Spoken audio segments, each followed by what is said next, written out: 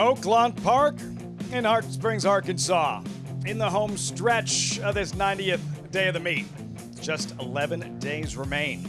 That's part of the reason for the big crowds. The other, one very special filly. Torpedo Anna, reigning horse of the year. 5 weeks ago, her 2025 debut victorious in the Azeri. Tomorrow, in front of her adoring fans as she runs in the Grade 1 Apple Blossom. First things first, in hours, another hometown favorite returns. Skelly, lightning fast and hard to catch, already an 8-time winner at Oaklawn. Great to have you with us on Fox Sports 2. Couldn't ask for a better day for thoroughbred racing. Pristine conditions, breezy, temperature in the low 70s. First of 10 races in about 20 minutes.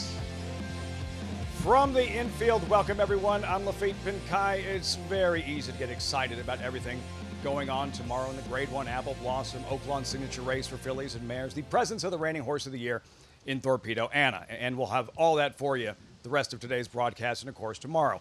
But today's program, a solid 10-race card where there's no stakes race, but a stakes caliber feature. In race number 9, take a look at the field sprinters, older sprinters, 3/4 of a mile dash, stakes-like purse, $131,000. Welcome back, Skelly draws the rail, 3-5 morning line favorite.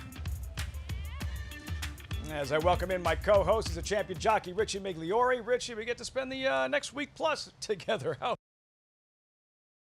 Go Easter. No, I'm really happy to have the company. We're going to go for some hikes, but we're also going to cover some great racing. And even though the Arkansas Derby's done, some really good racing still to come. Yeah, a couple of great weekends still ahead. What else is new? It's Oaklawn Park, Richie. And days like this, situations like this. We were here 4 or 5 weeks ago for Torpedo Anna in her first start of 2025. Today, Skelly comes back for the first time in his 6-year-old campaign. What is it about these moments in a horse's career? What makes these races, these comeback races, significant? Well, you want to see that he's the same horse that we saw before he went to the bench. But he's had 2 significant layoffs in his, previously in his career, and he's come back running off of the bench both of those times. So I don't think the layoff's going to be an issue. I guess one thing you got to question, he is 6 years old. Does he still have the same enthusiasm for the game? Much like human athletes, sometimes mentally they're just not as into it. From what I see from his training, I don't think that's the case at all. Skelly, this time last year, considered one of, if not the best sprinters in North America, but he struggled the second half of the season. Did Skelly, he draws the rail. He's exceptionally fast, but he's not great getting out of the gate. Something to watch right at the start of today's 9th race at Oaklawn Park. And then there's the reason we're here. Tomorrow's Grade 1, $1.25 million Apple Blossom. It is the America's Best Racing's race of the week. There is the field. And morning line, top class fillies and mares, mile and a 16th. One name jumps off the screen. Torpedo Anna, number 6, perfect so far at Oaklawn. Maggie Wolfendale with Anna at Kenny McPeak's barn. Well, one could say, much like Skelly, Torpedo Anna has an affinity for this Oaklawn Park racetrack, as she is a perfect 2 for 2 over the strip. But one could also say that there's a little bit more on the line, as she's looking to keep that Horse of the Year crown intact. Now, we saw her come back with an easy victory in the Azeri, and much like many distaff champions in the past, she's looking to make this Apple Blossom a big one to launch this 4-year-old campaign. Now, we saw her a few weeks ago training on Arkansas Derby Day, and she could not look any better. And as her trainer, Ken McPeak, has said, she's a horse that has calmed down a bit with a year under her belt and is really taking her training and racing in stride. Now, she might look like a teddy bear she is quietly eating here back at the barn on the eve of the big Grade 1, but you can rest assured that a grizzly will show up on the track tomorrow. So a more laid-back version of Torpedo Anna. Maggie, Richie, did you see enough, though, in the Azeri to convince you that she's as good at 4 as she was during her dominant 3-year-old campaign? Oh, I did. I don't think that she left any doubt in my mind that she's come back just as good. We'll have to see if she's come back better as a 4-year-old. And people have to remember, this is off of a layoff. You don't want to get to the bottom of a horse in their first start off a layoff. You want to use it as a building block to bigger things, like the Grade 1 Apple Blossom.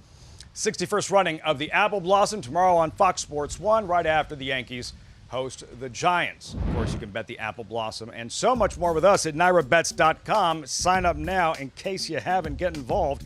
When you do so, sign up using that promo code MATCH200. Earn up to a $200 deposit match after your first deposit. Bet any track, anywhere, anytime. Join now at NYRABets.com to earn your $200 deposit match.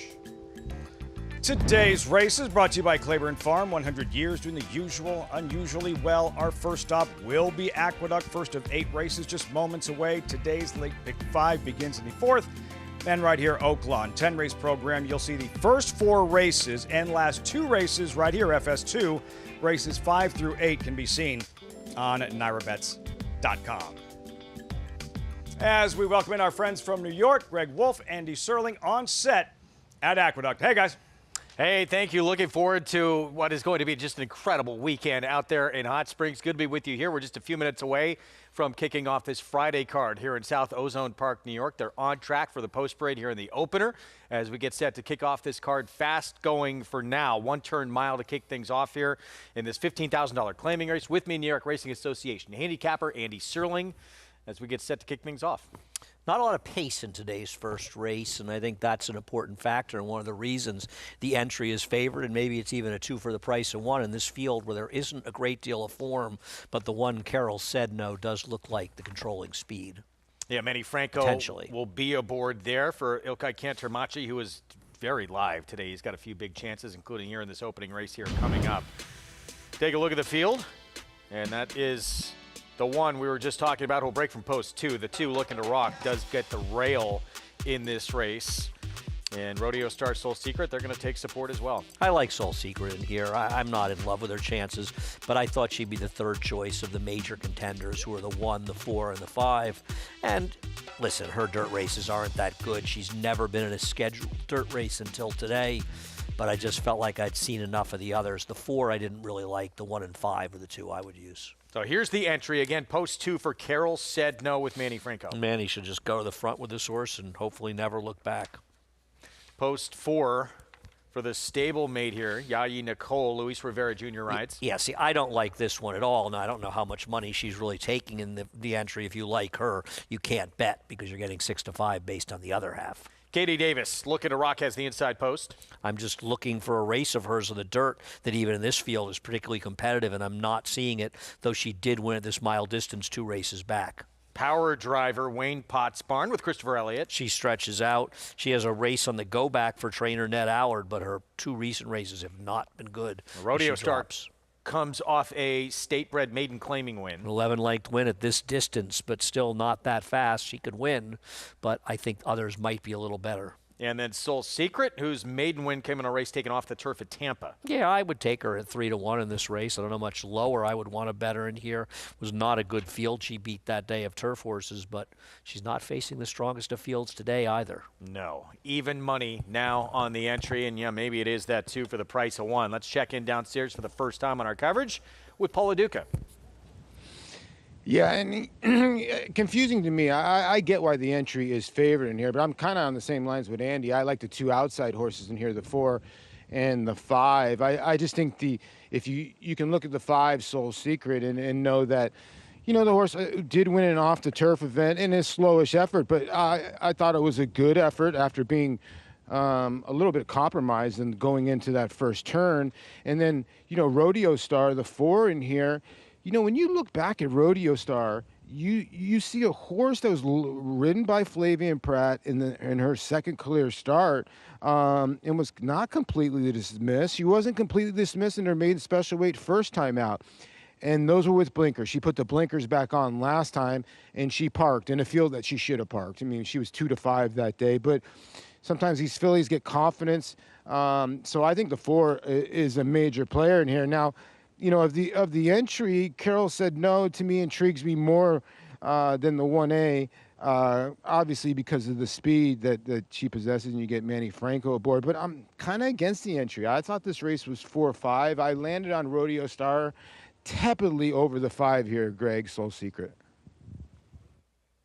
All right, Paul, thank you. Well, the 1 Carol said no, in this entry 4 to 5 now. First time going beyond 6.5 furlongs. She is the only multiple winner in this field. Yeah, I mean, with the lack of speed on paper in this race and her stretching out, she figures to be the speed, and that may give her the advantage she needs. I do disagree with Paul. I think she is the horse to beat in this race. I'm just not a big fan of entries, and I'm not inclined to take a super short price on her, but I actually think she is very much the horse to beat in this race. I'm going to try the number 5, Soul Secret. I don't agree with the chart comment that checked leaving the first turn.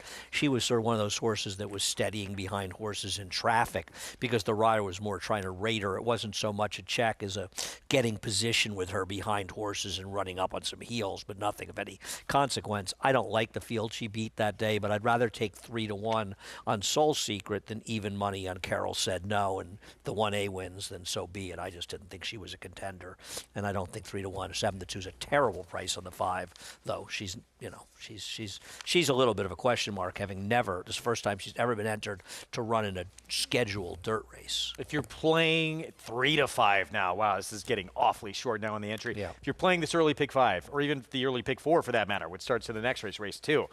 Big scratch, obviously, in the third. Prince of Truth comes out. Is that solely, is Ain't No Joke going to roll through that group? I don't know. I picked her on top, but I wouldn't want to get overly confident about anybody in these races, to be honest with you. I think that, sorry, I don't know what's going on here.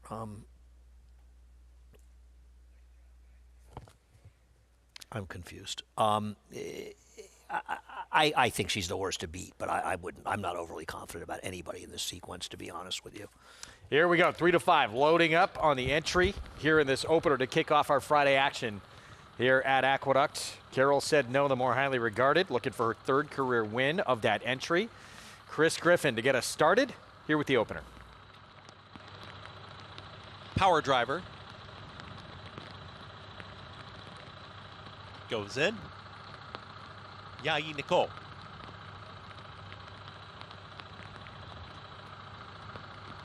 Rodeo Star.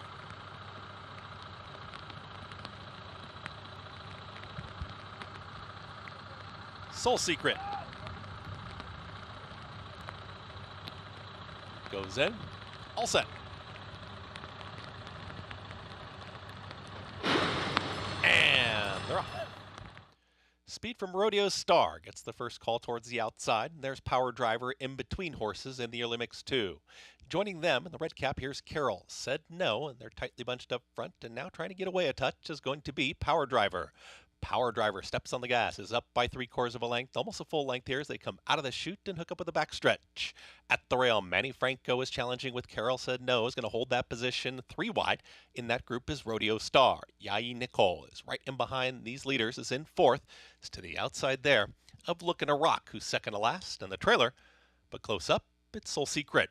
24.24 for that measured opening quarter. Here's Carol Said No down towards the inside, has now put a neck in front of Power Driver back to second. Shoved along towards the outside is Rodeo Star. It's a wide run here, Soul Secret, but Soul Secret, a 4-wide run, is coming right after the leaders. They are 4 across the racetrack, and they went 48 seconds flat for a half-mile time.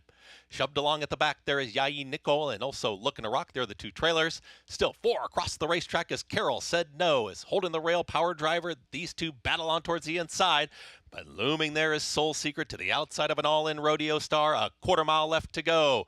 And now Eric Cancel says go with Soul Secret is challenging, but Rodeo Star is not going anywhere, is fighting right back to the inside.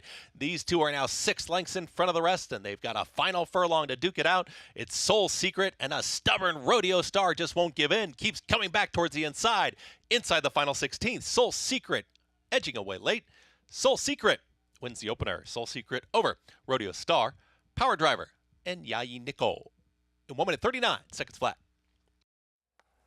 Soul Secret kicks off this Friday card here in New York. Eric Cancel for John Terranova. I'm going to say Paulie had the best point of anybody here. He was against the 1, making it basically a 2-horse race between the 4 and 5, and he couldn't have been any more right. I mean, the 1 had some speed. She barely made the top of the stretch, and these 2 horses ran away from the field.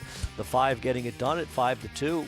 The entry absolutely nowhere at 4-5 in this race. And first time in a scheduled dirt race, found the right field is the number 5, Eric Cancel and John Terranova. We'd like to see John win. John is the only one around. Well, I was going to say he's seen the second most Grateful Dead concert anybody around here, but John Kakame's our cameraman. I think he's got More than you? He hasn't seen as many as me, but Johnny, our cameraman, he's seen a lot of Dead shows. You're in the lead. He's been to some, I'm actually no. John's been to some concerts. I'm jealous that I didn't make that he was at. 5-2 start. 5-4-3-1A. We'll have a side discussion on Grateful Dead attendance at concerts soon. Let's go back to Hot Springs. Wall-to-wall action, Greg, from the opener at Aqueduct to the opener, Oaklawn Park, just moments away. $35,000 claimers, mile and a 16th. Vittorio, number 3, 9-5 favorite. Scratch number 6, American Blaze. Let's meet the field. Pike Place here, pictured, and Christian Torres second in the standings. Yeah, Francisco Arrieta's been on a tear and has got one up on him heading into today. But Pike Place, a deep closer. Anytime he runs for claiming, he runs his best races. He's in for 35 today. Demotivate. Nick Juarez bound for Churchill in a Derby Mount in a few weeks. Yeah, American Promises, Derby Mount. Nice effort last time in the non-winners of 2 in a life. It's a little tougher. The favorite, Vittorio. Get Tyler Bacon, who hasn't really missed a beat since losing the bug, and this horse has some speed. Koufax, Dodger fans, this is your gelding. Well, he's got speed. Is Koufax going to bring the high heat today? He's got to deal with Vittorio right inside Well of him. done. Silver Heist and Mandy Pope's homebred. Another one dropping in class. Will that be the key? He's never run for a claiming tag before. 6 is out, American Blaze, beyond best pictured in Abo Cedillo. Yeah, another one that's dropping back down in class, but he has run at this level previous. He'd be a bit of a surprise. Long shots towards the outside. California Tiger made the lead in his latest. Yeah, and could add some pace to this. I don't see him being a win factor, but he certainly could be a factor in how this race is run. The opener in 4 minutes, $35,000 claimers.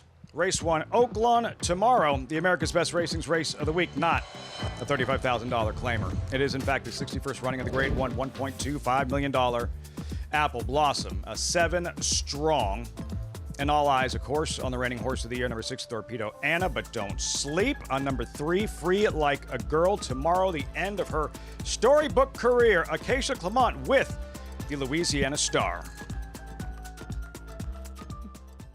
Well, if there's ever a Cinderella story in racing that's easy to root for, it's about this mare right here, Free Like a Girl, who was originally purchased as a yearling for $5,500 and is now banked more than $2.5 million. She's a multiple stakes winner, multiple Grade 1 place, and this year's Louisiana bred Horse of the Year. For trainer and co-owner Chassis Pommier, she also says that as a parent and watching Free Like a Girl run as the underdog and being successful in these big days, it's a great opportunity to show her kids that you are never out of the race. This Apple Blossom more than likely to be the final start for Free Like a Girl before she goes on to her next chapter to become a mama. And maybe she'll go out in style trying to take down the likes of Torpedo Anna this weekend. But one thing we know about this Mare Lafitte, she's always right there. What a story, what a mare, the multi-millionaire, Free Like a Girl. The numbers speak for themselves, and taking, kind of an easy task, right, to go out and end her career, just tackling the likes of Torpedo Anna in the Grade 1 Apple Blossom. Nothing like going out with a bang. Taking on Horse of the Year, but she made a nice run at Torpedo Anna last time in the Azeri.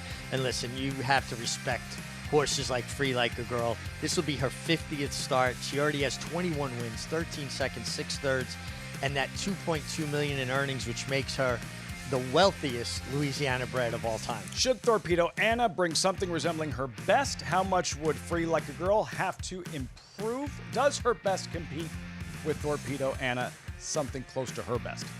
No, but one thing about Free Like a Girl is she's banked a lot of that money by getting checks. Second and third is still significant amount of money when you're talking about big purses. 20% of the purse goes to second, 10% of the purse goes to third. So I'm sure they'd be happy with another Grade 1 placing and taking home a big check. And if things go awry with Torpedo Anna, she's always in a position to upset because she's honest. She shows up every time. Great story. Maggie, you'll have eyes on Free Like a Girl and these top-class fillies and mares before tomorrow's Apple Blossoms. And tomorrow, right now, you have eyes on this field. This first race getting set to load. And post time we have reached in just about a minute. Race 1, Oaklawn. What do you see in trackside? Well, Lafitte, I can definitely see my hair at the moment, as it is quite windy here today at Oaklawn. But taking a look here at your second choice, as Vittorio is your favorite for trainer Chris Hartman, coming off of avoided claim. But Koufax is going to try to play catch me if you can, as he comes in here for Tom Amoss off of a effort on the turf at the fairgrounds. No doubt about it, though. The PPs speak for themselves in that he is a dirt horse. He looks that way overall. And he comes in here well conditioned. He's actually really settled. Now, he's a horse I haven't seen in the past. He doesn't necessarily act like a speed horse, but obviously the proof is in the pudding. I don't think we're changing anything here today. Those front wraps do stay on. He's fine. I can get him being actually the favorite as of now. So we'll see how he does. I'm interested in number 1, Pike Place, though, as he draws the rail finally after 2 efforts on the far outside, where, you know, his previous rider, Julien Leperoux, had only one choice, and that was to take a hold of him and try to get over to save ground. Now he doesn't have to worry about that, and Christian Torres climbing aboard can more than likely get a more forward position with this horse, who does make up ground late. I just think he has too much work to do in the latter stages. He looks phenomenal. Physically, he looks best, and I like his form and post position coming in here. Number 2 is Demotivate. That certainly wasn't the case with his win last time, but he is facing a tougher field, where he did show a lot of resolve in that non-2 for 35 last time out. He is fired up. He's on his toes, a horse that I think does his best running when he can lay close. And then you have a dropper in number 5, Silver Heist, for Steve Asmussen. Eric Asmussen climbing aboard today, and he really showed nothing in that allowance race last time out, where King Russell was resolute with the win, forwardly placed, and he was in chase mode and then had nothing to offer down the stretch. So maybe some new friends, so to speak, will help his chances today. Physically, he looks tremendous, but Lafitte, that's usually the case with every Steve Asmussen horse. And poised for a big Friday afternoon, big weekend at Oaklawn Park. Steve Asmussen, what else is new? Maggie, thanks so much. Richie, we were just watching Demotivate. What was going on there with the number 2 horse as first, and we'll follow up with that in a sec. Yep. But Koufax, 2 starts back. Never mind his last race, that was on grass. 2 starts back last time on dirt, and this wire-to-wire score at Fairgrounds. Yeah, he has natural speed. I mean, he's a horse that wants to use his stride, and one thing we know about our friend and colleague Tom Amoss, he never instructs riders to take their speed away. He understands the value of speed. He may have some company, though. A lot depends on what the 3 Vittorio does, drawn just inside of him, and towards the outside, California Tiger. So I don't know that he's going to necessarily get a free ride, and that would certainly strengthen the case for Maggie, the horse that Maggie likes, the 1, Pike Place. Pike Place, 3-1. That was Koufax. 2-1 current favorite. Circling back to Demotivate and Nick Juarez, who we were looking at a moment ago, and what did you see unfolding there? Well, he just looked like he froze, and when a horse freezes, it's just that their nervous energy almost overwhelms them, and they just lock up, and he would not move forward. He would not move backward. The trick is to try to get him to take a side step. Once you get a horse to move their feet, you think about horses even in the wild in a herd, the horse that moves their feet around another horse, that means the other horse is the herd leader. Mm-hmm. So you've got to get a horse to move their feet. The thing is, you got to be careful. Sometimes when horses lock up like that, they'll come out of it kind of with a big move. Sometimes they'll rear up. They'll come out of it like a bronc. Looks like everything's A-okay, but I guess Nick Juarez is off, I'm being told. Oh, he's off. So he's off. He just, his name is Demotivate. He's not very motivated. Motivated to delay this first race here at Oaklawn Park. How common or uncommon is that?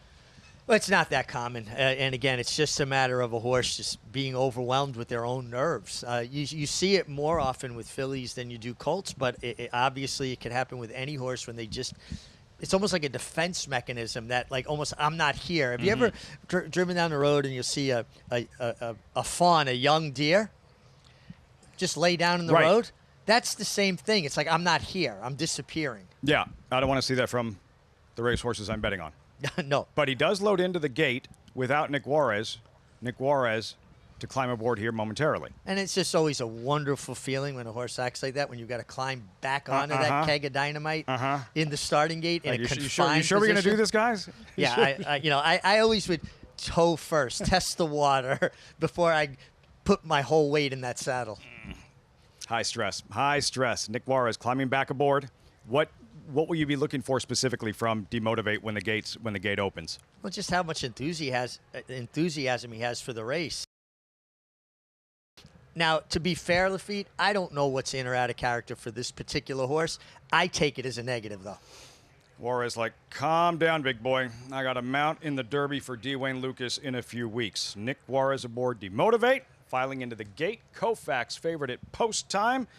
Matt Dinnerman with the races today. Good luck. We're ready to go. Live on Fox We're Sports 2. off and running at Oaklawn Park on Apple Blossom Eve. Good start from Koufax, who's going right to the lead here. California Tiger a little bit keen to get after him. Takes the second position away from Beyond Best. Pike Place is in fourth on the inside as they go into the first turn. Vittorio is next in the field. Silver Heist is second to last. 5 clear of Demotivate, who's sluggish early and is well behind. Approaching the backstretch run, Koufax gets in a good gallop with Rafael Bejarano. Leads 3 parts of a length from California Tiger. Make it a half length now. Beyond Best in the third position. Pike Place to the inside. Vittorio is deep on the course. He's 3.5 lengths behind. 1.5 lengths to Silver Heist, and still a big gap back to the trailing Demotivate as they head down the barn side in the opener. Koufax still on the lead. A half length. California Tiger's been pressing throughout. Beyond Best placed well today third. Pike Place on the inside of him. Then comes Vittorio. He's 3 lengths off the lead going into the turn. Silver Heist 2.5 behind him, and he's down on the inside, nickel along a little bit. Demotivate is yet to pass a runner as they round the far turn. Koufax in front from California Tiger. Beyond Best making it a party of 3, and these 3 open up 2.5 on Pike Place, who's sent hard from the 4th position. Vittorio really needs to turn it around to win it as they come to the top of the lane, and one of them lost the rider there. That was the 3. Vittorio, who unseated the jockey right on his feet there, Tyler Bacon. So they come down the lane here, and Koufax, he's holding off California Tiger. Beyond Best is third, and they come to the finish here. Koufax on the lead. He's clear. He's going to win it. Koufax, Rafael Bejarano to win the opener here over California Tiger. Beyond Best was third. Silver Heist, fourth.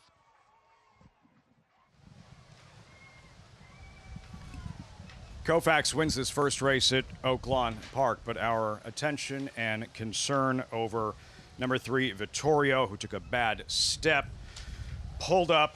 Any update regarding his condition and jockey Tyler Bacon? As soon as that is available, we will pass that along as you take another look at Koufax in the stretch. Yeah, Koufax got to make an easy lead. He's already shown that he'll fight for it. He's got a winning habit, and one thing we know about Tom Amoss, he trains his horses to be fit enough to carry that speed, and Koufax gets it done under Rafael Bejarano. And I like when Bejarano uses his left-handed crop. He doesn't use it often enough, and he's adept at it. I would hope that he would do it more, because horses seem to give you just a little bit more when you kind of surprise them with that.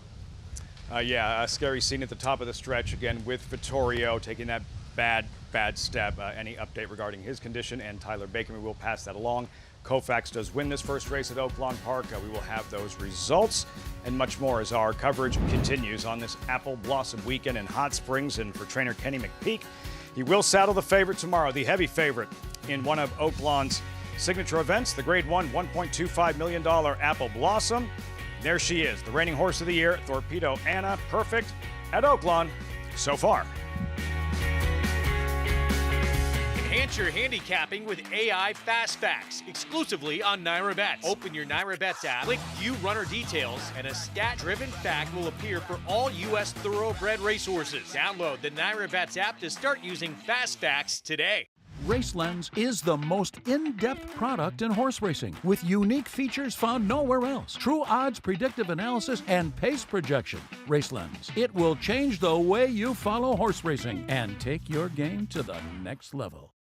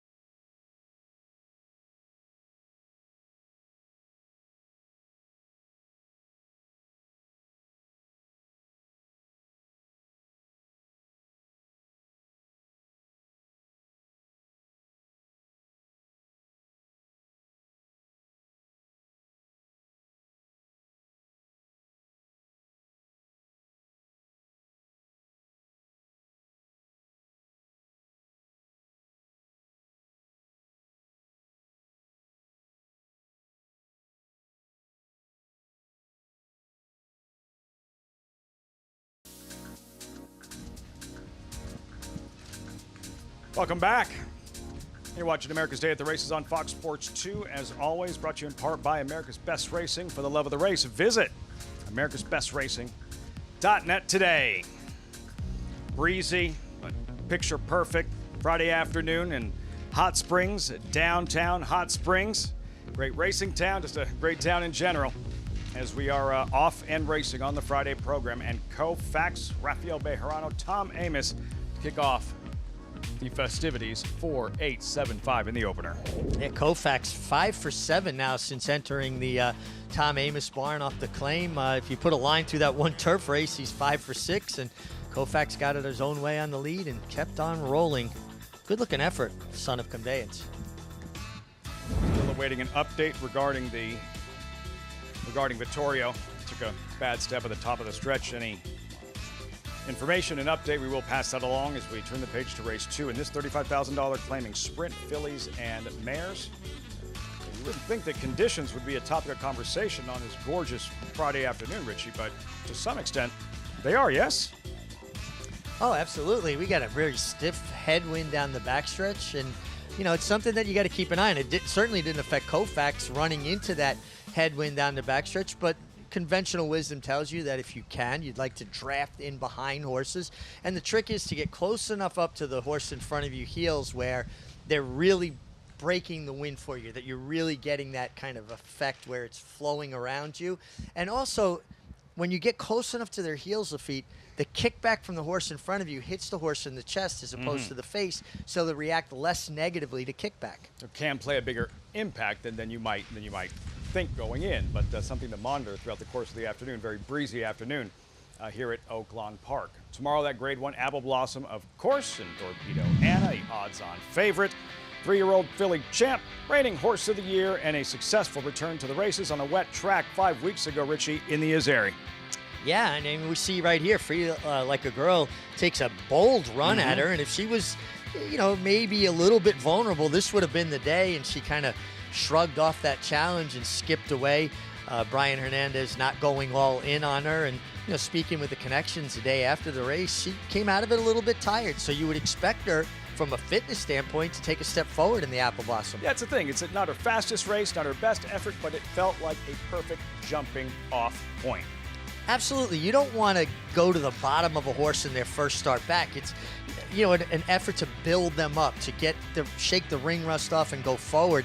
I think they got everything out of it. I think it was a perfect first race back. Pressure-packed moment for trainer Kenny McPeak, kind enough to allow us to mic him up and eavesdrop a little pre-race instruction with a very prepared Brian Hernandez. Brian, I'm sure you've looked at it till you're blue. Yeah. A few times.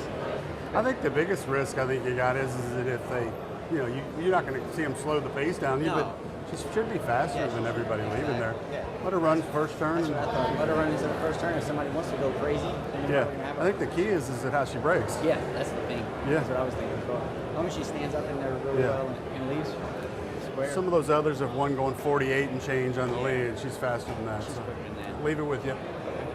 You notice how much calmer she is now, the older she's getting? Yeah. She used to be like, Oh, I mean, like about to explode. yeah, but she'd make you question. it's contained. She'd make you question your wager before. Yeah. Like, oh God, is she washing no, out? because I loved her for the fantasy, but she was still a little bit of an unknown at that point. And then I'm like, She's not guys, oh my nervous God, anymore. she's freaking me out. She doesn't get nervous anymore. No, she doesn't.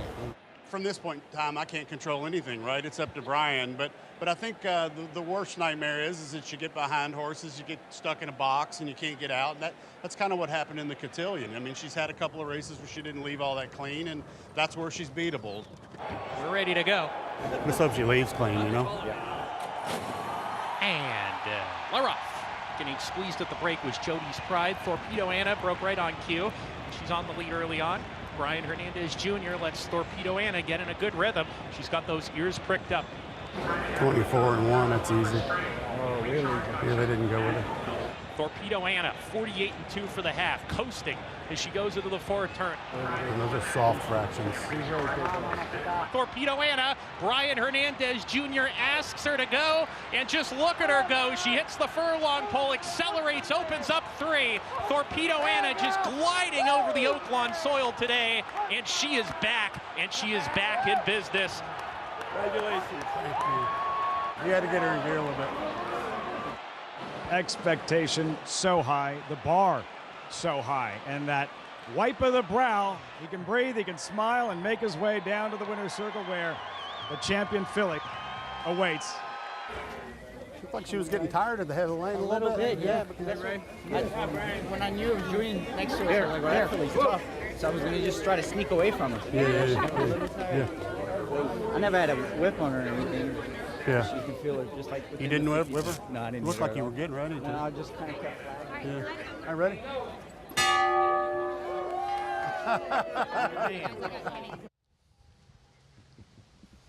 Relieved Kenny McPeak after the Azeri. I'm sure relieved Brian Hernandez as well. Can you describe that kind of pressure, specifically for Kenny, for the jockey, when you're riding a horse, training a horse that anything shy of victory, anything shy of an overwhelming victory is considered somewhat of a letdown?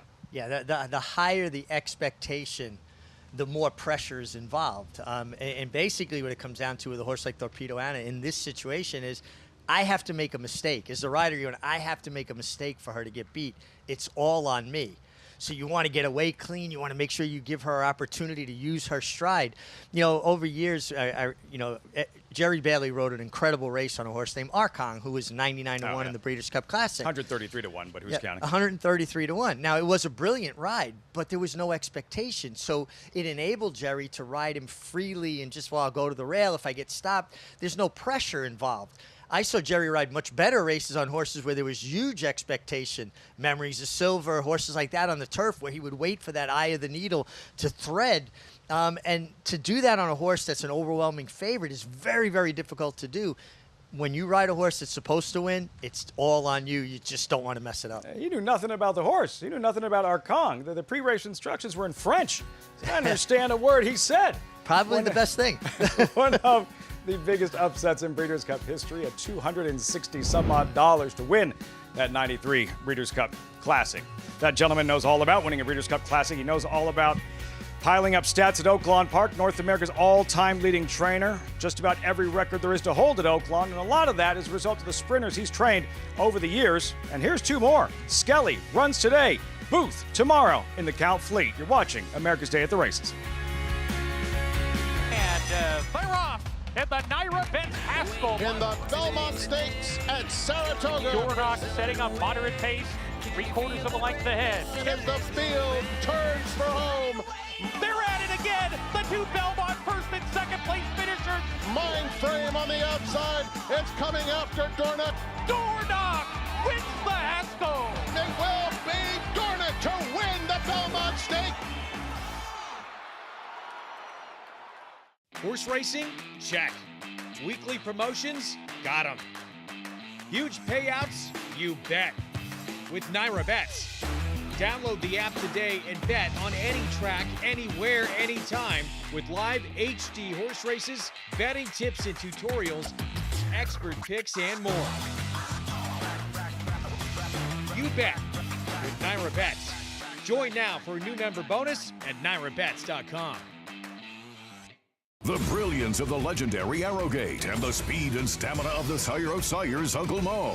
Introducing Petulante, the first son of Arrowgate to stand in New York after winning handily at First Ascot. Petulante! He's got a kick here, and he's going to prove much the best. He won or placed in all 7 of his lifetime starts, including the Grade 3 Salvatore Mile. Petulante, Nimbus Class, Petulante! Petulante, now standing in New York. For information, visit IHDVStallions.com today.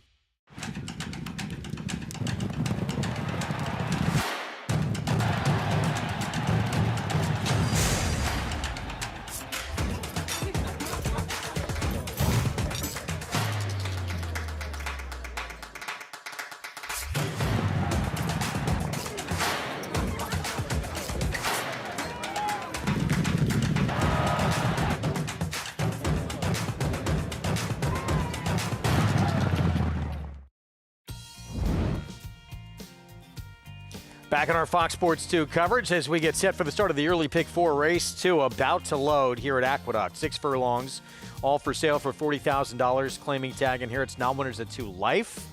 And here is the current favorite, the 3. Yeah, I believe it's Sanani. I picked this horse, though I would say that it's a concern that they're sort of giving up on her with turf season approaching, but maybe she's really running where she belongs. I think the 2 is the horse to beat. I'm surprised that, and I agree with Paul, that she's the 3rd choice near. I picked Sanani, but I really didn't think she'd be this big a favorite, so we'll see what happens. And Proud Divi had a couple of interesting starts and then went backwards a little bit last time out here at Aqueduct for Jamie Ness. We'll see if that one can rebound today. Start of the pick 4. Let's go to Chris Griffin. And they're off.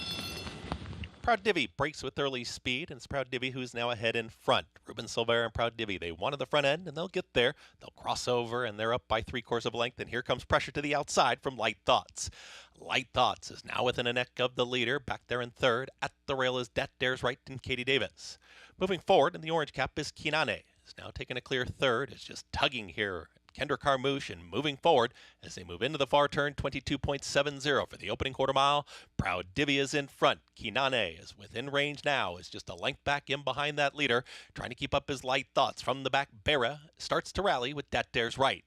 Proud Divi is on the front end and doing it nicely as in hand approaches a quarter mile left to go. Kinane is trying to run past this leader, is trying to keep up, who's getting away. Proud Divi is just opening up here and now scrubbed along here by Ruben Silvera, and Proud Divi is up by 4. It's Proud Divi who approaches a final furlong is well clear. Bera is rallying on. Same can be said for Kinane. Approaching the 16th. Still a comfortable margin for Proud Divi. Proud Divi is almost there. We'll have a front-running score. Proud Divi gets the win. Kinane 2nd, then came Bera and Dat Dares Right. In 1 minute 10 seconds flat.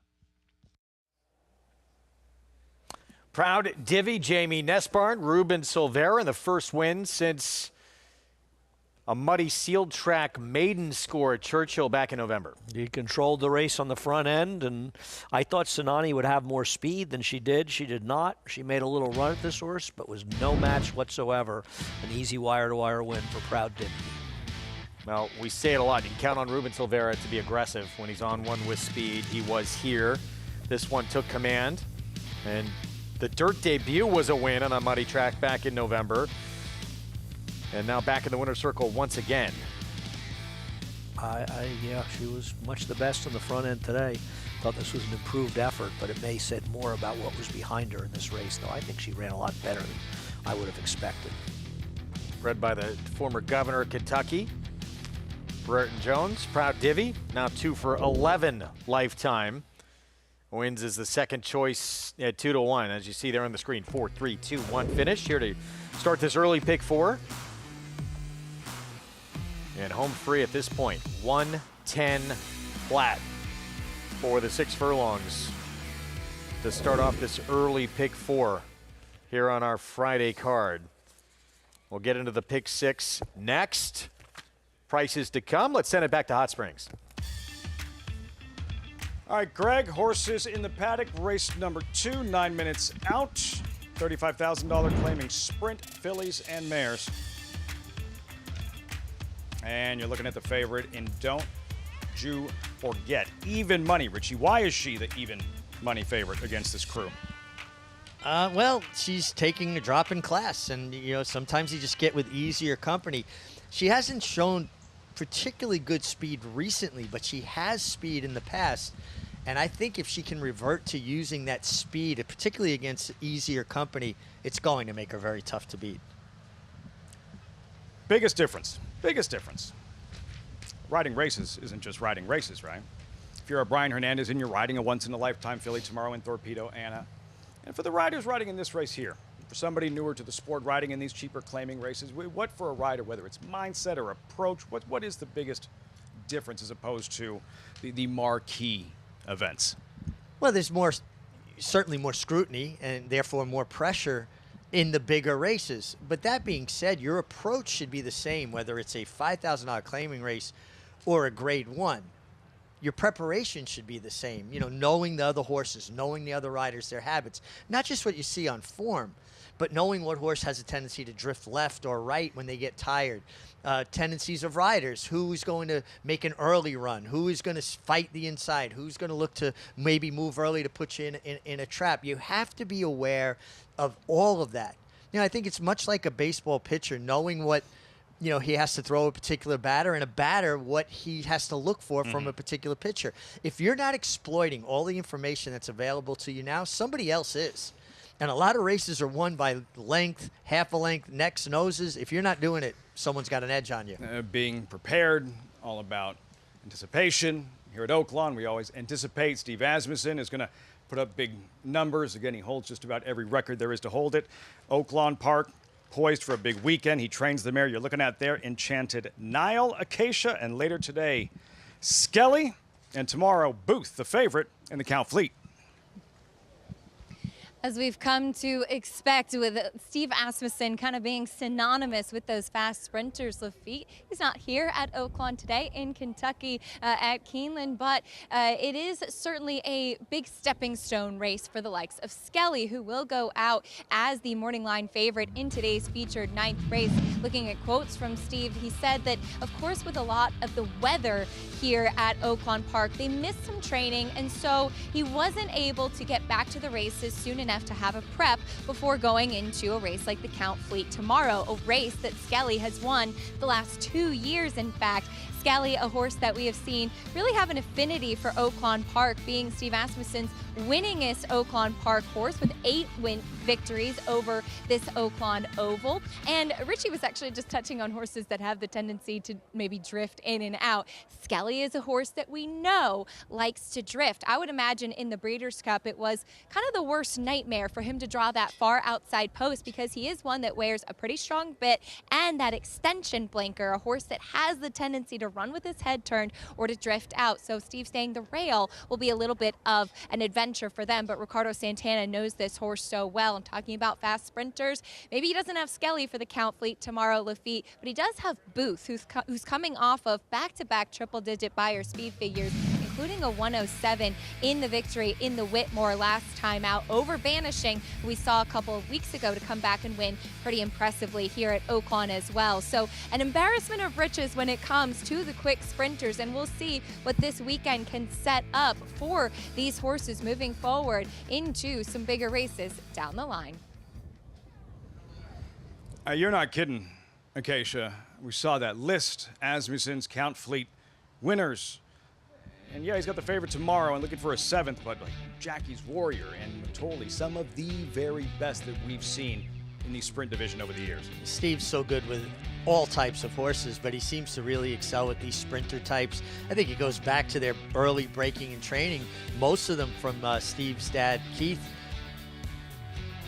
And, they're good gate horses. They usually spring from there. And he's got a new shooter in Booth, so it gives him the opportunity to start Skelly in an easier spot instead of him having to go straight into the, graded stakes arena. Where do you think, so odds on against this field, where do you think Booth is, or his potential is, in comparison to some of the best sprinters in the country? Oh, I think he threw his name squarely into the ring with his last effort. I mean, when a horse runs big races against easier company, you might question just how good they are. But when they step up and do it against a better field like he did last time, to me, he proved he was for real. And he has so much natural speed. He's not asked for speed away from there. He just does it because it comes easy to him. And what are you expecting today from Skelly, who, again, it was last time this year he was considered arguably the best sprinter in North America? Well, I think he's going to run well because he's proven in the past that he's very proficient off the bench. He doesn't need a race to shake the ring rust off. The question is, he is 6 years old, but I am certain if he wasn't training with the enthusiasm, then they would have done something different with him. He's been down at the fairgrounds, so he's probably had less interruptions in his training throughout the winter. Steve cited that as one of the reasons why they didn't make the Count Fleet, because of weather interrupting training. But I think he landed in a good spot, and the rail simplifies things for Ricardo Santana. It does, but it almost feels counterintuitive. Yeah, his weapon is his speed. He is really fast, but doesn't rocket out of the gate. His first step is not his best. Yeah, his first couple of steps are not his best, but I actually, and some people will disagree with me, and other riders might disagree with me, I think the rail is okay for a horse like that because you're not in between two horses. You It's interesting. have room to work with, buffer zone where you're not going to get squeezed or buffeted about between horses. So even if his first step or two isn't the quickest, they're not going to be able to take his ground that fast. He's going to be able to get in a rhythm and get going. That's interesting because that's what you worry about.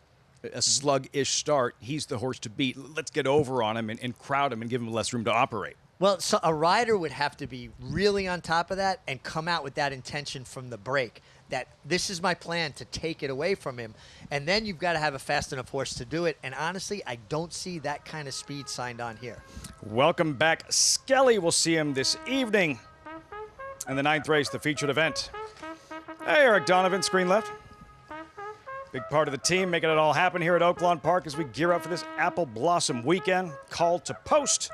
And these $35,000 claimers as Don't You Forget continues to reign as a heavy 6-5 favorite. Yeah, the drop-in class is significant, and I think that's what people are looking at. I prefer somebody else in here. We'll get to that, but obviously the favorite is a huge contender. They'll make the turn. We'll meet the field. Second choice towards the outside, Enchanted Nile for the Asmussens. 10-time winner in an 8-year-old mare is she. I don't want you to unveil your outsider just yet, but on paper, do you agree she is the most logical to potentially upset the favorite? Yes, and that is actually who I like. Sorry, man. No. I just think her dirt races are good, and she should be forward. Have a look at her in the post parade on this pristine spring afternoon in Hot Springs, Arkansas. Breezy and ready for 9 more live races as you start with number 2, an outsider, and Sweet Mother Mary. Kind of one geared, kind of one paced. Yeah, and moving up in company, Sweet Mother Mary may be looking for some divine intervention. Dance My Way, Colorado bred prime time, then wreaking havoc at 8-1. And she has speed, and that just proof that horses come from everywhere to compete at Oaklawn. Music Mistress does not very quick out of the blocks. Chasing Shadows would be a surprise. Yeah, another one that just would be a surprise moving up in company. Even money favorite, Don't You Forget. Yeah, should be getting a good stalking trip, and that drop-in class is significant. Wildwood by towards the outside overlay. 4-1 in the morning line, 8-1. Yeah, also dropping in company has faced much tougher, the likes of Corningstone, and she's also turning back in distance, which I think is beneficial for her. The mare you like, Enchanted Nile for the Asmussens. Yeah, last 2 starts on synthetic. Her dirt races are good. She should be forward, and she's the outside speed, which I always find an advantage. To the medal, Eric Asmussen. We'll find out in moments as we check in with Maggie, trackside. It looks like it might be the plan, Lafitte. I'll get to her in a moment, Enchanted Nile, but let's begin with your favorite. That's at number 7 in here. Don't You Forget. She's not my type of favorite. First of all, she comes in wearing an extension blinker for the first time in her career, covering that outside right eye. Also, she's wearing a Houghton bit. So watching her replays, she does in the past look as though she's a horse that holds her head kind of high. So maybe that's because the rider's having to constantly steer her in a bit and her reacting to that pressure in her mouth. There's no doubt about it, though. She has faced some tougher company in her last 2, especially with Nuit Magique in her last. Now, she also represents a horse that looks like a nervous type. She doesn't carry her weight well. She's holding it together mentally well here on this occasion, but she just kind of looks like that type. So needless to say, she's a favorite that I'd be willing to take a shot against. And I'm going to try with the horse that Lafitte mentioned is a bit of an overlay with number 8, Wildwood By. First time she shows up for a tag in her career. And I know Scott Becker not having the most illustrious meet. He does have good numbers in the past year. First time for a tag. He is 3 for 19, so 16% there. So a move that does bring success to the barn. And I like the fact that she's turning back. Look at the last time she turned back. Going back to nearly a year ago in May, she got the win, and I just think she's been facing tougher company at a distance that she's been successful in the past, but I like the fact that she shows up sharp today for this cutback, and you're getting a more than generous price on Wildwood By. Number 9, Enchanted Nile, as we often joke about, Steve Asmussen just loves the action. So he dipped in last time to pick up the 8-year-old Enchanted Nile at Turfway Park. And two, she's a 10-time winner. So she knows how to find her way to the winner's circle. And if you look back at her last dirt race, which took place at Remington Park in November, she was beaten by a horse that was also owned and trained by Steve Asmussen, Little Blaze, who would go on a bit of a tear after that, winning her next with a 77, then posting an 82 buyer, and then an 81 buyer. So beaten by a live runner. She looks like a little fireball too. She's not the biggest. She's small, compact, and definitely represents a horse that should show some early foot. Lafitte? Maybe not as cut and dry, Maggie. Don't you forget even money, but a positive, some support for Wildwood Bye, who, yes, still ignored 9-1 and Enchanted Nile and the speed she brings to the party of the outside. Yeah, you know, I think Maggie makes a compelling case for the 8 and 9-1 is way too big a price. You know, turning back in distance, and she's been very proficient. And just what Maggie talks about, you know, has a winning profile. I mean, she's 7 for 24 lifetime. Enchanted Nile, over the course of the meet, you've been here the last several weeks, and how the, you know, the track in general, it does feel like, and correct me if I'm wrong, but it does feel like a fair track where speed always good, right? Always the most dangerous weapon, specifically in dirt racing. But a lot of horses that have been able to fire mid-pack and off the pace as well, consistently. Oh, I think it's been a very fair racetrack overall. You know, you always have a day or two that maybe it favors one type of runner or another, but for the most part, I think they do a tremendous job keeping it a fair racetrack.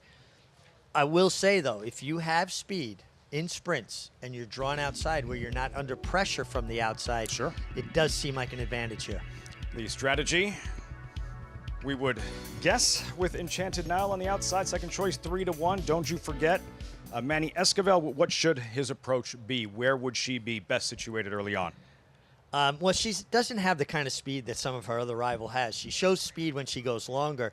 I think she's going to be right in behind the pace and try to follow live cover, which I think would come from the 9, Enchanted Nile. Don't overcommit to her inside.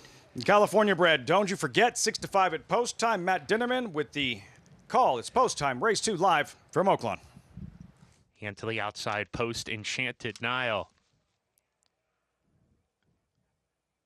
We're ready to go.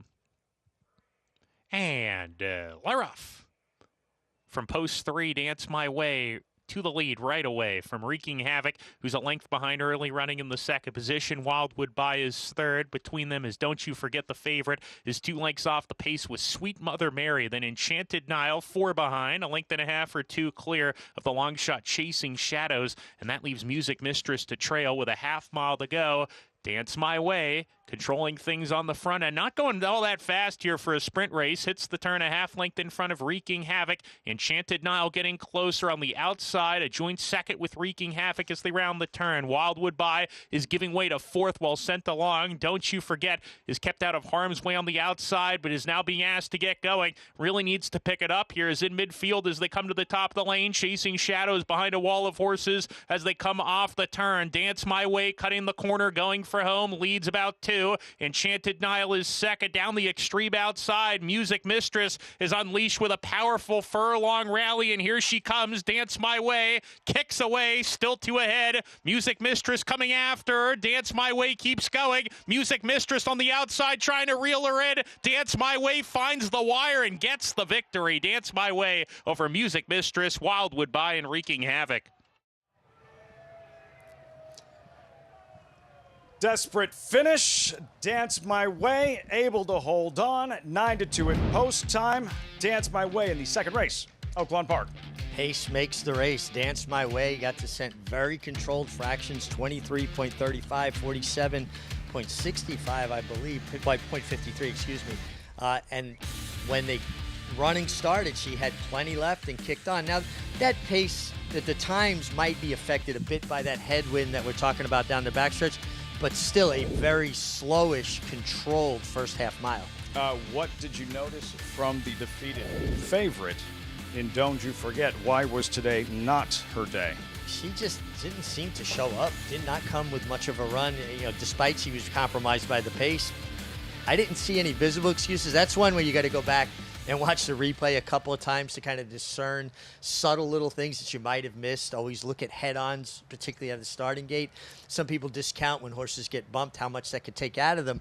Sometimes it means nothing, but sometimes it means a lot because a horse gets hit a certain way and it takes the air out of him. It'd be like if you and I started running and I reached over and I punched you in the stomach. It would take your air away, wouldn't it? Not that I like would. A foreshadowing of things to come for our hikes that we have planned this week? No. That's what I have to look forward to. This is how you greet your guests. I'll keep you on your toes. 3584, the favorite off the board. Good effort from Music Mistress, doing something she hasn't done in a while. She actually finished. Comes up just short as the 3 does hold on in Dance My Way. When we come back, spotlight on Oaklawn tomorrow. Spotlight on that filly, Torpedo Anna. Classy, highly decorated, and most important, she's just fast.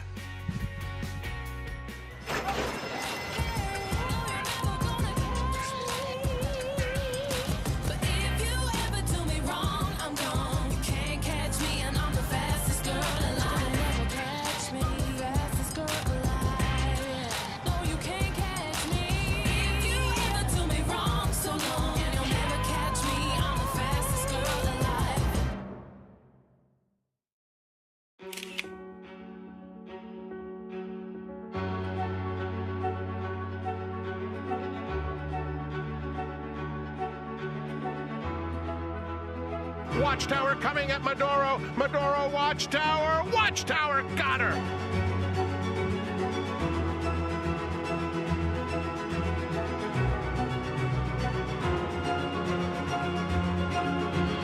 De Marchelier, standing at Claiborne Farm.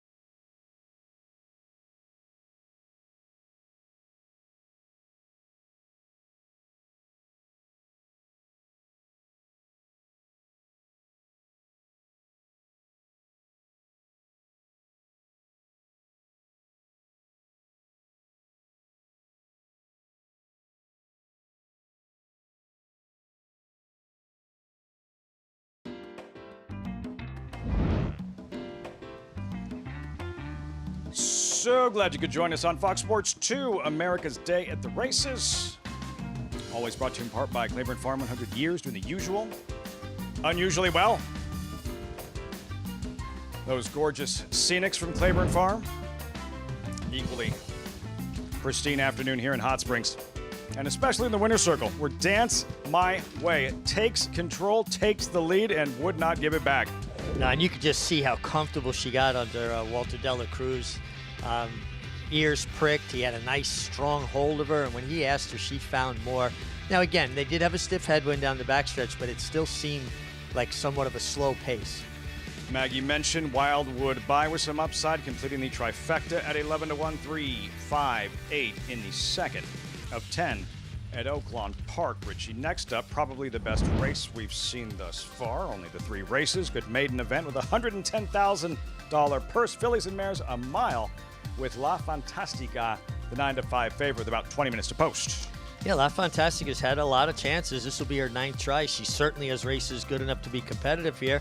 I prefer the 2 Songmaker, Mary Lou Whitney Stables, homebred. Obviously, not racing for Mary Lou Whitney Stable anymore. They had the dispersal after the untimely passing of John Hendrickson. But this filly's been a bit unlucky. 2 back, she showed a lot of speed, tried to bear out. Then last time, she kind of sat in the pocket, didn't look the most comfortable. I think if she gets the kind of trip she needs, she's going to be very tough to beat here. That's the 3rd race coming up, filly and mare maidens. There was a time a while back where Torpedo Anna was a maiden, the reigning horse of the year. And some of the highlights, and naturally you start with her birthday, right? There she is. Look at the baby, look at the baby. A star is born on January 28th, 2021. Sold at Keeneland 2022. Kenny McPeak, a master at finding those undervalued prospects. First win at Keeneland in October of 2023, and it was off to the races. First stakes victory, her 3-year-old debut right here last spring at Oaklawn Park, vaulting her to Churchill Downs 5 weeks later in that dominant win, wire-to-wire in the slop in the Kentucky Oaks. Summer at Saratoga, untouchable. 2 Grade 1 victories, the Acorn and the Coaching Club American Oaks, and arguably the performance of her career in a losing effort. Took a champion to beat her last year in the Travers, nearly becoming the first filly to win the Travers in about 1,000 years. And her crowning moment in the Breeders' Cup Distaff, champion 3-year-old filly. Let's make it official. January 23rd, the 2025 Horse of the Year. What a season. What a campaign. The highly decorated Torpedo Anna, and she runs tomorrow in the Apple Blossom Acacia. Of course, that's everything she's done to this point. Looking ahead and how she's preparing, how she's training for this Apple Blossom. What can you tell us? Well, certainly now, Lafitte, all the hard work is complete with the preparations leading up to the Apple Blossom, but as you touched on, was not the easiest path as far as training. As I touched on before, even with Skelly, plenty of horses stabled here at Oaklawn affected by the weather, given that here in Hot Springs with the National Park, unable to treat the track with these very cold days, tough to have training. So Kenny McPeak opting to send Torpedo Anna back to Fairgrounds for a stretch and then bringing her back closer to the race here to Oaklawn for her last couple of preparations. In fact, a couple of weeks ago when we were here on Arkansas Derby Day, he did not want to work her over a wet tracks in the morning, and so instead she galloped in between races in front of the fans here at Oaklawn. Her stablemate, Mystic Dan, Kentucky Derby winner, doing the same thing on that afternoon as well. And it was a really cool moment to get a chance to see the fans applaud when she came out onto the track with Robbie Alvarado, a former Oaklawn Park meet leading jockey and a rider who's won plenty of stakes in his own right, and now assistant and exercise rider for Kenny McPeak, aboard her galloping. And you could see kind of that mental maturity that we've been talking about Torpedo Anna, and how she really took everything in stride with big track here, with big crowd here. Even though it wasn't race day for her, she came over, schooled in the paddock, went out on the track, did everything as if it were race day, and yet really didn't turn a hair in those preparations. So taking all of the steps to make sure that she is as prepared as possible for this Apple Blossom, but also, Lafitte, giving the fans a chance to enjoy her, and I'm sure they will be out in droves tomorrow afternoon. Fan favorite, and rightfully so, Torpedo Anna, the professionalism to go with her God-given ability. Of course, it all started and sold at Fasig-Tipton, Torpedo Anna's Fasig-Tipton, where she was sold, just to clarify, and looking to rack up yet another Grade 1 victory in tomorrow's Apple Blossom. Today's racing does continue here at Oaklawn and New York as well. Andy and Greg gearing up for the 3rd at Aqueduct. Yes, we are. Thank you, Lafitte. We are just 4 minutes away from this 3rd coming up. Kicks off the pick 6. Thoughts on Torpedo Anna? Well, I mean, she's obviously going to be very tough to beat. She's a terrific horse, but she's got a potential rival in Where's My Ring. I think it'll be interesting to see how she runs and how well Where's My Ring runs, considering how well she ran last time. I am a little concerned, though, that Richie's threatening Richie's threatening Lafitte over there. Oh, he will. Yeah, I think walking to the elevators with him after shows, he will jab you with an elbow. You got to be careful with him. So be careful. I'm Trying to take worried. the wind out of you. Lafitte, if I were Lafitte, I'd move a couple feet over from him. Macville starts off the post parade. Christopher Elliott. Listen, it's a 4-horse field, and I suppose anything's possible, but this is a horse whose probably least best surface is dirt. Ironman Ira went by. So did Goldfire, has been off for a long time. Yeah, the 3 can go to the lead. Ironman Ira, Golden Fire hasn't run in over a year. And Normalcy returning to the odds. We thought this 6 is going to be very difficult to beat 4 to 5 right now. Yeah, I mean, I know that he's coming off a win against a maiden 20 field. Actually, Linda has, I looked at the numbers for Linda Rice. A claimer off a maiden win in a dirt sprint, she's 6 for 17 with a 261 ROI. These kind of horses come back and win. Again, pick 6 starts here. Ain't no joke. The 6 heavy favorite that's going to be a key for probably many to start off this pick 6 sequence. You can get down, play the pick 6, late pick 5 next by getting signed up at NiraBets.com. Code you just saw, match 200. Punch that in, get that $200 deposit match sign up bonus. Let's go downstairs to Paul. Yeah, I'm with you guys both. I think the 6 is going to be really tough here, especially getting the outside draw here for Linda. And, I was talking to Linda, and she said, listen, the horse has been doing fine. We just had a little bit of a hiccup. Nothing. The horse had spiked a fever before, and right now is doing better and better. That's why the little bit of the layoff. So, like Andy says, when they win by 8 1/4 lengths like that, they usually come back and run well. Macville, the 1, and I think the 1's a better proposition than the 3, but the public does like the 3 Ironman Ira leaving the Rick Dutrow barn. It's just like Rick Dutrow's horses don't lose big length leads, and that's been happening, and this horse keeps on dropping, and I just think the horse can run the same race, so I prefer the 1 over the 3. So I'd be more 6-1 here than anything else, Greg. Like I said, I just think the 6 will be tough to handle. Public agrees. Yeah, that's why you see the odds. I mean, look, that last start was a lot better than what anyone's ever produced in here. I'm not sure either the last 2 starts wouldn't win this. The truth is, if you look at this horse's dirt starts, I'm not sure all 3 of his dirt starts aren't better than these horses. And Ironman Ira has a 68 buyer last time. I'm not sure how convinced I am it's a reliable number going forward. Obviously, he can win. Robert Johnson, who claimed him for owner Bruno Schickendance, his numbers are mostly at Penn National. Now, he has had good numbers here this winter with some oddball long shots, but as far as off the claim, that's a different story. Now, I won't be shocked if Ironman Ira runs okay. You're claiming this horse from Rick Dutrow, and he's had an awful lot of chances, Ironman Ira, to demonstrate that he's ready to take a step forward for Rick, and he never has. There he is. And look, he wants to be forward, too. Yep. Does he outquick the 6 to the front? He might. I mean, I think Macville will go a little bit from the inside. Christopher Elliott is usually an aggressive rider, but I think you'll see Ironman Ira go. But isn't Ain't No Joke just going to be stalking on the outside anyway? And in these 4-horse fields, it's rare that horses get far away unless there's like an immense a runoff or sort of an immense pace advantage, and I don't think there is any kind of that this race. Another Kentucky claim for Linda Rice, where she has had just incredible success, changed the rules because of how much success she had doing that. And this one won first off the claim when she took this one from Keeneland. Yeah, what I like most about it is the first year that she went to Kentucky, made a bunch of claims, she did terribly, and people were laughing at her. But I remember talking to Linda Rice about it. She said, I've had some bad luck with the claims I made there. I probably made some bad claims, but I've had some bad luck with it. And then she went again the next year, and she started winning a lot. And same thing happened a year later, and she started winning a lot, and they changed the rules. They went from laughing at her to changing the rules. Sounds like horse racing to me. 4 to 5. Just incredible success, with what she has done. Taking horses from Kentucky, bringing them here, and now an odds-on favorite, trying to win back-to-back starts off the claim since Linda took this one. Jose Lezcano back aboard, and we'll see if this one controls or if the 3 Ironman Ira is extra aggressive out of there, who seems to be potentially a little bit quicker. Yeah, I think she'll be stalking on the outside, and I think Linda's an example of, just because you do something and it works doesn't mean it's a good idea. Just because you do something that doesn't work doesn't make it a bad idea. And Linda stuck her to her guns, and it was a good idea. Pick 6 starts here on this Friday card. Let's go upstairs. Chris Griffin, the call.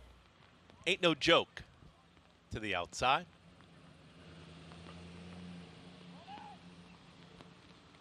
Ain't No Joke is in. All set. And they're off. Ain't No Joke broke very well.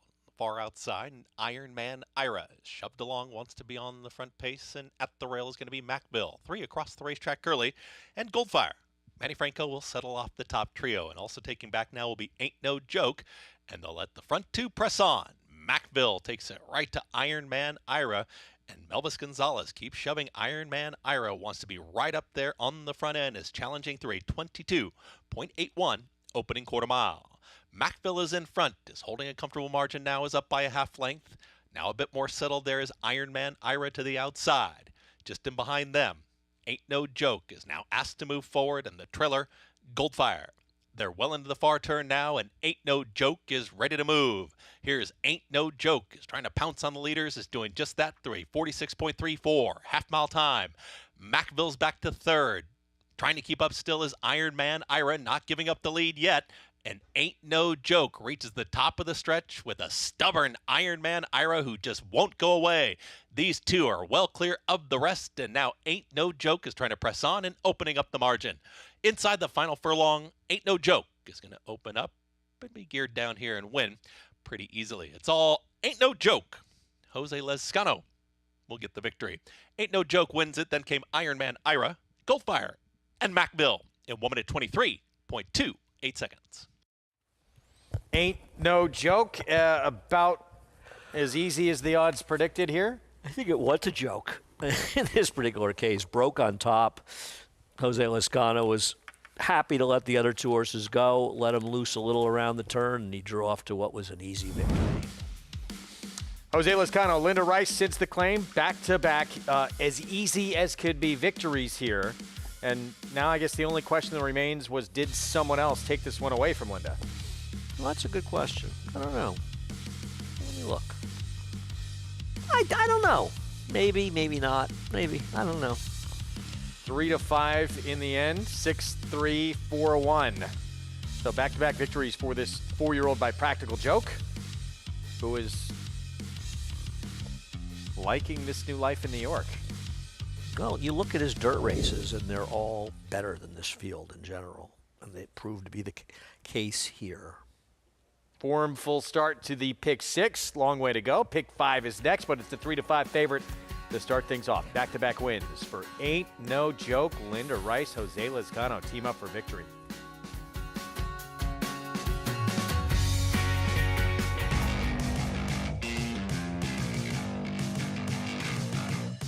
Charge, it is pouring it on, winning the Dwyer by the length of the stretch.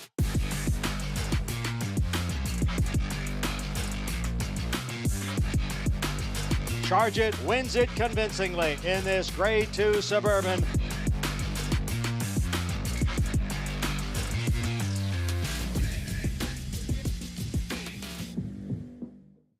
Adelphi Racing Club offers the unparalleled excitement of owning thoroughbred racehorses at a fraction of the cost. We're not just a syndicate, and our members aren't just investors. We are partners. Our New York-based high-performing equine athletes, trainers, and jockeys compete and win at the highest level circuits. Contact us online to get a taste of the Adelphi difference, and let's win races together. For over 150 years, the Kentucky Derby has stood as the most enduring tradition in American sports. And in our time, one stallion is reshaping its legacy. Back-to-back Derby winners. His first son at stud siring another. A dynasty in motion. A motion that again has forward momentum toward Louisville, with another elite crop of 3-year-olds bearing his genes. Spendthrift Farm, home of Into Mischief.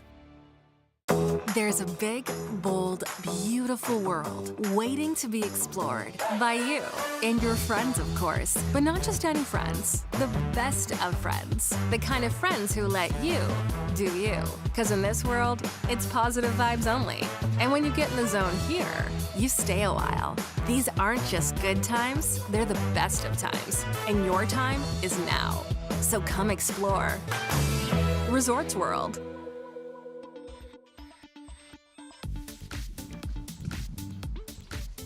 You're watching America's Day at the Races on Fox Sports 2.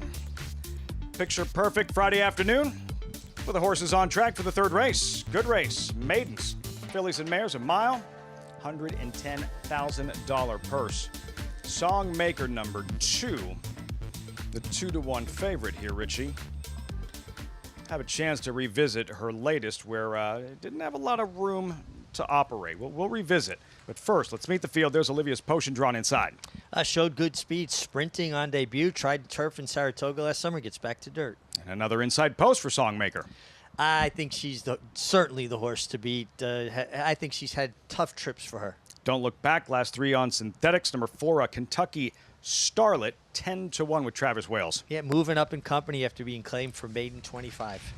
Sun Lightning, Cypress Creek Equine LLC, first-time starter. Quite a pedigree here. The mare's produced 3 winners from 3 starters, including a debut winner and a Kentucky Derby starter in Sun Thunder. Brave Samantha, Manny Esquivel aboard. Nice even effort last time sprinting, stretching out now. La Fantastica, Eric Asmussen, Steve Asmussen, she's on her toes. Yeah, certainly a horse that has races good enough, but she's also had a lot of tries. And on the outside, Miss World Peace and leading Oaklawn rider Francisco Arrieta. I've been on a mad tear since the middle of March, Francisco Arrieta. I've been very impressed. This one's moving up from maiden 25 to maiden special. Big jump in class. Facing tougher today. Who will graduate? Who's ready to break on through? We'll find out in about 5 minutes. Gorgeous overhead shot, Oaklawn Park. On the eve of the Apple Blossom, we'll be right back with the third race live here, America's Day at the Races on Fox Sports 2.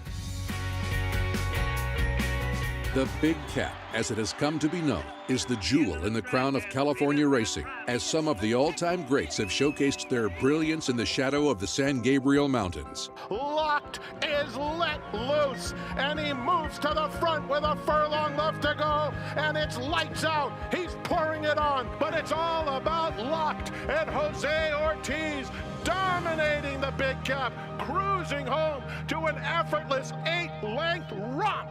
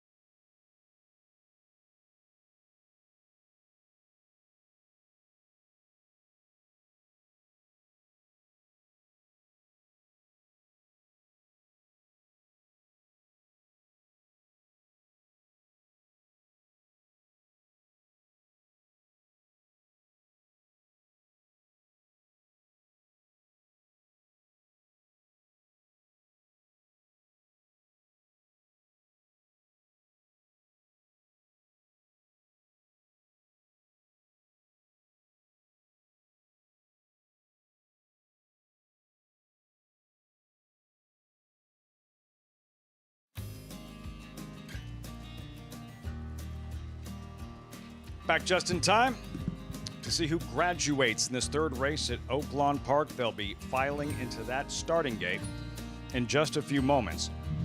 As for Songmaker, she'll be breaking from the 2-post. She had the rail in her most recent, and here she is. Richie, again, not a lot of room for her to operate, and she has that habit of bearing out.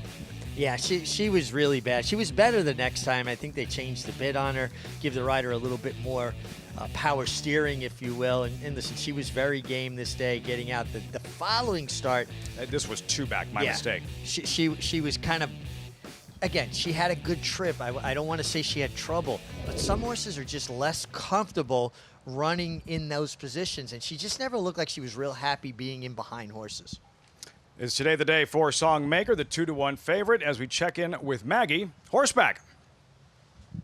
Yeah, reunited with my good friend Boomer out here, Lafitte. Glorious day, but I can attest the wind is strong out here on track. As we'll take a look at Songmaker, and as Richie said, they made that change to the Houghton bit last time out. Also, she did have a shoe repair in the paddock that day, and I don't think it had necessarily any ill effects, but you still never know. So maybe it will all come together here today for Songmaker, who does get a rider change. Christian Torres climbs aboard here as Ricardo Santana goes to the Asmussen runner on the rail, Olivia's Potion, who is coming off of a long layoff, and I love the distance for her. Furthermore, having seen her as a 2-year-old up in Saratoga, I do think that she has mentally matured tenfold. She's so much more settled, but there's energy there, but it's contained today, and she looks incredibly fit here for Steve and his team. So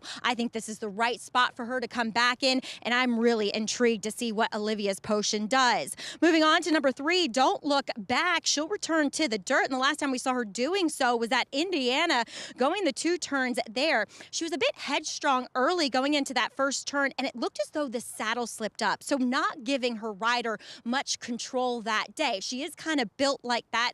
She's a little bit more of a smaller filly that's kind of more tubular looking, so she lacks some withers for that saddle. But as we move on to the first-time starter, Sun Lightning, for John Ortiz, this filly, who is a 4-year-old making her first start, so has had to overcome some things getting to the racetrack. She looks very fit, and she's built for this type of distance. As you heard Richie say, there's some progeny that wants these kind of classic distances. She looks fit. She has been somewhat well prepared, maybe showing little bits of greenness out here on the track. But Acacia, let's check in with you. Yeah, Maggie, she's very intriguing with that pedigree in the second dam. In fact, Merrifield, Breeders' Cup filly and mare sprint winner. So potentially a pedigree for her would be a good one, but we'll see if she can build off of this. I thought that the 6 was a little bit intriguing and Brave Samantha, because she ran to me last time out like a horse that needed a little bit longer. She's also a very lanky type of filly. Could she be maybe just one that doesn't have too much ability? We haven't seen a lot yet, but I was a little bit encouraged by the effort off of the layoff and going a distance that I think perhaps is not her best, as she gets to go the furthest today. She has also broken a bit better when going a bit further. She's a nice 7-1, but Lafitte, it seems they all have to get around Songmaker. 9-5, Songmaker, Acacia. Final thoughts, Richie, as the load begins. I just think if Songmaker gets a clean trip, she's going to be very, very tough to beat. I like what Maggie had to say about the one, Olivia's Potion, and is well drawn. Distance inside. is key. Yeah, I mean, the fact that they stretched her out in her second start, albeit on turf, they believe, the connections believe, that she always wanted to go further, and that don't discount the good speed she showed first time out at Churchill Downs. Getting Brave Samantha straightened out and coaxed forward. Up there at 6-1, 2 left to load. Up to Matt Dinneman with the call. Post time, race 3, Oaklawn, live on Fox Sports 2. Well, Fantastica working with her to go in. She's in now. Kentucky Starlet. 2 back, Sun Lightning. And to the outside post, Miss World Peace to round out the field. We're ready to go. And And Lyroff, a bad stumble at the break for Songmaker.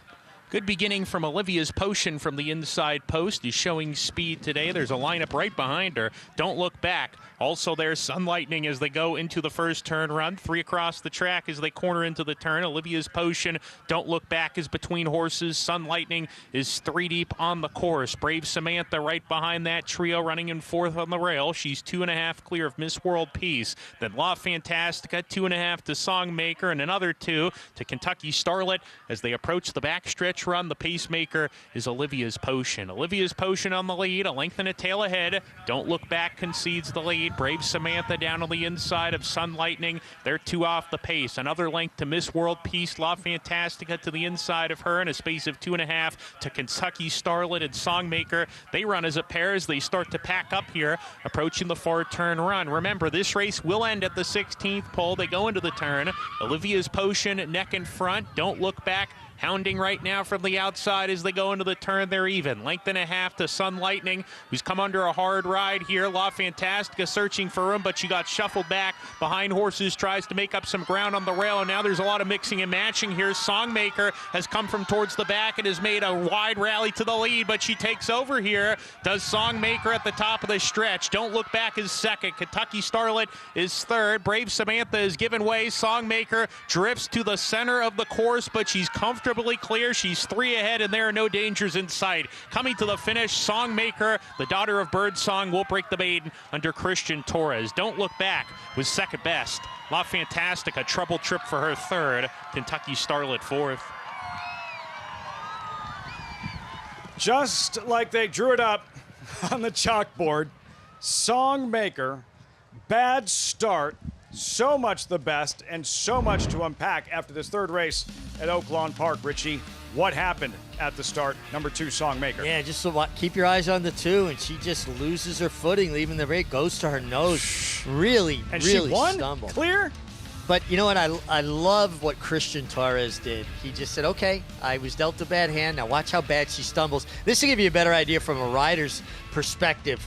Horse kind of drops out from under you a little bit there, and whoop, our head gets back up, and you're able to get back in the saddle. Christian Torres did some job staying in the middle, but then I just loved how cool he was after that. He said, okay, wasn't the way we wanted to do it, but I'll just be calm on her, quiet, let her find her rhythm, and she was decidedly best, but a nice, cool, calculated ride from Christian Torres. Maybe she didn't stumble. Maybe the wind blew her over at the start of the race. Potentially, it is windy here. That's for sure. 2374. There is an inquiry. We'll update you shortly, but first, winning rider Christian Torres with Maggie. Christian, you caught your breath after that stumble at the start. What goes through your mind as a rider when one gets away like that? Well, obviously nobody want to break like that. But when that happened, I just let the horse get on his rhythm.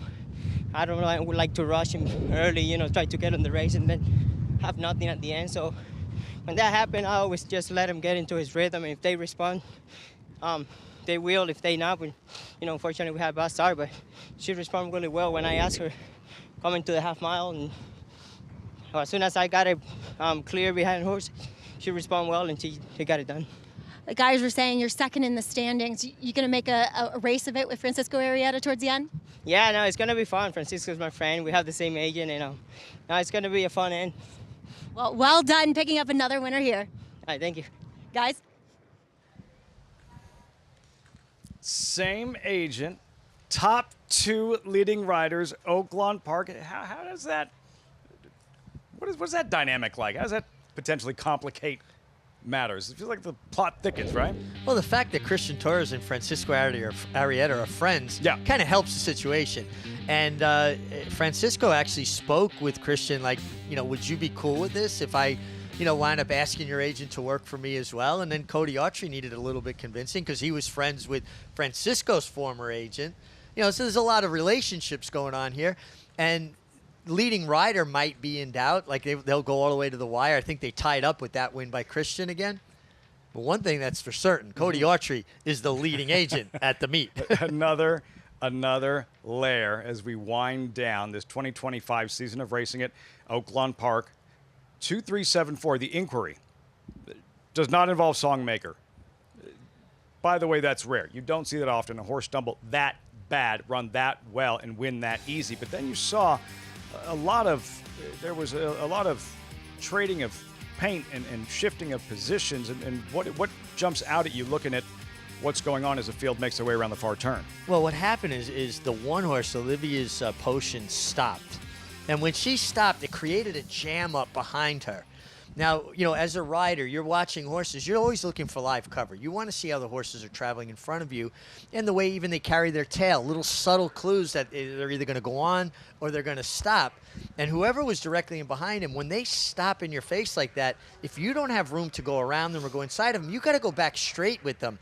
You don't have the right to just change lanes and jam everybody else up. And it appeared to me that that's what took place when that filly started to stop. Whoever was behind her was looking to get out and around, and there just was no space. 2-3-7-4 for now. Inquiry pending. Hopefully it'll be official by the time we get back or by the time we go to this commercial break. So much ahead on this eve of the Apple Blossom. Some of the best who have shined brightest in this event. Another look at the winner here.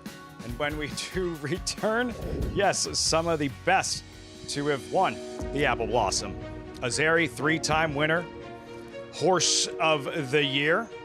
Zenyatta, 2-time Apple Blossom winner, legend, Horse of the Year. Hob de Grace, 2011 Apple Blossom winner, Horse of the Year. Who's next? We'll find out tomorrow in the 61st running of the Apple Blossom. The champion 2-year-old. One of 4 champion 2-year-olds in his immediate family. Essential quality at 2. Undefeated. Essential quality, though, has opened up by 5. Devastating. His own first 2-year-olds race in 2025. If they're anything like him and you've got a mare in foal, just imagine. Horse racing? Check. Weekly promotions? Got 'em. Huge payouts? You bet. With Naira Bets. Download the app today and bet on any track, anywhere, anytime with live HD horse races, betting tips and tutorials, expert picks, and more. You bet with Naira Bets. Join now for a new member bonus at NairaBets.com. McMahon of Saratoga Thoroughbreds, proudly standing 4-time champion New York sire Central Banker, sire of multiple stakes winner Bank Frenzy. Confidently handled, and Bank Frenzy dominates here in the Stymie. Also standing Salamini, sire of Grade 2 winner Winstock, and 7-time stake horse Doc Sullivan. Doc Sullivan dominates the Mike Lee. And new for 2025, Provocateur, the only Grade 1 son of Into Mischief standing in New York. At McMahon of Saratoga Thoroughbreds, New York stallions that deliver. Racetrack Television Network brings you every race, from every track, on every screen, every day. With monthly packages starting as low as $5, RTN gives you great value and access to more live HD streaming and race replays than anyone. Visit RTN.tv today to sign up and watch on almost any device, including Roku and Amazon Fire. RTN has packages that start at $5 per month.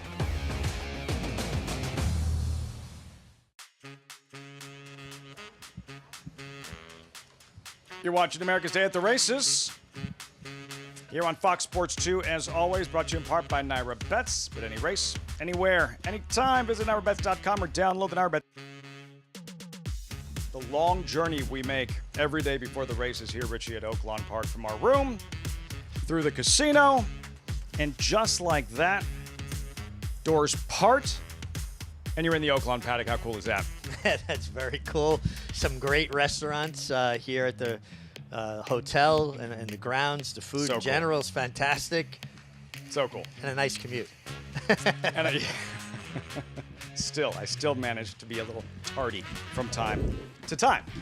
Songmaker, what a performance. I mean, that is sometimes you see a stumble in the form and you look back and it's, there's a sluggish. That is a legitimate stumble and still wins clear, and no change, by the way, regarding the inquiry. Yeah, significant stumble there from Songmaker. Terrific job by Christian Torres, not just to stay in the middle, keep his balance, but giving his filly the opportunity. He said it to Maggie, to find her rhythm. Once that happens, he said it. Nobody wants to start like that, but it happened. Now we got to play the hand that was dealt, and he played it perfectly. Omaha. Make the adjustment, and he rides the winner easily in race number 3. Turn the page, race number 4 here, the 6 furlong sprint. Take out number 5, Normandy Coast. A big boat in Waco here, Richie. 2-1 with about 20 minutes to post. That's the next race here at Oaklawn. We'll be taking a break. Races 5, 6, 7, and 8 can be seen on Naira Bets. We'll be back for the 9th and 10th. Again, the 9th race is the featured event, the return of Skelly. Tomorrow, the featured event, it is the $1.25 million Apple Blossom for fillies and mares. Let's go by the numbers. First run in 1969. Oaklawn looks a little different. First time at a mile and 16th. 1990, most wins. Azeri, 3-time winner, a monster in the Apple Blossom. This makes sense. She was owned by Alan Paulson, 4-time Apple Blossom winning owner. Bill Mott did not train Azeri, but still a 4-time Apple Blossom winning trainer.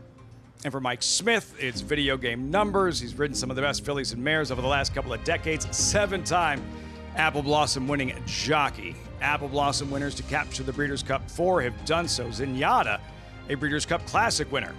16 Apple Blossom winners have been crowned champion, lending perspective to the importance of this event. And 3 fillies or mares have been crowned Horse of the Year following an Apple Blossom victory. The Apple Blossom by the numbers. And the 61st edition tomorrow evening on Fox Sports 1. There's the field 7 deep. All eyes on the reigning Horse of the Year. 2-5, Richie. Torpedo Anna and Brian Hernandez seeking yet another Grade 1 win. Here's an opportunity to see the reigning Horse of the Year in action. And I love when these horses return and give us as fans the opportunity to really latch onto them. She's got a real challenge, a real rival just inside her in the 5, Where's My Ring, who to me grew up immensely from 3 to 4. And her prep here in the allowance race was a tremendous effort. If she can run that race back, Torpedo Anna better bring her running shoes. And Greg, an opportunity to pad your Apple Blossom bankroll with this upcoming late pick 5 out at Aqueduct. Yeah, we will give it a shot coming up here. It's going to begin with the non-winners of 3 Life 1-turn mile to kick off this late pick 5 sequence. I thought this first leg was actually very wide open. I know Eric from Miami's going to be a short price. Right now, the second choice, 9-5. Yeah, based on doubles, you would think that he's going to go down from his current 9-5 and end up the favorite. I picked Pineapple Man, thinking he'd be a better price in here as the potential speed. There really isn't much speed signed on, and Christopher Elliott does like to be aggressive. He's unreliable, but the good Pineapple Man will be tough. We'll kick things off with As You Chase Me, Chris Englehart Barn, Javier Castellano. It's a perfectly viable alternative to the 2 shortest prices in this race right now. He doesn't have much speed. That's what worries me, though. Pineapple Man, now slight second choice, 9-5. His last race seemed like a bit of a prep coming off the layoff. He is unreliable, but the good Pineapple Man is too good for these. Jansen, he had put together a couple of okay races and then was eased last start. He's incredibly consistent, but I think he's just consistently a little slower than the best horses here. Sin Nombre, Jesus Romero Barn. His recent races not as good as his ones on the go back. He'd have to get back to his better races. Here's Provision, Lane Luzzy rides. Another horse without much speed in a relatively paceless race. Thought that one a little interesting. Now 3-2 is the favorite, Eric from Miami. Yeah, he figures to be the favorite. He's got that big race in the sloppy sealed track 2 back. His last race, however, probably good enough to compete here. It was against Better. I prefer Pineapple Man, but he's more logical, has more recency. Late pick 5. Starts here, pool 53,000 and growing. You could be part of it, and you could get that extra $2,500 there. Take home your share of that amount of money. Play this late pick 5. And you'll split that pot with all the winners. You got to opt in. Go to NairaBets.com. Get a little extra cash in your account. 2 minutes away from kicking off this sequence. Let's go downstairs to Paul. So to start off this pick 6, I mean, who would you need to use in here? And I was between 3 horses, and I would probably use 2, 5, 6 in here. I'm in agreement with Andy. I think Pineapple Man, if he's able to get to the front end and get to lead and get some courage to the far turn, he's going to be tough to beat. I just think that Eric from Miami's getting a little bit overbet because that, that race was over a sloppy racetrack. Now we've gotten a little bit of light rain, but not to make, it's sloppy at all. I was talking to Rick Dutcher over there, and he said, listen, we're going to be very tough, but that's Rick. He's usually saying that his horses should be really tough. Now, I landed on Provision, and I get it. This horse has got not a lot of speed, but I just think the numbers are good. The drop in class, I think, suits this horse. Will put this horse at least in the mix, and maybe won't stay too far back. I am worried about the pace, like Andy said, but I'm going to land on the 5 Provision. I just love the price compared to Eric Miami. Even money on Eric from Miami. I was a little surprised at the 8-5 morning line. I'm more surprised, obviously, here at even money. Well, he has that big blowout win 2 races back where it makes him the worst. Complete outlier race, though, wasn't it? I'm not disagreeing. I agree with you, and I think he's a very dubious favorite in this race, to be honest with you. But I can understand why people like him. It's Rick Dutrow, it's Manny Franco. I mean, we're not exactly talking about the most stellar field. I hear what Paulie's saying on the 5. The problem with Provision, as he brought up, is that he doesn't really have any speed. And I think Eric Miami can be a little closer, though. Frankly, he's not that quick either. And that's what gives the 2, Pineapple Man, I think, the edge in this race, if he can still run competitively. If he can still run competitively, Pineapple Man, he's going to the front. He's going to be tough to beat. He's drifted up to a very reasonable 3-1. We'll see if that's a good or bad sign. Now, the way this one is being bet, there's almost a key here in pick 6, late pick 5s. A race like this, non-winners at 3 with that form. Again, the massive race he has was on a sloppy sealed track, a race he had in 16 starts before never produced, and he certainly didn't produce it last time But out. do you think his last effort is good enough to be competitive here? I do. No, absolutely. Yeah, but that's he's not the the thing. horse from 2 starts No, ago. I think if you're betting him, assuming he's going to, I think your point's well taken. What you're saying is his even money is somewhat based on that performance, and I don't think it's reasonable to expect him to run that here. And if you take that race out, he's just another horse that can win. Yeah. I think that's very fair. See what happens. Late pick 5 begins in this race here coming up. There is Eric from Miami, the 6 in that pink cap, about to load. Manny Franco will be the last in. We're set for the start. We send it upstairs. Here's Chris Griffin.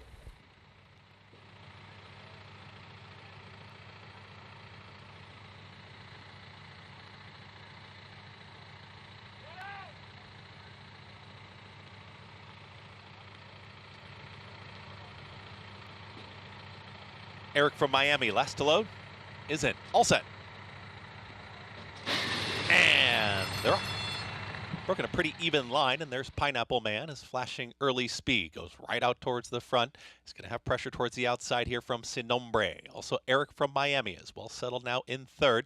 So they're well off the rail as they approach, coming out of the chute and hooking up with the backstretch. The lead is Sin Nombre, who's got a nose in front. Pineapple Man is not going away. They're 1-2. Eric from Miami is well settled right there in 3rd. Then a lineup of 3 in behind as You Chase Me is progressing forward, is taken 4th, is a neck in front of Jensen, who's there in 5th. Then the trailer, 3 wide in that group, is Provision. Tightly packed as they went 23.71 for the opening quarter mile. The leader is Pineapple Man. Pineapple Man back with a head in front. Sin Nombre has not gone anywhere. These 2 continue to match strides as they approach 4 furlongs left to go. Eric from Miami is trying to launch 3 wide. Scrubbed along here as they're well into the turn through a 47-second flat half-mile time. As You Chase Me, ground-saving journey down to the inside is just drafting right in behind the leaders. Pineapple Man is in hand and still in front, and Pineapple Man is trying to dispatch of Sin Nombre. Eric from Miami has got to work to get there. As You Chase Me is in pursuit. Purple Silk's looking for a seam. Drifting out there at the top of the stretch with Sin Nombre, and Pineapple Man is trying to open up. As You Chase Me continues to make this sustained rally, has taken 2nd. Pineapple Man has a furlong left to get. It's Pineapple Man still up by 2. Pineapple Man approaches the final 16th. As You Chase Me, the only one with the shot. Pineapple Man is almost home, and Pineapple Man wins it. Pineapple Man over As You Chase Me. Tight photo there. Provision with Eric from Miami at 1 minute 37.25 seconds. Pineapple Man as selected by Andy Sterling. Well done. Michelle Nevenbarn, 2nd off the claim. Christopher Elliott, aggressive, and it pays off. I don't think it was a good pick. I think it's a crazy price. Yeah. I mean, I appreciate it, but I mean, I don't know how he's 7-2. And I'll say one thing, Greg. You were much more negative on the 6 than any of us, and you were absolutely right about him. He had a good trip, and you could see Manny get into him in the 3-ace pole. He had nothing. The 2 horses ran 1-2. Both rode the inside. I thought the inside was good yesterday. I don't think it was a huge bias, but I thought it was a slight advantage. I don't know that it's the same situation today. I'm just not sure once the 6 didn't show up, they weren't just sort of the only 2 horses in the race. Pineapple Man, Michelle Nevitt, Christopher Elliott, Absolute Stables. 3rd career win, 17 starts, and a 4-5 favorite defeated to start the late pick 5 here with a 7-2 shot. Christopher Elliott, again, well done with this win. Prices from this victory when we come back, and we'll get you back to Hot Springs as well.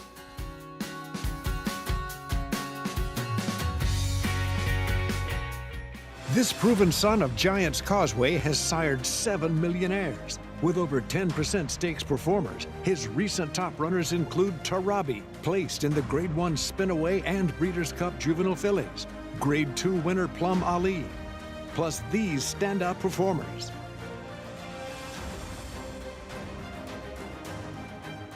A proven value sire, First Samurai, standing at Claiborne Farm.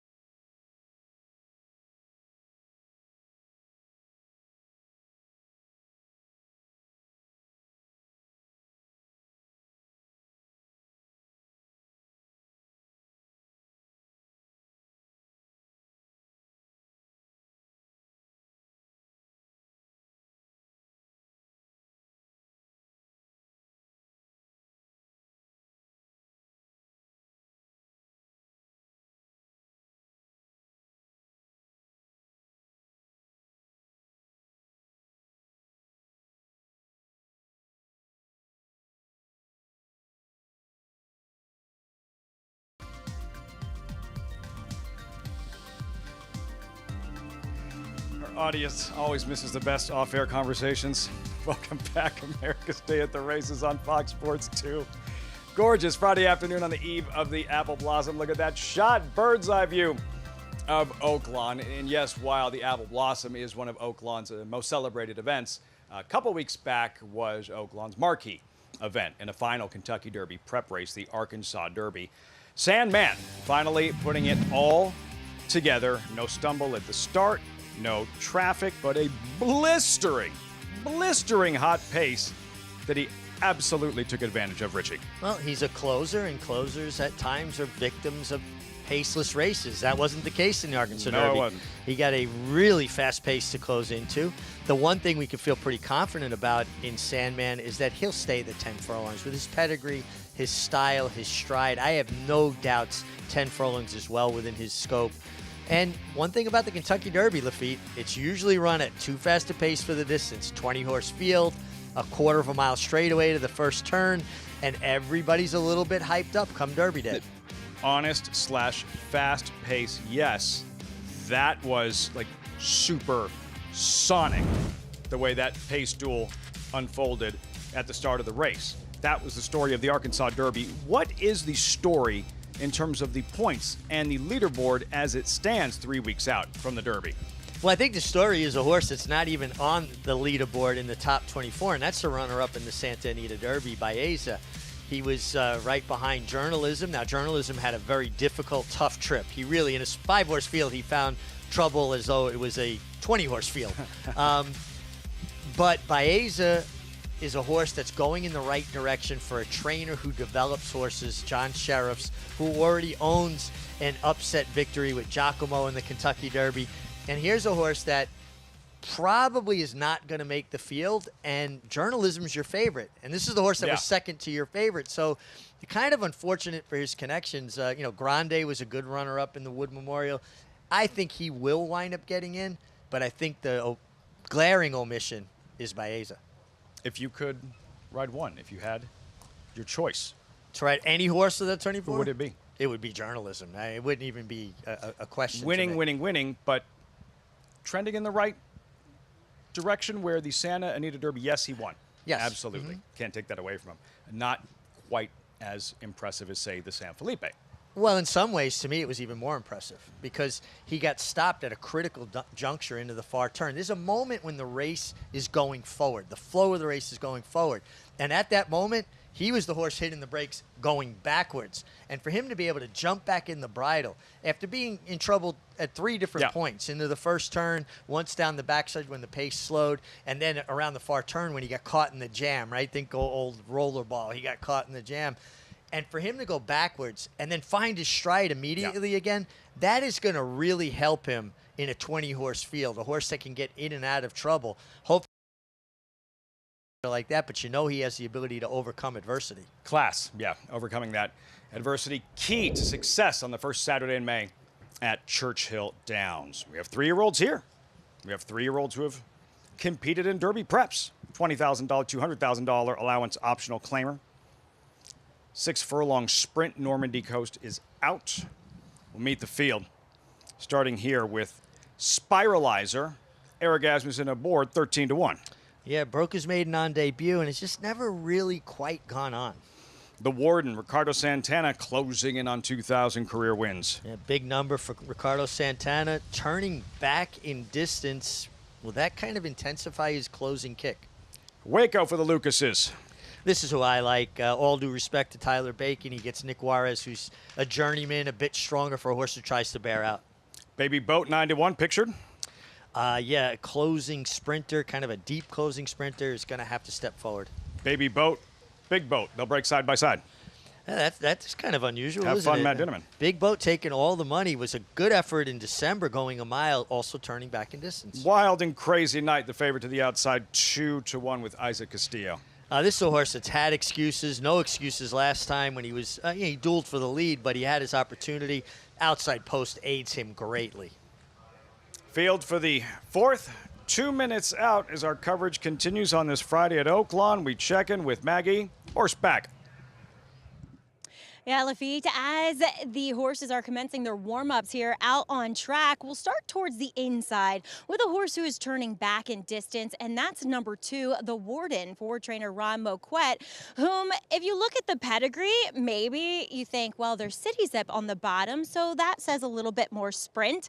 But actually, the dam was better going longer, and so have been the siblings. And physically, that's what the Warden looks like. He is a horse that is long and scopy. I would love to have a more positive outlook on him with this turn back in distance, but physically, he's just not saying that to me. Looks as though he's doing incredibly well, and he's fairly sharp for this turn back. But again, I think longer is ultimately going to prove better. Jimmy DeVito, he'll send out 2 boats in here. We'll begin by looking at Big Boat, who will be my selection. Now, he's another one that is turning back in distance, but for him, I do really like it. I mean, look at his last sprint race in which he was defeated by Smokin' Wicked, albeit as the favorite. That was back as a 2-year-old. Smokin' Wicked gave Colloquial everything he could handle.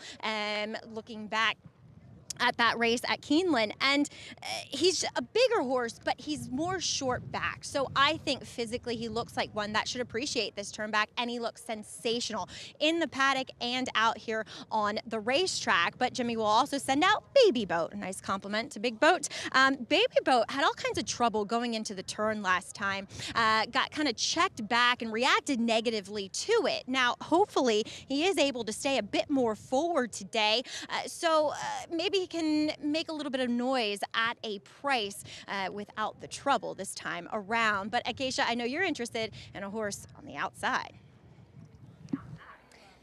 That's right, Maggie. I'll take a shot with the number 7 in here in Wild and Crazy Night, who's co-favorite with Big Boat right now. But as far as Wild and Crazy Night does go, this is a horse that broke his maiden, then off of a layoff came back, and I think was kind of thrown right to the wolves going into some stakes company for the start of his 3-year-old season, running behind the likes of Kale's Angel and running well that day with not having the best trip. Last time out, he broke much sharper than he had in those 2 stakes efforts, and they went quick, and he had a pressured pace throughout. I thought was game to hold on for second in that effort, though certainly well beaten by the winner, Perfect Force that day. But this is a horse that I think finally finds himself in the right spot. And Isaac Castillo, with the way that he's drawn, can have a few options, as we should see a little bit more pace to the inside with how sharp the likes of Waco is. So Wild and Crazy Night, I think, finding himself in the right place in here, co-favorite right now. We'll see if he can get around the boats, Lafitte. Big Boat, Baby Boat, Baby Boat, Big Boat. Looking at Big Boat, and this was 2 starts back mid-December right here. This was a mile distance, and Richie in the end going to be run down by like a pretty nice prospect by the name of Sandman. Sandman. Oh yeah, him. Would go on and capture the marquee race of the year, the meeting here in the Arkansas Derby. And listen, Big Boat ran extremely well this day, but will that translate to the 6 furlongs? That's the big question. And interesting enough, you got Baby Boat owned by Double Down Stable, Big Boat owned by Double Down Stable. I'm assuming it's referring to a full house in poker, right? A full boat, right? Yeah, and side by side in the gate. What are we looking for right from the start? Speed, who's quickest? Well, I do think that the outside runner, Wild and Crazy Night, particularly with that outside post, should be the quickest of these. See how it all unfolds. Matt Dinneman on the mic, post time, race for Oaklawn Live on Fox Sports 2. To the outside post, Wild and Crazy Night. We're ready to go. And Leroff.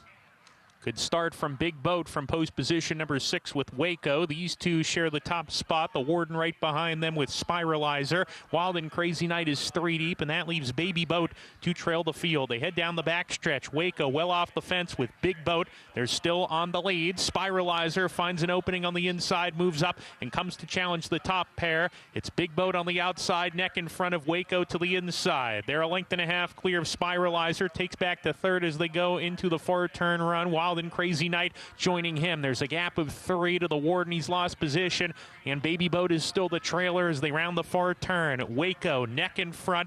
Big Boat, they're on the outside, still battling with them, and these two hit the top of the stretch together. They're 2 ahead. Wild and Crazy Night sent hard from third. Spiralizer is giving way at the top of the lane. Looks like Ramon Vasquez riding Big Boat with a lot of confidence. Big Boat off the turn. Waco on the inside. Big Boat, though, he's got a narrow lead. Now Baby Boat, the stablemate to Big Boat, charging fast from the back of the field under Tyler Bacon, and the Jimmy DeVito entrants are going to run 1-2 here, and Baby Boat, the longer price at 8-1, gets the job done in last of first fashion. Big Boat second, then the Warden, Waco, and Wild and Crazy Night and Spiralizer.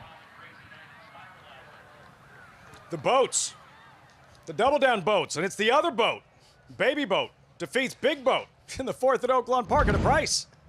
And what a complimentary styles the entry had, or uncoupled entry, right? Big Boat, good speed, turning back, and you would think that would give him enough foundation to see it out. He put Waco away, but here comes Baby Boat motoring down the middle of the racetrack, and it's the all-boat exacta. Double Down. Tyler Bacon, 4-6-2. What has he exceeded expectations in your opinion, Tyler Bacon, and the meet he's had his first year at Oaklawn Park, still a teenager? Well, historically, Oaklawn Park has not been a place that's been kind to apprentice jockeys, and he had an extremely good run as an apprentice here. And he really has not missed a beat. When riders lose that weight allowance, I don't think it makes as big a difference with the outcome of races as it does with the thought process of owners and trainers that they can go with a more experienced rider if they're not getting the weight allowance. He's really kind of gone on without any interruption. Let's hear from the winning rider himself, Tyler Bacon, with Maggie. That's right, Lafitte. Tyler, last time had a little trouble around the turn, kind of got checked back, but today he was at the back too, but launched an amazing rally to get up. Yeah, kind of had a little trouble at the start coming out of the gate. The three kind of come out a little bit, but I just let him kind of just get out of there and left him alone, took him to the outside, and she come flying. How important was it to know this horse? Because he was well back. Not really too important, but I just let him run his race and kind of just guide him around there, I guess. Tyler, we've seen you, as Richie was just saying, it's tough for an apprentice rider to do well here at Oaklawn, but you have more than asserted yourself, obviously a journeyman now, but talk a little bit about this ride you've been on here at Oaklawn this winter. Just great people to be around, you know, a lot of people helping me out. My agent, a lot of good big-time trainers, Chris, Dwayne Lucas, this guy. Jimmy DeVito. Yeah, just good people to be around, good people to ride for. Well, keep up the excellent work. Go get your picture taken. Thank you, I appreciate it. Tyler Bacon, guys, the success continues. Richie refers to me as this guy. Yeah, this guy. No, I like it. No, you know how I usually say it? I love working with this guy. Yes. This guy. 4-6-2-7. Tyler Bacon, another trip to the winner's circle here. And, yeah, the double down boats. 1-2, and the longer price. $19.40 in the end. $19.40, the bigger price of the two boats, and he was the baby boat. And line of the day, and we can't take credit. No, we can't take line credit. of the day, and we can't take credit. Voice of the Triple Crown, Larry Coleman stopped by the set. Did you see that boat race? It was a very, very good line. Very well done. And you said we missed the boat. We missed the boat. We missed the boat. There he is, baby boat. Tyler Bacon. Jimmy DeVito, congrats. And the double down, exact 4-6-2-7 in the fourth at Oaklawn Park as our coverage continues on the eve of the Apple Blossom. Over 150 years, the Kentucky Derby has stood as the most enduring tradition in American sports. And in our time, one stallion is reshaping its legacy. Back-to-back Derby winners. His first son at stud siring another. A dynasty in motion.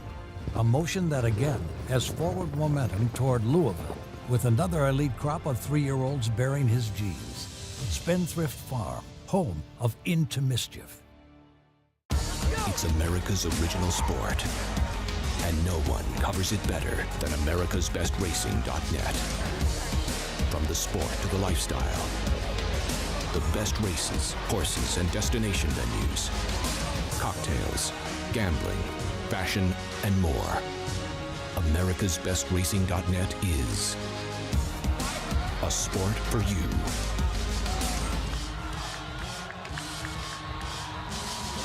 At the Keeneland September yearling sale, the premier thoroughbred auction venue in the world, Mandy Pope of Whisper Hill Farm signed the ticket on the $5 million sale topper by Curlin, bred by Stone Street Thoroughbred Holdings. He was one of $5 million plus yearlings by Curlin to sell. No fewer than 55 of his yearlings fell to the auction gavel, averaging nearly $600,000, making Curlin the #1 sire of yearlings in 2024. Curlin, the classic sire.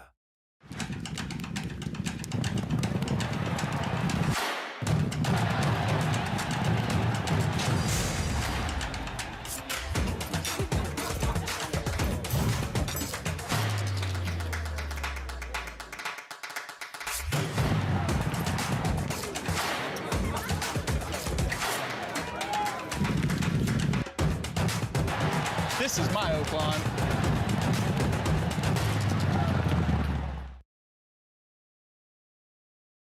There's some talk around when she is finished racing, there's a possibility she will come back here and she will be put in the broodmare band, and we hope to possibly breed her, raise foals out of her, and sell them and or race them.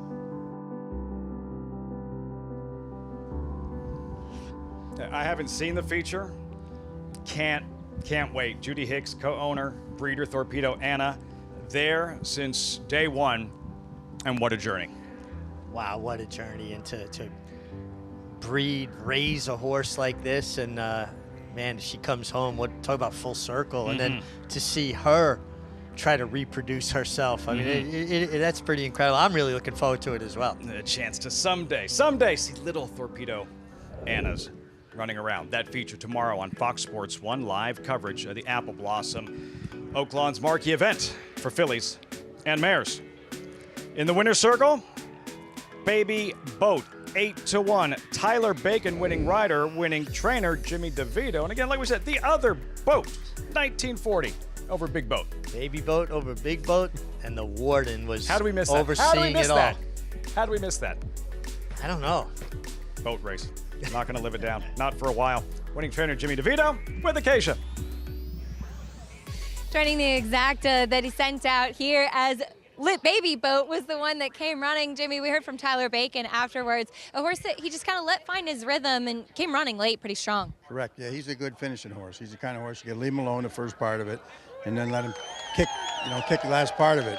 But they went together. My other horse and the other horse, they set it up pretty good for him. Went head and head for the lead, and he came finishing. Has to feel good when you have runners that have complementary running styles as well. Like you said, it's about kind of keeping them out of each other's way.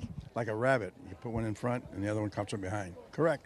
Beautiful. And as far as Big Boat's concerned, he was cutting back in distance, finishing second in here. What do you think is his best distance? Good question. That's why I'm up and back here. I think he's a short horse. I think he wants to run and sprint. He ran the first time out, he won in sprint at Churchill Downs, and then tried him long. He finished second. The horse that won the Derby here, and kind of flattened out the next race, so I went back to basics, sprint, see what happens from here. We'll keep our eyes on him. Thanks very much. Well done here. Thank you. Lafitte.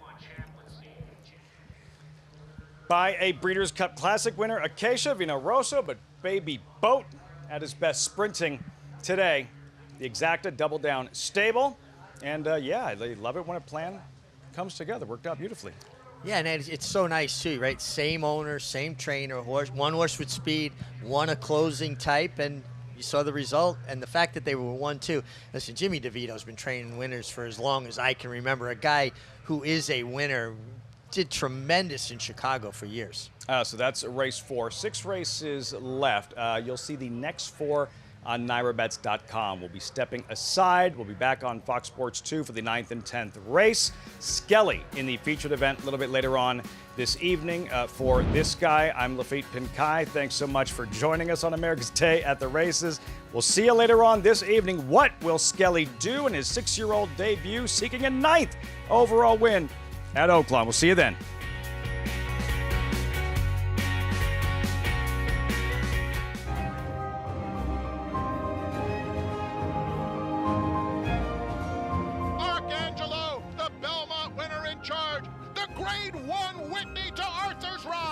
And a dare manner will take the Clementel Hirsch. Olympiad gets the gold. It is Timberlake who's going to win. Tap it twice. Tap it twice. Sierra Leone in the Breeders' Cup Classic.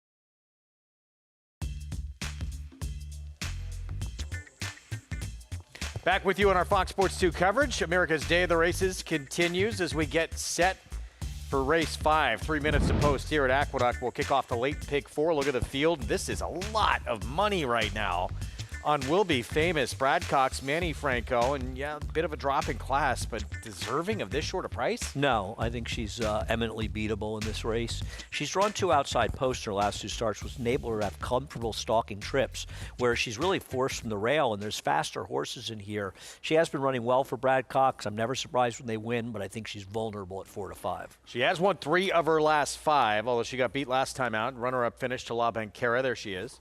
Yeah, I mean, she's run some fast races. She can win, but I think this is a far more contentious field than her current odds. Second start of her 6-year-old campaign, Echo in Eternity. She's the longest shot on the board for a reason. She'd have to improve off her win last time out.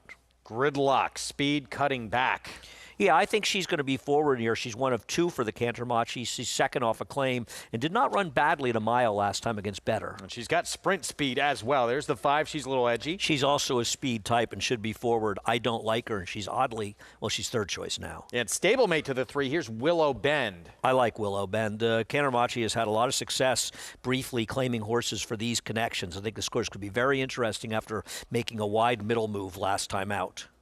Back-to-back wins for this mare right here until this race. The streak came to an end on March 29th. Runner-up finish at Aqueduct going 6.5 furlongs. Yeah, I mean, well, she lost last time to a heavy favorite who's coming off multiple 890 buyer-type performances, and it was a good effort. But she had that very easy outside stalking trip in here, and I just don't think the race sets up the same way. Now, granted, there's no horse in here as good as La Banquera. That doesn't mean that it's an easy win for her. I think this is a much more complicated race for a horse who traditionally likes to be forward, and I think she gets outrun early, and I'm not sure how easily she can work out a great trip from the rail. She can win, but I think she's a little bit over bet. A very short number right now. Minute to post here in this 5th. Let's go to Paul.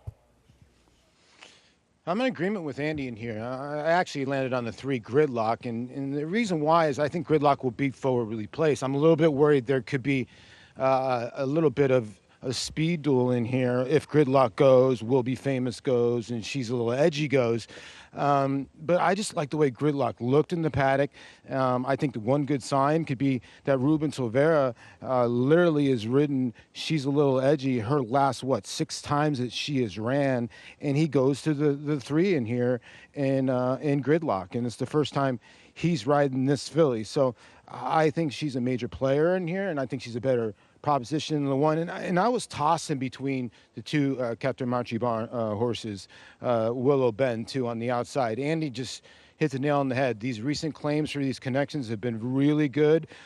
This horse does have some tactical speed, and did run down She's a Little Edgy by a nose way back in December. So I was between the 3 and the 6. I can understand why the public likes the 1, but I landed on Gridlock.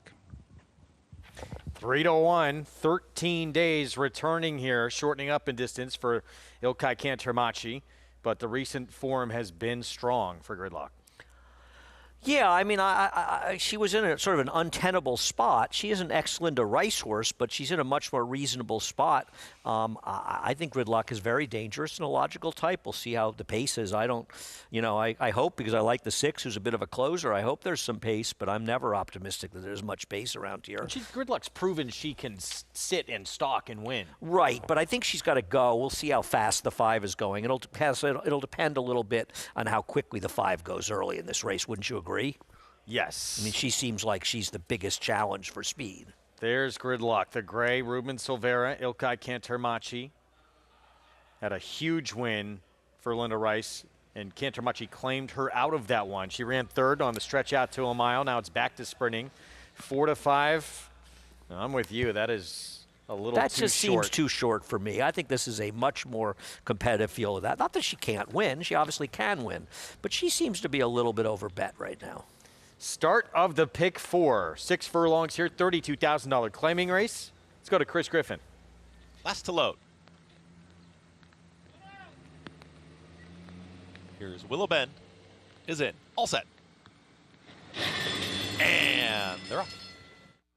Will Be Famous. Breaks with speed. Gridlock is the gray in between horses, and joining them is Willow Bend out in the center of the racetrack. But Will Be Famous has secured the front, is up by a clear length. Gridlock is chasing as a shared second and third with Willow Bend towards the outside. Under a tight hold is Echo in Eternity, is just warming up to the task, is moving through at the rail, wants to go, is right there in fourth, in behind. The second and third runners there as the leader is Will Be Famous, doing it very easily, 22-4, unopposed on the front end. She's a little edgy, is off the lead today, is about 3.5 and is the trailer. Will Be Famous, looking strong here in full command, is up by 2. In pursuit is Willow Bend, who runs by Gridlock, who's back to third. Echo in Eternity, she's a little edgy, is at the back. Will Be Famous is well clear, and Will Be Famous is just getting a little encouragement here as they approach a final furlong. Willow Bend is all in, chasing Will Be Famous, and Will Be Famous has a furlong left to get and still is in front by 3.5. 16th left to go. Will Be Famous is going to win this one handily on the front end. Will Be Famous, Manny Franco, they get the score. Willow Bend second, Gridlock and Echo in Eternity. In 1 minute 10 seconds flat. Will Be Famous surprisingly able to get that lead all to herself because of a bad break from the 5. And see if we can go back and take a look at that. But with that lead all to her lonesome, totally changed this race. Yeah, once the 5 didn't get out of the gate, it completely changed the complexion of the race. Now maybe Will Take Charge, Will Be Famous, would have won anyway, but with the 5 getting left and the 3 couldn't really keep up, but the 5 getting left just changed everything in here. Made it much, much easier. I'm not saying she wouldn't have won, but it might have been closer because the 6 was taken out of her game and chasing wide the whole way and still ran a reasonable second. Kind of unlucky given the break. 4-5 and 110 flat. Will Be Famous picks up career win number 6. And all right, early into this year, now 4 wins from 6 starts. 1-6-3-2 finish. And your 4-5 favorite starts off this late pick for Manny Franco, Michael Dubb, Silks, Brad Cox. We'll go back to the start. Take a look at the 5. Second from the outside. Yeah, she doesn't get out of the gate. I mean, you're a speed, you got to break. And, and we hope there'd be a little pace in here. It just was completely changed when she was not sharp out of the gate. She was, supposed to be the one. And she had no run anyway, so it's pressing like she this just didn't one run at here. all. And absence of that, this one unopposed on the front end and a gate to wire win. Yep. Making her price look right. So 3 wins now. Last 4 starts. Will Be Famous. Formful beginning to this pick 4 with a 4-5 favorite. Manny Franco and Silks we see win a lot here in New York. For Michael Dubb, for trainer Brad Cox. We'll be back right after this.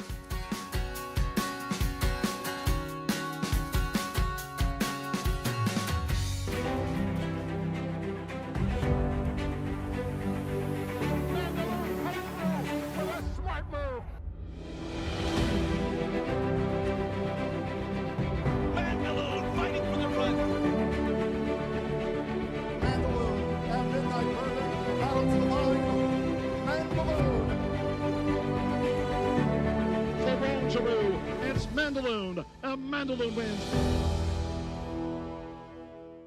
Horse racing? Check. Weekly promotions? Got 'em. Huge payouts? You bet. With Naira Bets. Download the app today and bet on any track, anywhere, anytime with live HD horse races, betting tips and tutorials, expert picks, and more. You bet with Naira Bets. Join now for a new member bonus at NairaBets.com. Introducing Peace and Justice, new to New York in 2025. A proven sire with over 200 wins, 16% wins per starts, and one of only 2 New York-based stallions to have a graded stakes winner at Saratoga in 2024. Now, with 3 different racing surfaces coming to New York, and with New York breds running for equal purses as open company, Peace and Justice is the sure choice for 2025. Peace and Justice, now standing at Irish Hill and Duchess View Stallions in New York. Get into the game with Bond Racing Stable. When you partner with Bond Racing Stable, the Bond team does all the work and you enjoy the experience. As a partner, you can watch morning workouts, come to the paddock for saddling, and cheer your horse down the stretch. Bond Racing Stable offers more than 30 New York-bred weanlings, yearlings, and 2-year-olds in a partnership program that gets you to the winner's circle. Whether on your own or with friends and family, make Bond Racing Stable your racing partners. Go to jamesbondracing.com today.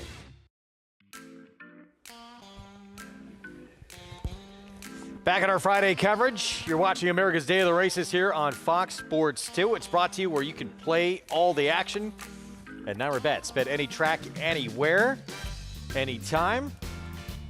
And you're successful enough, you won't have to take public transportation.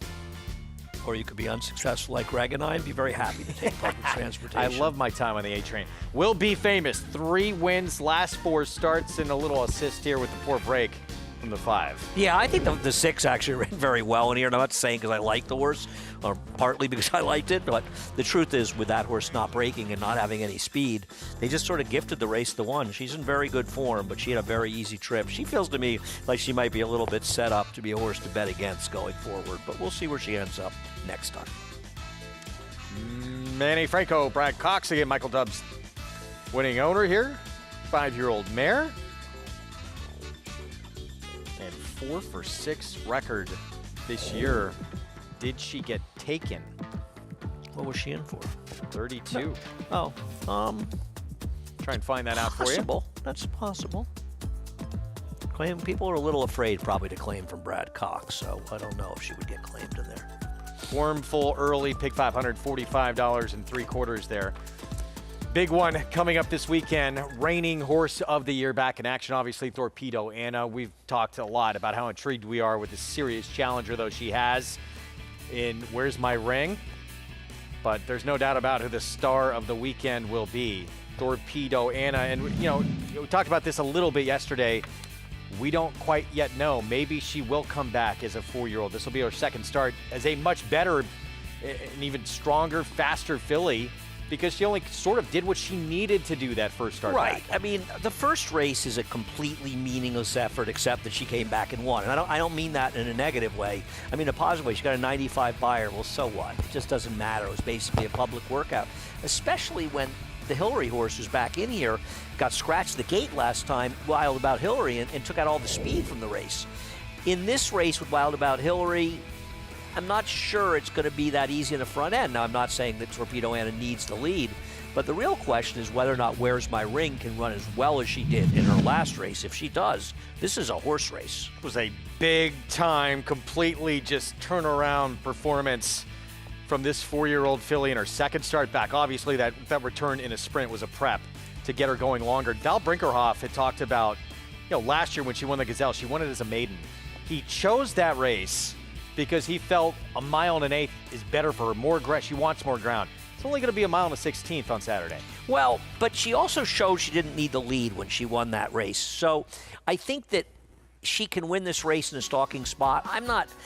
I don't differentiate in distance that much. I think trainers sometimes split hairs and those things unnecessarily. I think it's going to be a horse race. Whether or not she can beat the favorite remains to be seen. One of the fastest horses on the planet we're going to see coming up when our coverage continues at 5:30 on FS2. That is Skelly, who at one point won 7 in a row sprinting for Steve Asmussen. Of course, the horse of the year, Torpedo Anna. We will see her in action on Saturday. See you at 5:30 on FS2.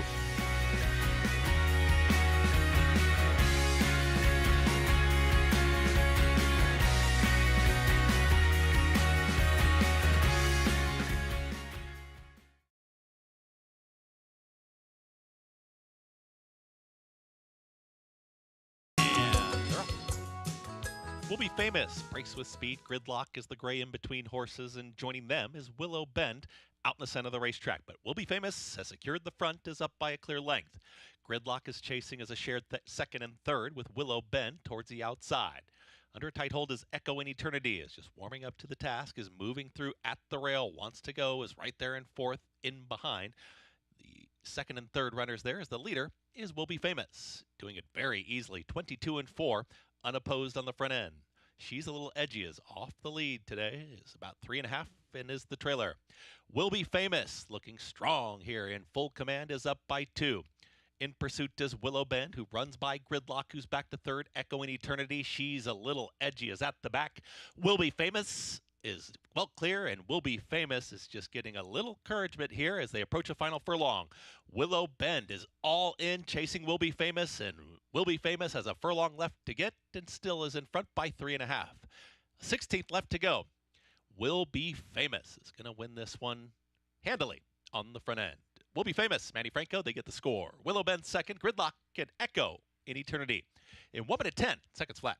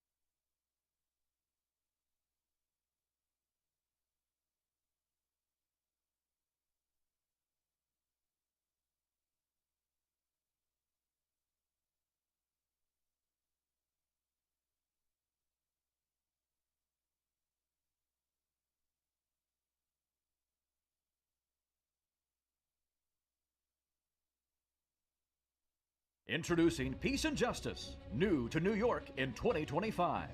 A proven sire with 200 winners, 16% winners lifetime, and one of only 2 New York-based stallions to have a graded stakes winner at Saratoga in 2024. Now, with 3 different racing surfaces coming to New York, and with New York breds running for equal purses as open company, Peace and Justice is the sure choice for 2025. Peace and Justice, now standing at Irish Hill and Duchess View Stallions in New York.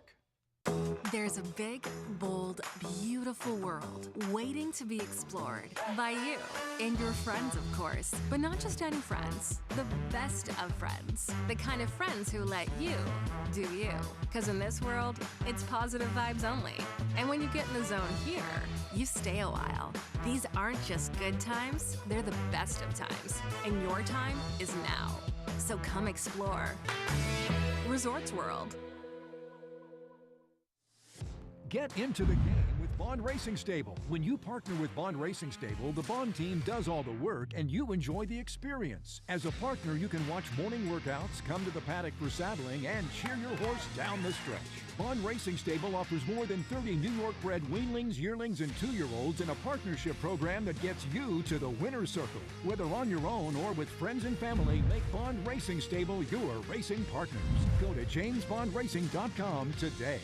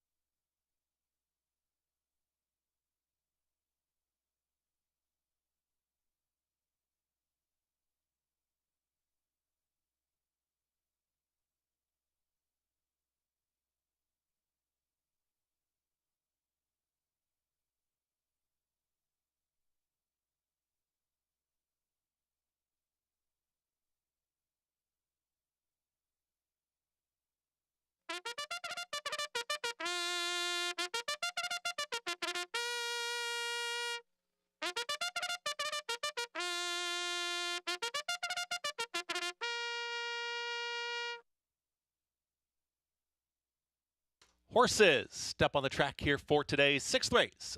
Race 6, 6 minutes away. 6.5 furlongs is the distance. Race 6, late pick 3, 6 minutes.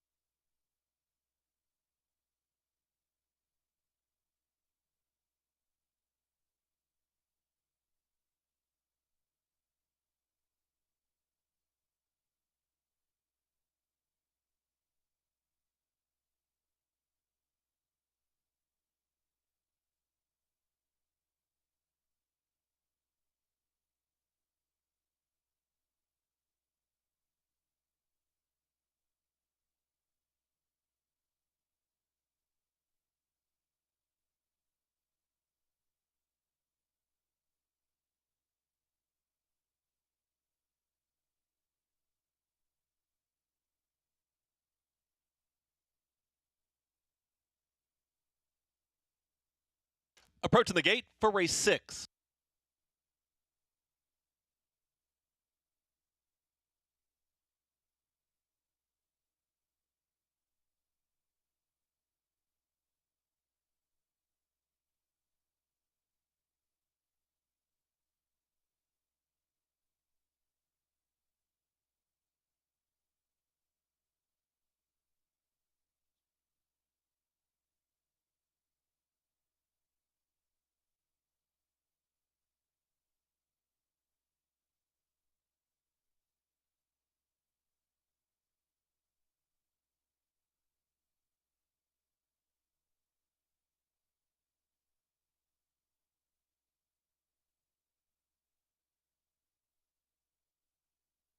Horses are at the gate. It's post time for race 6.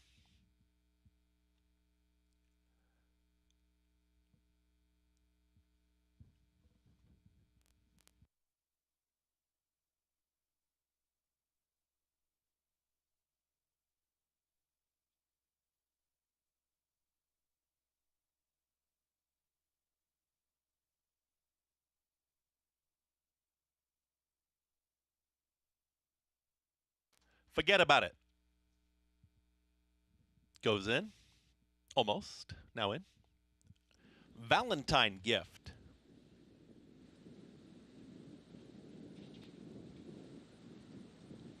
Pam Pam.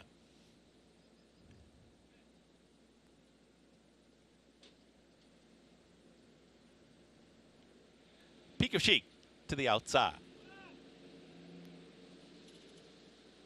Goes in. All set. And they're off. Just ducking inward after the start was Foxy Kara. It's going to be the early trailer.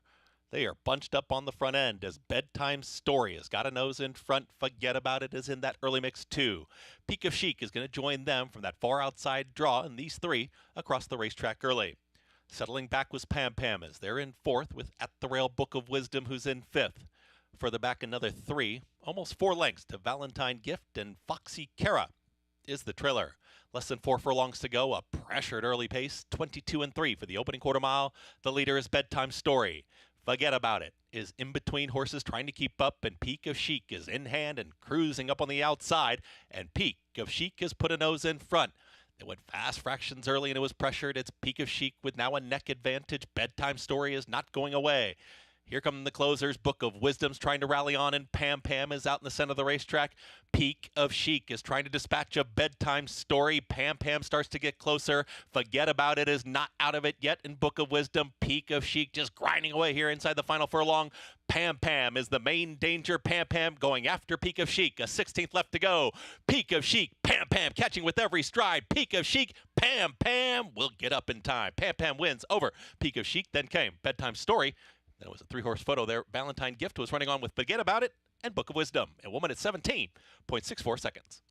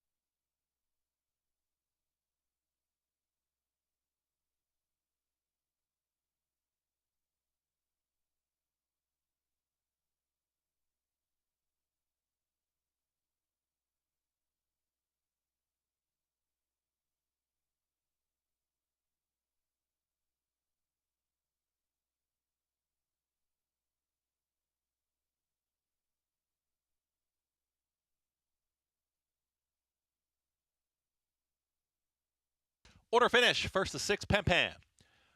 Second, the 7, Peak of Chic. Third, the 3, Bedtime Story. Fourth, the 4, Forget About It.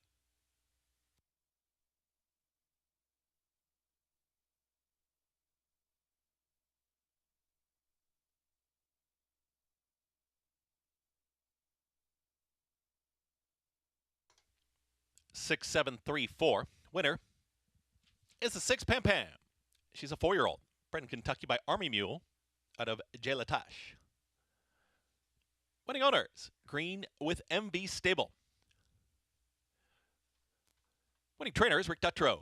The winning jockey, Manny Franco. Manny Franco with another winner on the afternoon. 6, 7, 3, 4.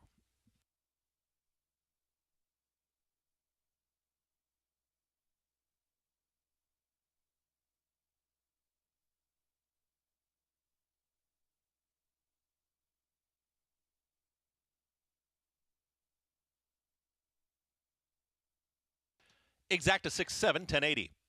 The double, $8.80, and trifecta, $27.25. Superfecta, $165.50, and pick 3, $57.75. Running time, 1 minute 17.64. Up next, it's race 7. Late double, 1 mile is the distance. Scratch the 1A. Race 7 in 25 minutes.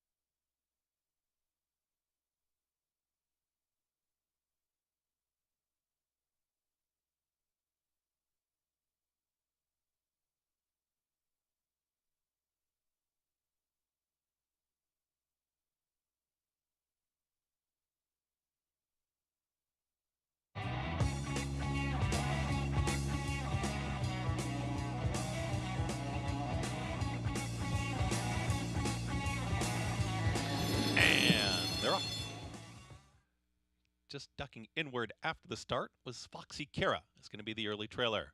They are bunched up on the front end as Bedtime Story has got a nose in front. Forget About It is in that early mix too. Peak of Chic is going to join them from that far outside draw, and these three across the racetrack early. Settling back was Pam Pam as they're in fourth with At the Rail Book of Wisdom, who's in fifth. Further back another three, almost 4 lengths to Valentine Gift, and Foxy Kara is the trailer. Less than 4 furlongs to go, a pressured early pace, 22-3 for the opening quarter mile. The leader is Bedtime Story. Forget About It is in between horses trying to keep up, and Peak of Chic is in hand and cruising up on the outside, and Peak of Chic has put a nose in front. They went fast fractions early and it was pressured. It's Peak of Chic with now a neck advantage. Bedtime Story is not going away. Here come the closers. Book of Wisdom's trying to rally on, and Pam Pam is out in the center of the racetrack. Peak of Chic is trying to dispatch a Bedtime Story. Pam Pam starts to get closer. Forget About It is not out of it yet in Book of Wisdom. Peak of Chic just grinding away here inside the final furlong. Pam Pam is the main danger. Pam Pam going after Peak of Chic. A 16th left to go. Peak of Chic, Pam Pam catching with every stride. Peak of Chic, Pam Pam will get up in time. Pam Pam wins over Peak of Chic. Then came Bedtime Story. Then it was a 3-horse photo there. Valentine Gift was running on with Forget About It and Book of Wisdom. A woman at 17.64 seconds.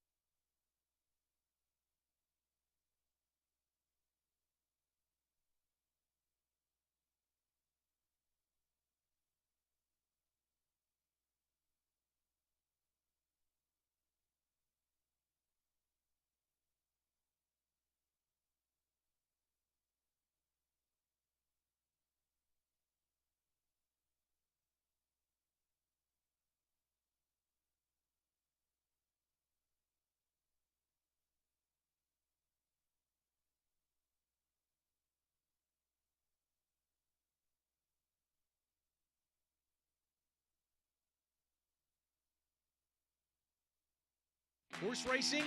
Check. Weekly promotions? Got 'em. Huge payouts? You bet. With Naira Bets.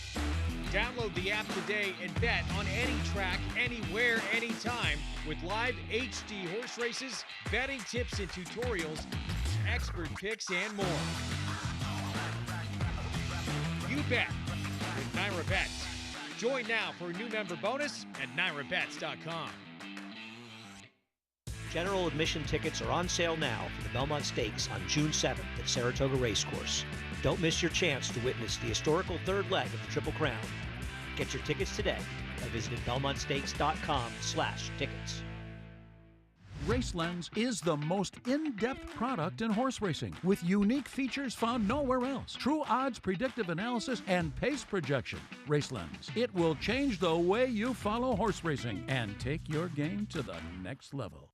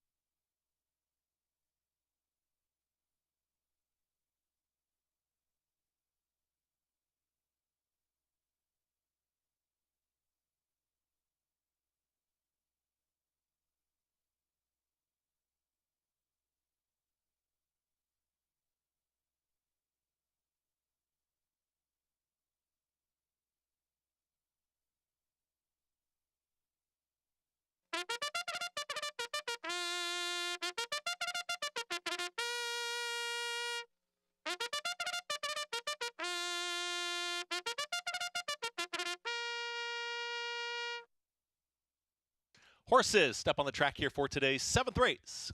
Race 7, 1 mile is the distance. Scratch the 1A. Race 7, late double, 5 minutes.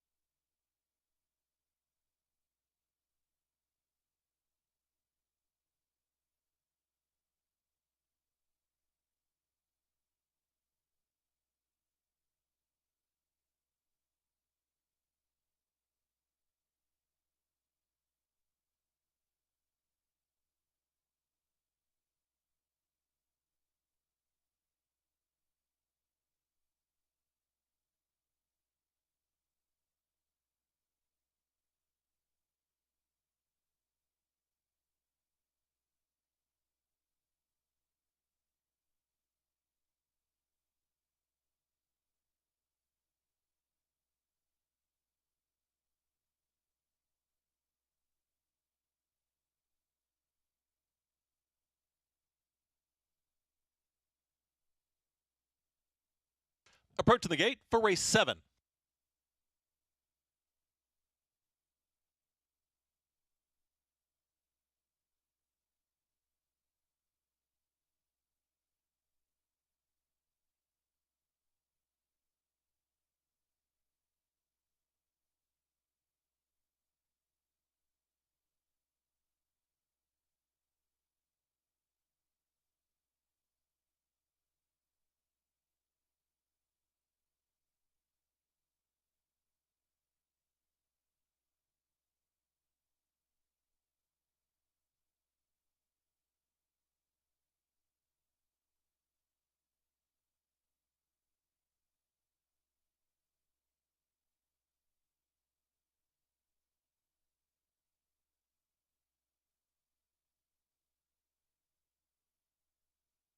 Horses are at the gate. It's post time. Now loading. Corvus.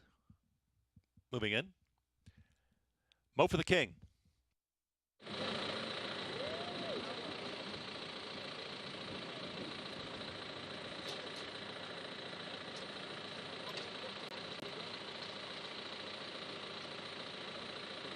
Butter.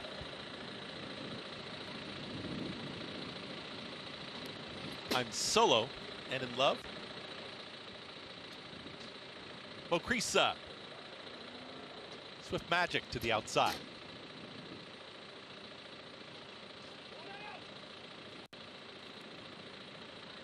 Goes in. All set. And they're off. Butta broke beautifully right out to the front. It's Butta who's in command, is up by a neck, but here comes Mo for the King, is going to apply pressure. They drift out and they're well wide apart as Mo for the King was getting out there as they set to come out of the chute, and Mo for the King, a bit tough to handle as they come out of the chute, is in front by a half length. There's Butta towards the inside as a challenging second.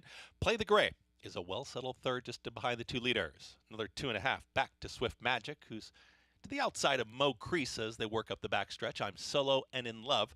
It's towards the back end of the field with Outsource making up some ground. And the trailer, Corvus. 23 seconds flat for the opening quarter mile. Mo for the King is now more settled as in front is up by a clear length. Butta took back a touch, is now back for more, and here's Butta back to within 3/4 of a length of the leader with less than 4 furlongs to go. 46.46 for a half-mile time. Play the Gray is launching a 3-wide run, and here comes Play the Gray and Kendra Carmouche. They're on the move. Butta has taken the lead.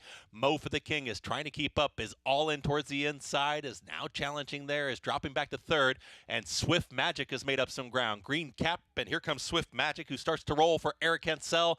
They reach the top of the stretch, and Butta is the leader. It's Butta who hugs the rail. Main danger towards the outside is Swift Magic, who's getting closer with every stride. They approach a final furlong. Butta is about to be confronted by Swift Magic to the outside. Butta approaches a final 16th, is still there. Butta is game. Swift Magic couldn't push by. Give it to Butta is best. Butta wins it over Swift Magic, then came Corvus and Play the Gray in 1 minute 37.26 seconds.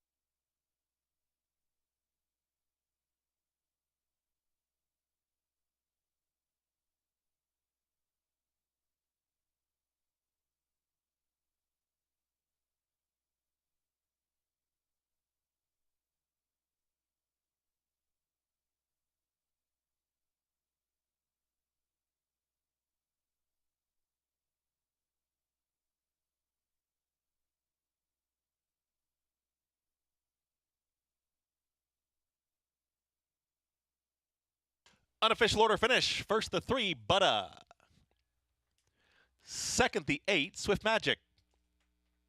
Third, the 1, Corvus. Fourth, the 6, Play the Gray. 3-8-1-6 in race 7. Running time, 1 minute 37.26 seconds.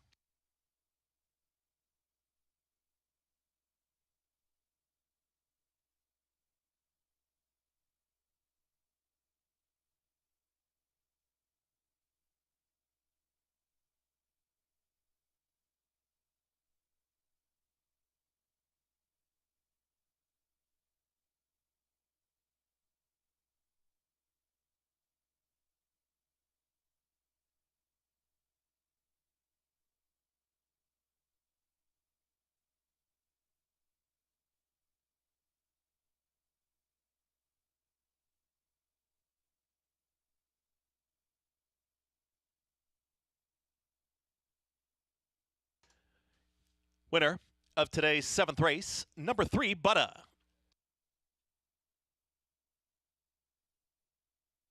He's a 3-year-old, bred in New York by Leo Frick out of Salty, Little Sis. Winning owner, Eddie F's Racing. Winning trainer, Gary Siaka. The winning jockey, Lane Luzzy. Butta, bred in New York by Fedwell Farms.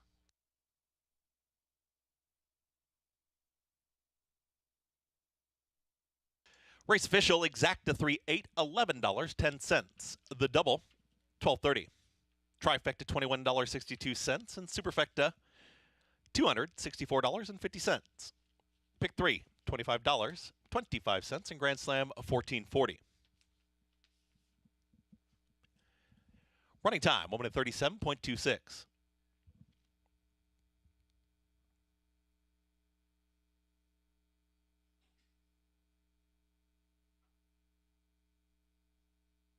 Coming up, today's 8th race. 8th and final. Scratch the 2 and the 6. Race 8 in 24 minutes.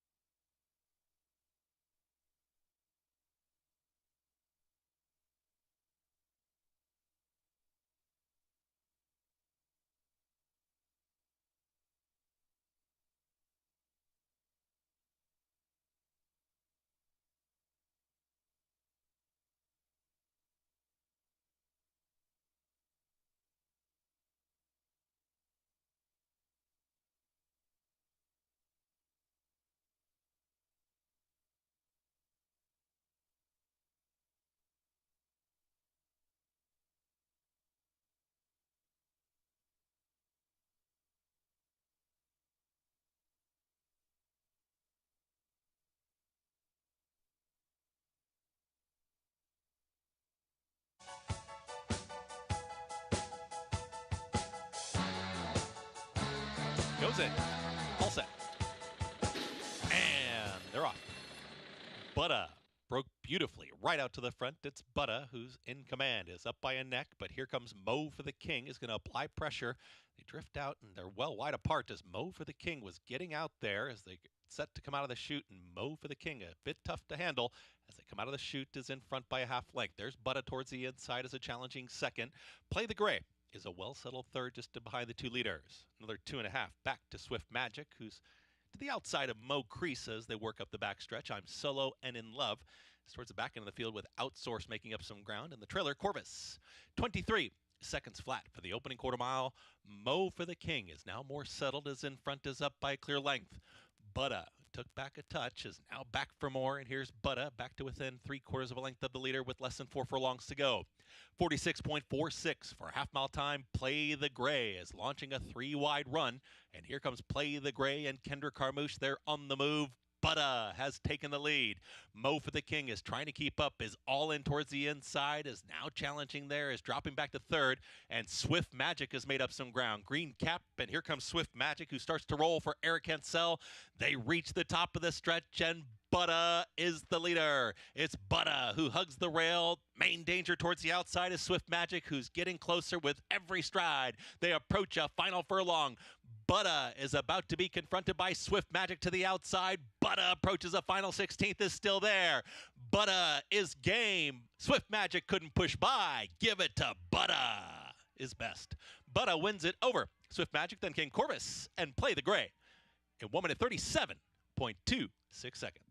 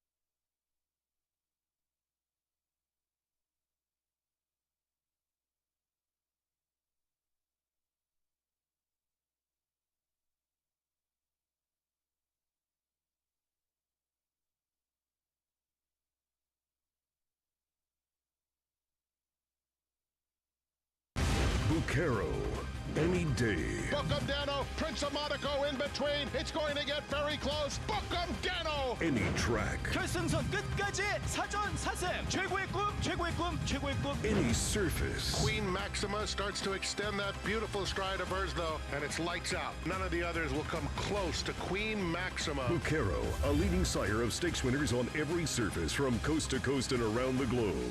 Standing in New York at Iron Horse Stallions.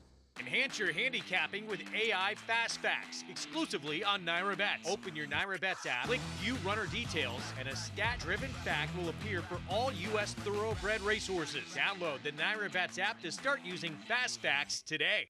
Selling the best.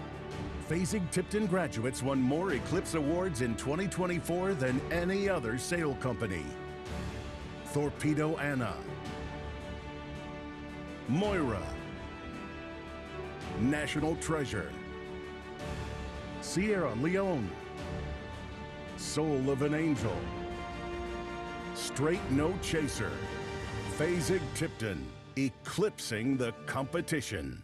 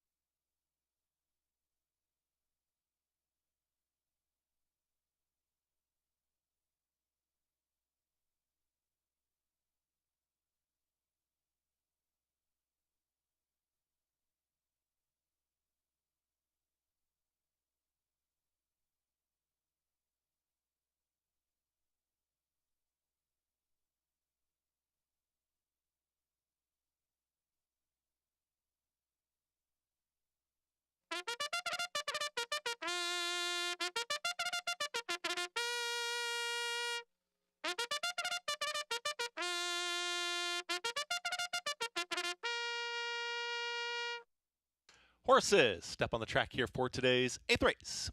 Race 8, 6 furlongs. Scratch the 2 and the 6. Race 8, 8th and final in 5 minutes.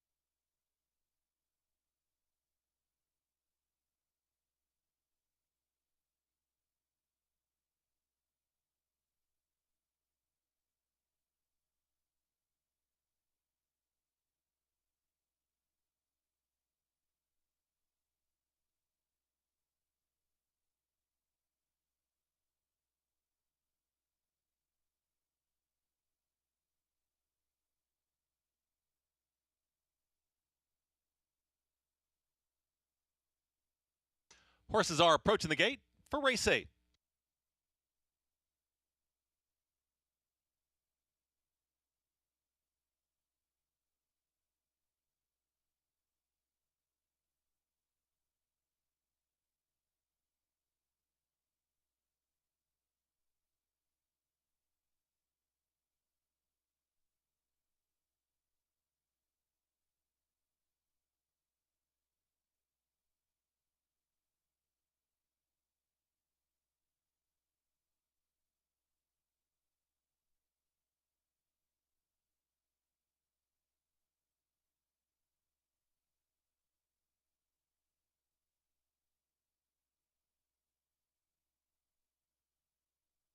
Horses are at the gate. It's post time for race 8.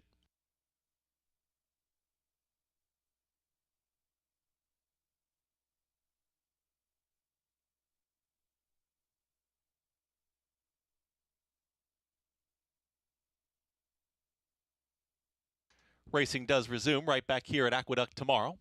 First post 1:10 for a Saturday afternoon. 9 races on tomorrow's card.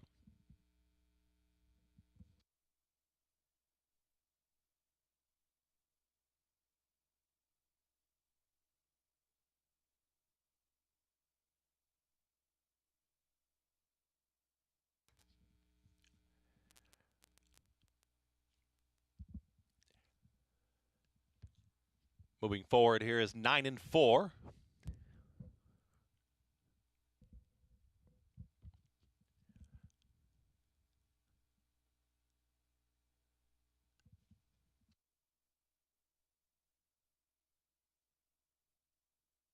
Stimuli. Renew the blue to the outside.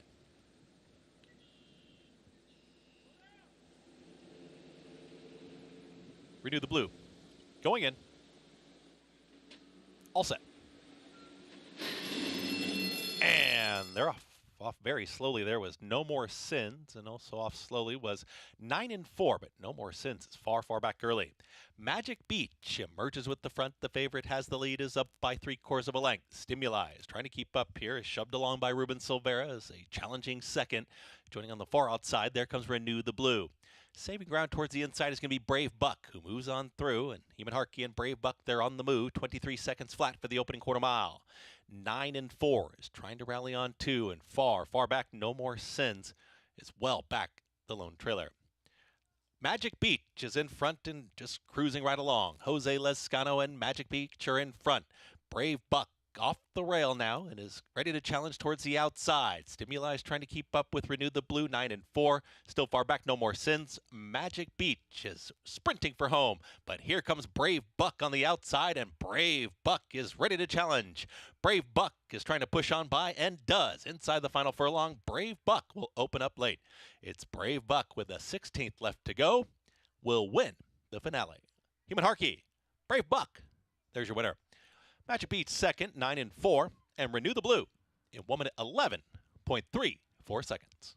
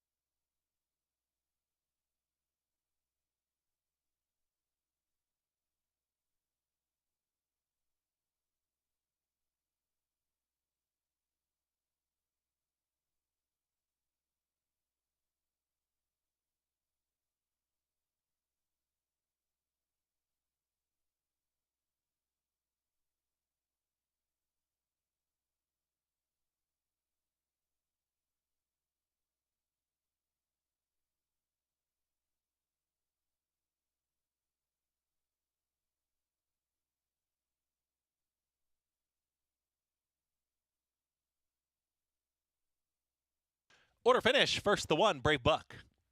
Second, the 5, Magic Beach. Third, the 4, 9 and 4. Fourth, the 8, Renew the Blue. 1, 5, 4, 8. In race 8. Running time, 1 minute 11.34.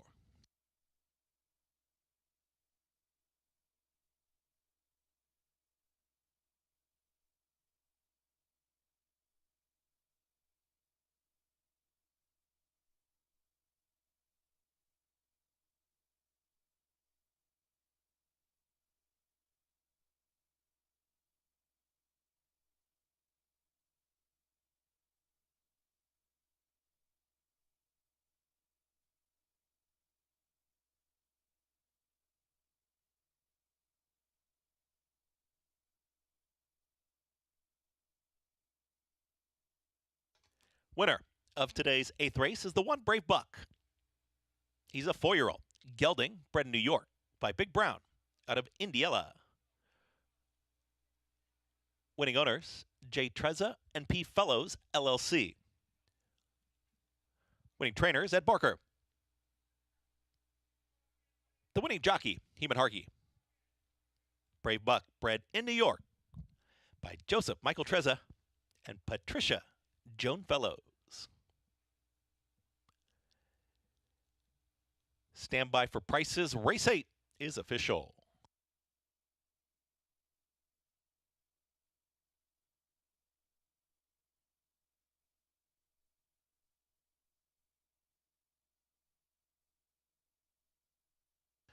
Exacta 1-5, $18.40. The double, 3 with 1, $23.50. Trifecta, $16.87. $1 superfecta, 1-5, 4-8, $144.25. The pick 3, 6-3-1, $139.25. Pick 4, $168.50. Late pick 5, return $1,153.75. In the pick 6, 5 out of 6 returned $43.75, and 6 of 6, $12,179.50. Running time in the 8th and final was 1 minute 11.34. That concludes our live racing action here for a Friday afternoon at Aqueduct.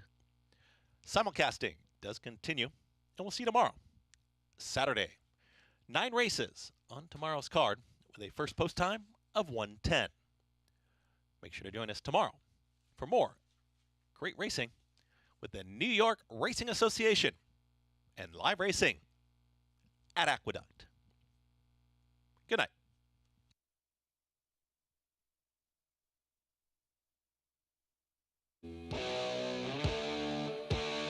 All set. And they're off very slowly. There was No More Sins, and also off slowly was 9 and 4, but No More Sins is far, far back early. Magic Beach emerges with the front. The favorite has the lead, is up by 3/4 of a length. Stimuli is trying to keep up here, is shoved along by Ruben Silvera as a challenging second. Joining on the far outside, there comes Renew the Blue. Saving ground towards the inside is going to be Brave Buck, who moves on through, and Heman Harkey and Brave Buck, they're on the move. 23 seconds flat for the opening quarter mile. 9 and 4 is trying to rally on 2, and far, far back, No More Sins is well back the lone trailer.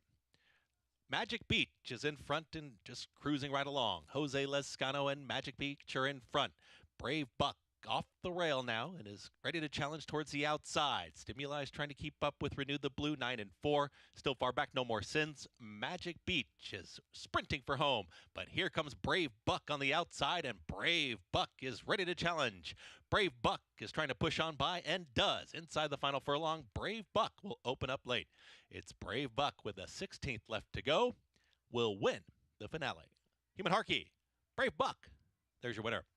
Magic Beach second, 9 and 4, and Renew the Blue in 1 minute 11.34 seconds.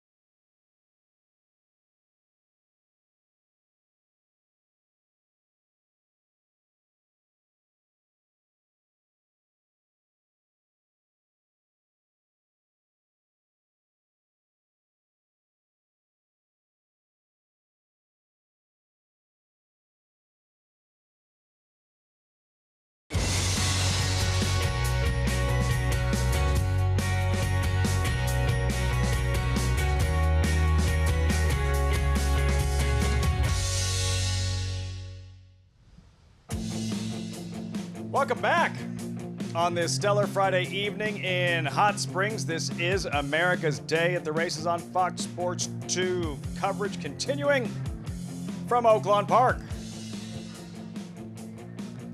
From the infield alongside champion jockey Richie Migliori, I'm Lafitte Pinkai. We still have 2 races left, including the feature, Richie, and then tomorrow it is one of Oaklawn's signature events, the $1.25 million Apple Blossom. And featuring the reigning horse of the year, only the 13th female racehorse to be named horse of the year since 1877. I think that's pretty significant. Rarefied history air. there. Yeah, absolutely.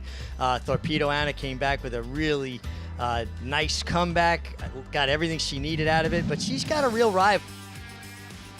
Where's my ring? Where's my ring? More on the competition throughout the rest of the broadcast and leading up to the Apple Blossom tomorrow on Fox Sports 1. There she is, racing's darling, reigning horse of the year. 16 months since her last loss against her own gender. Her Azeri win, was that enough? Did that convince you that, yeah, that's the same Torpedo Anna we watched last year that led her to that historic campaign? I actually think that and rightfully so, going from 3 to in her return last year as a 3-year-old, she was very worked up. Yeah, she was. Right? She washed out, and she almost like kind of gave you the feeling maybe she's vulnerable. She wouldn't load, fractious at the gate. Exactly, and she was not any of that in her comeback this time. And if you were going to see it, you would see it in the return, because there's a lot of nervous energy, pent-up energy that they need to kind of shake that ring rust off. The fact that she held herself together so well, was a cooler customer, tells me that she's matured mentally, and physically she looks great. I mean, she doesn't have to improve from 3 to 4, but naturally you would think she will. Yeah, Acacia Clement is with us and standing by. Acacia, there's everything she's accomplished to this point, right? And we know the highlights and the major races she's won. But what about now? How is Torpedo Anna training for tomorrow's Grade 1 Apple Blossom? Well, she's been handled carefully leading up to the Apple Blossom, Lafitte. Even just when we were here 2 weeks ago on Arkansas Derby Day, not wanting to work over a wet track in the mornings, her trainer, Kenny McPeak, opted to gallop her in the afternoon in between races instead. It was a real treat for the fans, but it also was a good experience for Torpedo Anna, because she came over with her full tack on, schooled in the paddock with other horses, getting saddled at that same time as well, went out onto the track with applause from the fans following her, and did everything as if it were race day, even though she was not actually going to be racing. And to that mental maturity Richie was speaking of, we saw that on display when she did gallop by herself. It's easy in a scene like that with a big crowd and with that race day feel for a horse to get overly excited and want to do a little bit too much. She kept things under wraps. She trained beautifully with some of the tough weather here at Oaklawn. Kenny had opted to send her over to Fairgrounds for the majority of her training, to have her last few works locally here at Oaklawn in preparation for the Apple Blossom. So not staying here the whole time in between this and the Azeri, but it seems like she is coming in tip-top shape, maybe certainly too a little bit more fit and a little bit more fine-tuned than we saw in that Azeri effort, guys. Will be fun to see what she can do on the track and if she can extend that already impressive record. So she's ready, Acacia. Fans can't wait to see her. We can't wait to see what she does in tomorrow's Grade 1 Apple Blossom, Richie, but no such thing as a sure thing. What would you say is the biggest obstacle, biggest potential pitfall tomorrow for Torpedo Anna? Is the rival right inside of her? Where's my ring? Where's my ring's allowance win here at Oaklawn, albeit against much easier competition, was very impressive. And this is a filly I was very familiar with as a 3-year-old as well. She's been well beaten by Torpedo Anna a few times now. I see a different horse. She's filled in behind. She never broke from the gate very sharp previously. Now she broke on the like a shot in that allowance race. That tells me she's stronger behind. She's pushing off better. Horses don't pull themselves out of the gate. They propel themselves out of the gate. And when she broke like that and got as comfortable as she did and got a big figure, it tells me that she really made that big step from 3 to 4 from a physical perspective. Can't wait. Tomorrow's Grade 1 Apple Blossom on Fox Sports 1 after the Yankees-Giants game. Of course, you can play the Apple Blossom and so much more with us, get involved. We'll remind you how to get involved. But first, today's race is just 2 left. But the Friday feature, featuring the return of Skelly, lightning fast and hard to catch, races in the 9th, his 6-year-old debut. Post time for that 9th race in just 5 minutes. So yeah, the invite still stands. Get involved. NyraBets.com. Sign up. When you do so, use that promo code MATCH200. Earn up to a $200 deposit match after your first deposit. Bet any track, anywhere, anytime. Join now. NyraBets.com to earn your $200 deposit match. Field for the aforementioned 9th, older sprinters, allowance, stakes caliber runners, stakes caliber purse, $131,000. And while you're looking at number 6 in Run Classic, there's the favorite. Strictly the one to beat. Skelly, 1-5. Catchy name, popular, and fast. And he's 8 for 10 with a second at Oaklawn Park, so he loves here at Oaklawn. He does have the inside for horse, doesn't break sharp. I don't think it's as big a detriment as some people may think. Wild Atlantic Storm, Iowa-bred Oaklawn debut. Yeah, and a bit faster to compete with the likes of Skelly, but this horse does possess some natural speed. How'd he do that? Team Jackie's Warrior, Steve Asmussen, and the Robesons, number 5, Edge to Edge, Eclipse Stakes winner here last year. Another horse that can lend some speed to it. I don't think he has as much natural speed as Skelly, but he usually breaks extremely sharp, which Skelly does not. Run Classic, seeking a first win since last year's trip to Dubai. It just seems like he's the most likely upsetter. He's more of a closing type from the outside, a son of Run Happy. And if things heat up on the front end, he is the most likely beneficiary. Field for the Friday feature at Oaklawn Park, Skelly. 1-5 with just a couple minutes to post. We welcome in Maggie Wolfendale. Maggie, you know Skelly well. You've seen him several times pre-race, specifically here at Oaklawn. What is he showing you before his 2025 debut?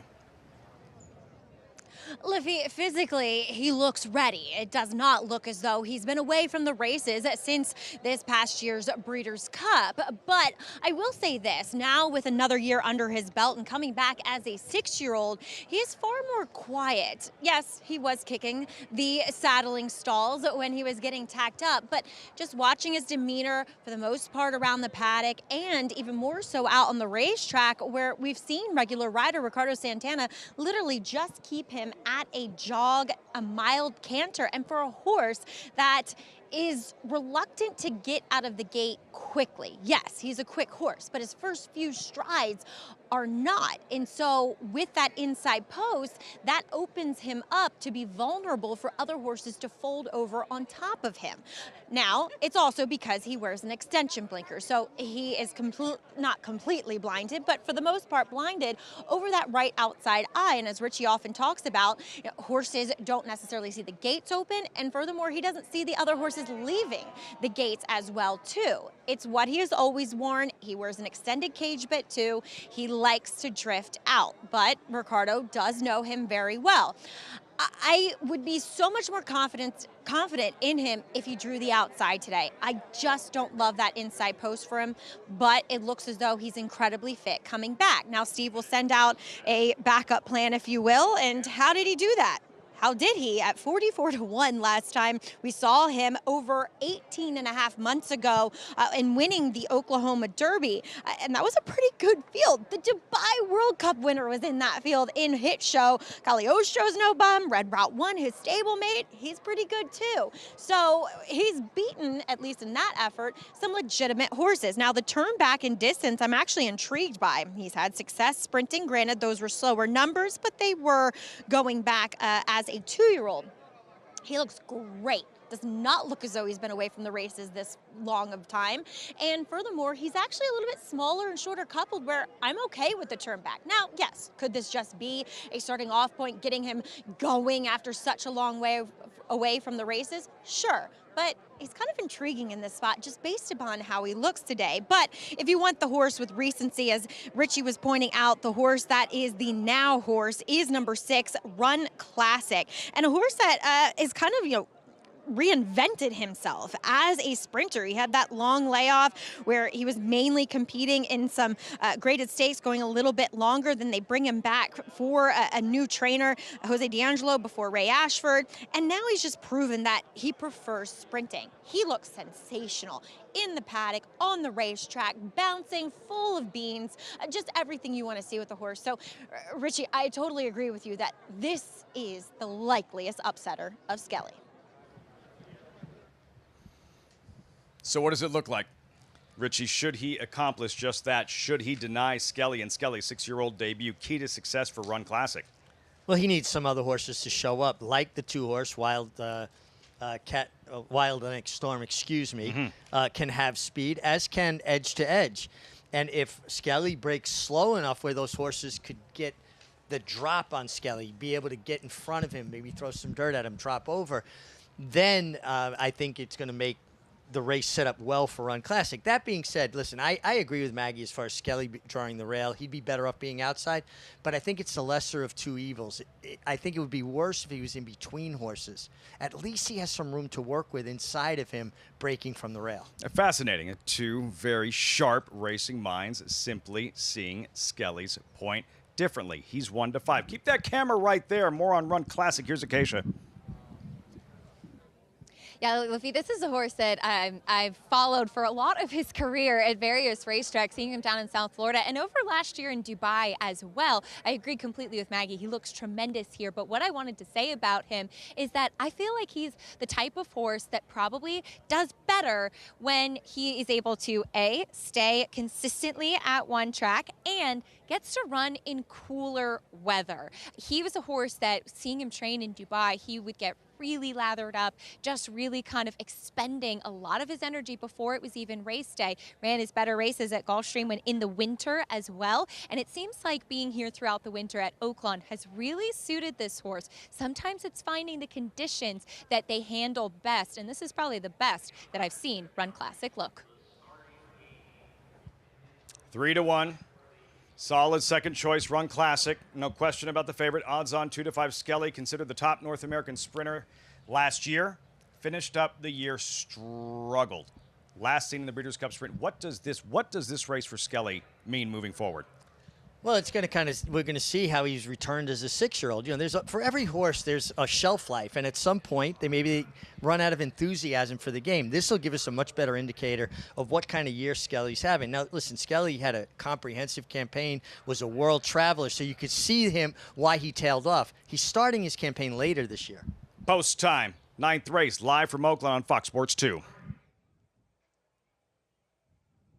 And they're off. Skelly broke well today. He's up on the pace with Wild Atlantic Storm. These two share the top spots. Skelly's taking control of things now from Wild Atlantic Storm. Edge to edge, backs off in third. How did he do that is next at the back with Run Classic. Skelly is loose on the lead now, just clearing off, going at a high cruising speed that he always shows us. And Skelly opens up the lead to about 3 here with Ricardo Santana Jr. as he streaks away. 21-4 that first quarter mile. As usual, Skelly flies, and look at him. He's now 5 ahead of Wild Atlantic Storm, who hopes that Skelly can get tired off this layoff here. But at this point, Skelly showing no signs of slowing down. He's increased the lead to 7 coming to the quarter pole. The rest are well behind, and that's about all I have to say, because Skelly is loose and cruising. He's in his own race. Skelly off the turn. Ricardo Santana Jr. sitting motionless aboard this guy here, and he comes down the lane with about an 8-length lead at least. Run Classic into second, but Oaklawn Park is Skelly's kingdom. Coming to the 16th pole, he's got a 6-length lead here and is not being asked for much. Skelly back to the winner's circle, back to the races, and back in fine style. Run Classic second, third Wild Atlantic Storm over edge to edge. And how did he do that was 5th and last. Statement race. Skelly. He's back, still fast, broke sharp today, and nearly untouchable here at Oaklawn Park. Wow.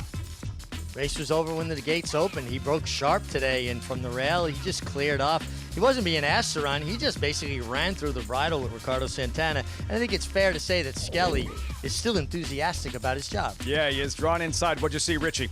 just watch how well he breaks. This is as well as Skelly's ever broken. And maybe he's just a little bit stronger behind this year. He left there running. You can see Ricardo was quiet on him. He raised up. Now you saw his body language from being dropped low on him to kind of standing up, raising up. That's a signal for a horse to settle when a rider stands up in the irons. But look at the way he's running through the ears. Man, and his head's up in his face a little bit. He does try to get out. Maggie talked about the equipment, the extension maker.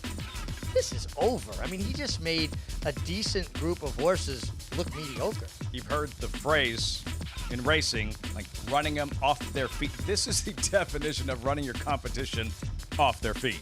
He just outran them at every point of call, and everybody was in a hard chase from the start. This was a really, really nice effort. I know Steve was reluctant to run him in the Count Fleet off the layoff, his training. He also has a very fast horse named Booth in there. They have the same style. And Rivet. I think that he would have been okay in the Count Fleet as well. Sigh of relief that the others didn't have to face Skelly in tomorrow's Count Fleet, the most celebrated sprint race here at Oaklawn. Skelly, and for Ricardo Santana, career victory 1,997, creeping closer and closer to 2,000. Speaking of those sprinters trained by Steve Asmussen, that guy's on the ascend. Booth in a groove, talented, fast, high-class sprinter, 3-5 favorite, and tomorrow's Grade 3 Count Fleet. Bucaro, any day. Book 'em, Dano. Prince of Monaco in between. It's going to get very close. Book 'em, Dano. Any track. 결승선 끝까지 사전 사승. 최고의 꿈, 최고의 꿈, 최고의 꿈. Any surface. Queen Maxima starts to extend that beautiful stride of hers, though, and it's lights out. None of the others will come close to Queen Maxima. Bucaro, a leading sire of stakes winners on every surface from coast to coast and around the globe. Standing in New York at Iron Horse Stallions.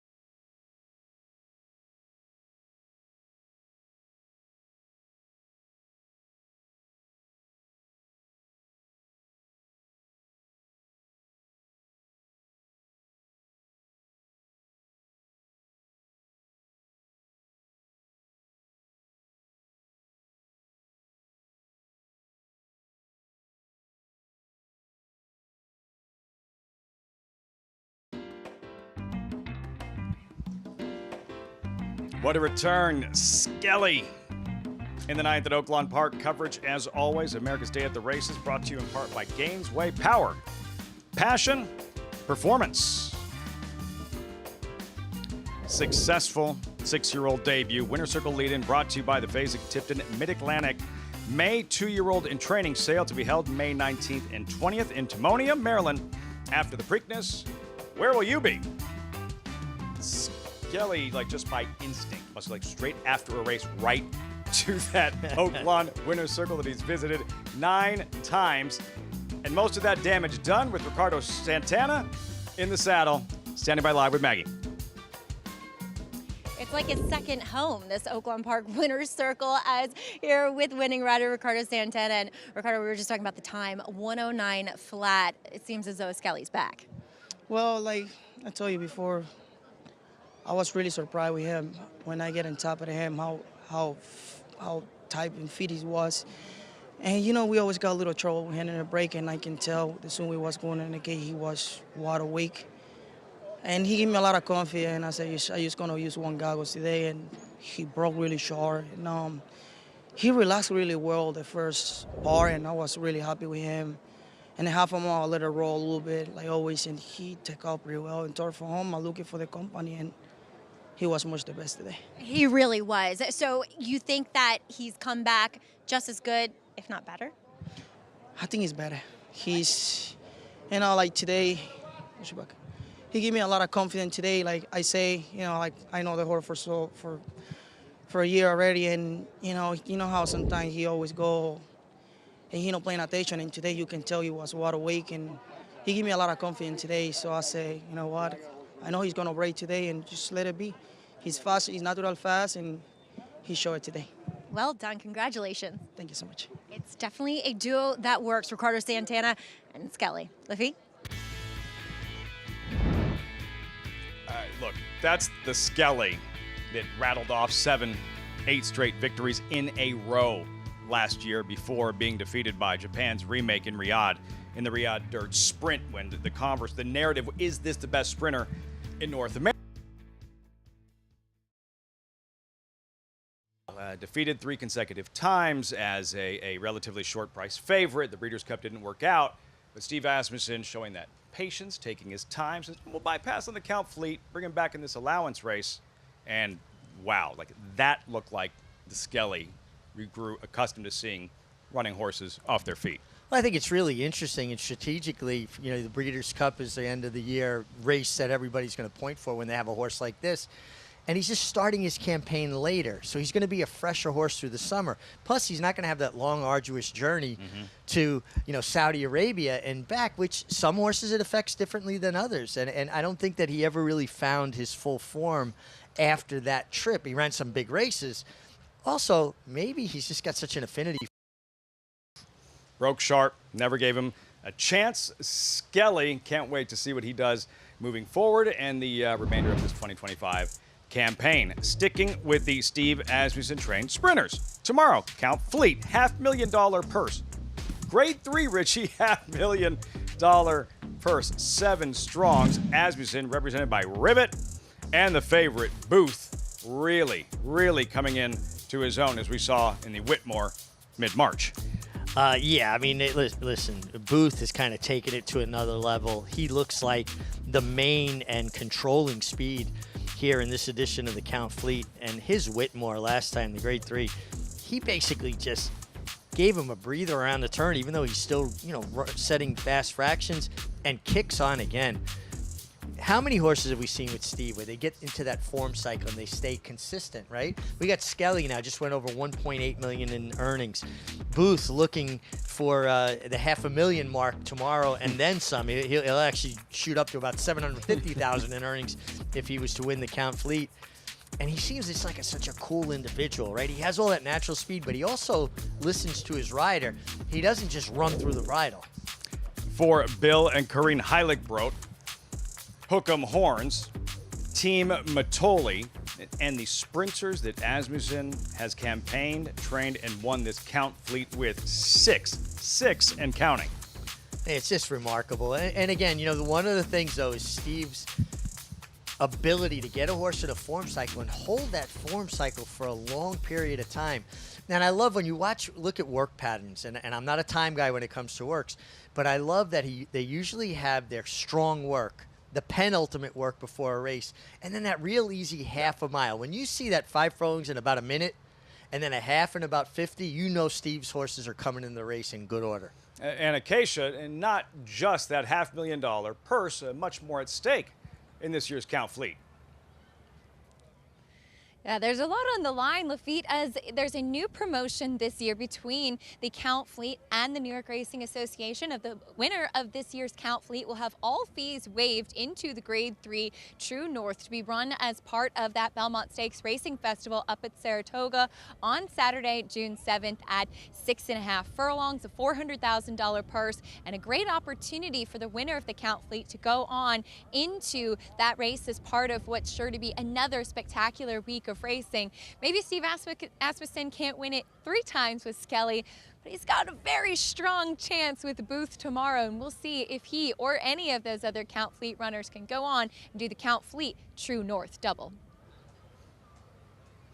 Keeping those flamethrowers separated, Richie, these are good problems for a trainer to have. Yeah, when you have horses that have as much natural speed as the likes of Skelly and Booth, you would like to keep them apart as long as possible. Let them have their showdown when it really matters, like Breeders' Cup Day. For Steve Asmussen, yeah, perhaps a 7th Count Fleet tomorrow afternoon. We'll see about Booth and Skelly. Sensational in his 6-year-old debut and a 9th win here in Hot Springs. But tomorrow, one of Oaklawn's most significant races, the Grade 1 Apple Blossom, with all the attention on Torpedo Anna. Do not sleep on that filly. Where's my ring? Poised for the upset. Can she defeat the champ, the horse of the year, and the Apple Blossom? And they're off at the Naira Benz Haskell. In the Belmont Stakes at Saratoga. Dornock setting up moderate pace. 3/4 of a length ahead. As the field turns for home.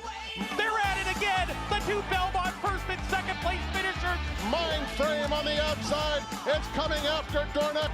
Dornock wins the Haskell. It will be Dornock to win the Belmont Stakes.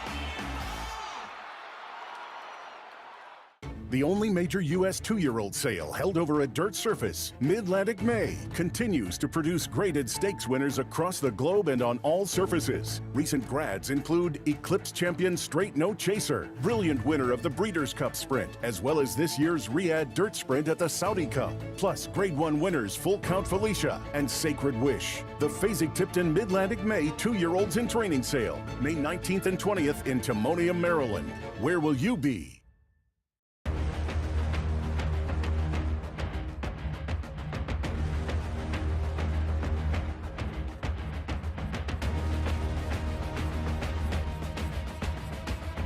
They're coming down for the finish, and it is Silver State. 50-60, 250-60, now 60, 260 mark, 260,000. Grade 1 winner Silver State, standing at Claiborne Farm.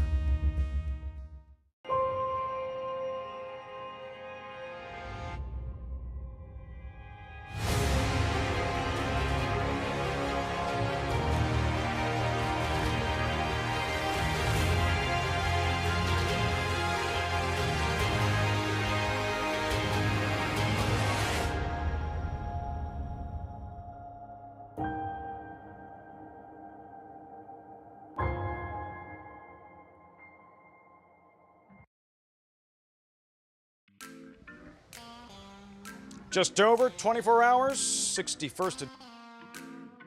You'll see it on Fox Sports 1. You'll see the Friday nightcap at Oaklawn here on Fox Sports 2 in about 15 minutes. But while we look ahead to the Apple Blossom, let's rewind the clock and go back to the very beginning. It's a good place to start, the day she was born. Look at the baby, look at the baby. A little Torpedo Anna, eventually sold at Fasig-Tipton. Incredible, the value, these prospects that Kenny McPeak has been a part of over the years. First career win, fall 2023 at Keeneland. That was just the beginning. Her first stakes victory. This is when she made that statement last season, the fantasy, that she would be a force in the 3-year-old ranks, a force in the Kentucky Oaks. Ran them off their feet, wire to wire in the mud on the first Friday in May. On to Saratoga, where she would capture a pair of Grade 1 events, the Acorn and Coaching Club American Oaks, and then facing, I don't know, a century and a half of history. It took a champion to deny her trying to become the first filly to win the Travers in a long, long time, and her crowning moment. The Breeders' Cup distaff, Brian Hernandez hoisting the hardware, make it official. In January, the horse of the year, Torpedo Anna. Richie, and the story's not over. The next chapter, her next season, the racing world, just so curious as what she will do as a 4-year-old in comparison to that historic 3-year-old campaign. Well, her comeback in the Azeri was good. We talked about her mental maturity, the step forward, that she kept herself together more, didn't get as worked up. And it was a perfect prep. You know, people, they're not machines. People have to understand, you know, you're not going to dazzle them every time, but what you want to do is use it as a building block. There are more important races in the future. It was a great first start. They're not machines, Maggie. They're not machines. So there is hope for another. Maybe. Where's My Ring? Where's My Ring definitely made an impact when we saw her in her second start of her 4-year-old campaign and getting to stretch back out in distance here at Oaklawn. And we saw her doing this right off the plane, as they say, for trainer Val Brinkerhoff.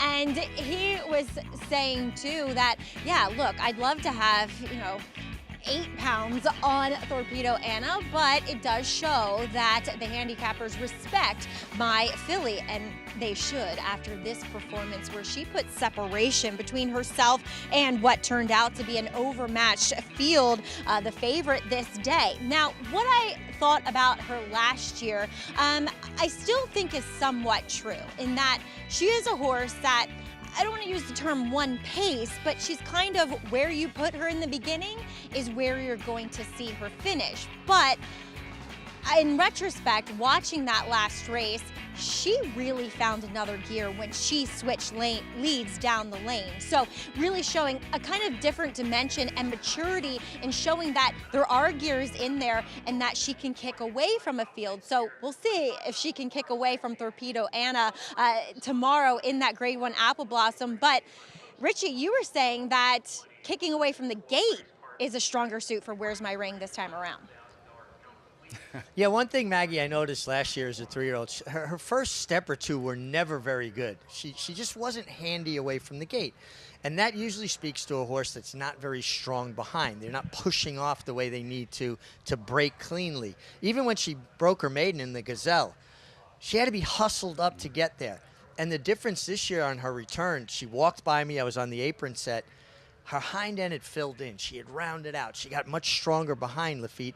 And then she broke like what I saw before the race. She broke very sharp and established her position. I think Maggie makes a great point. She's got a high cruising speed. She'll stay doggedly, maintain a high pace. She's not going to be a closer. She's going to do her best running when she's up involved early, and the start is critical to that. So I just think the physical maturity I saw, which bore out the way she broke from the starting gate, is significant. I'm glad Maggie brought up the weight. This is a handicap. Torpedo Anna will be carrying 126 pounds, the most weight ever carried in history by an Apple Blossom winner. Now, it has been done 5 times. There's the weight, Richie, and then the spread. Torpedo Anna will be carrying 4 to 12 pounds more than every other filly or mare in the field. How significant?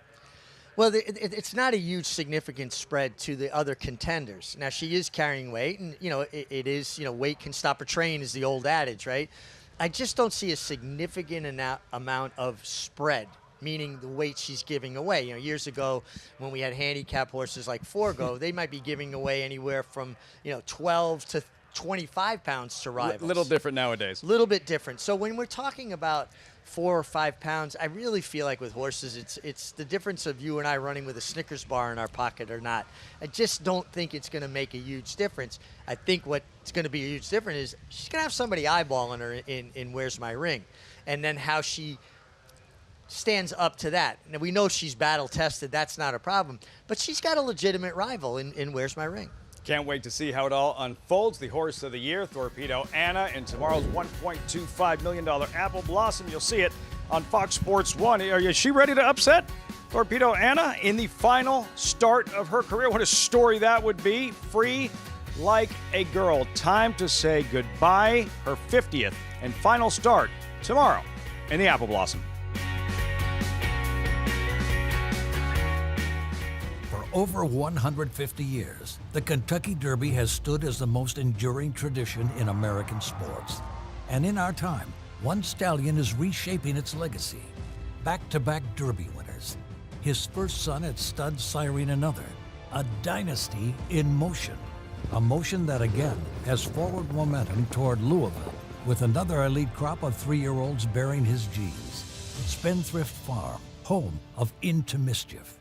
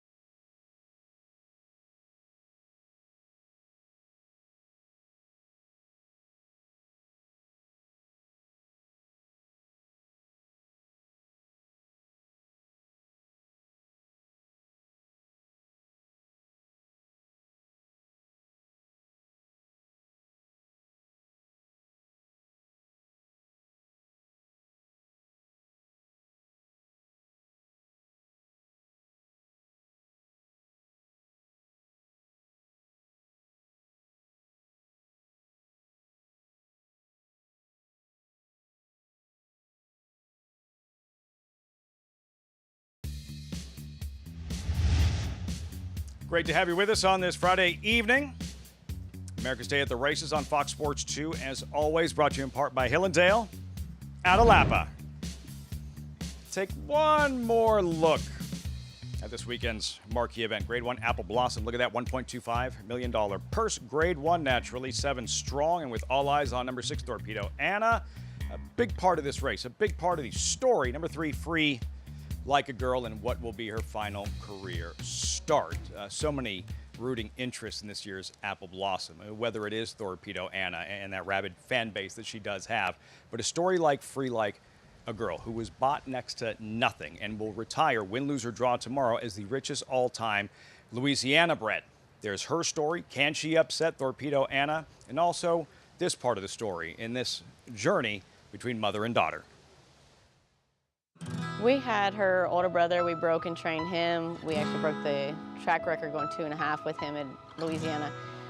So when it came time for her the next year to come up to the yearling sale, we went and looked at her, and we kind of knew we wanted to get her. We liked her brother. Budget was like $5,000. We got the $5,000 on the bid. We didn't have the bid. We were the underbidder, and Dad looks at me and goes, well, you know, she shows up to be something one day, you'll kick yourself. Offer $55, go from there.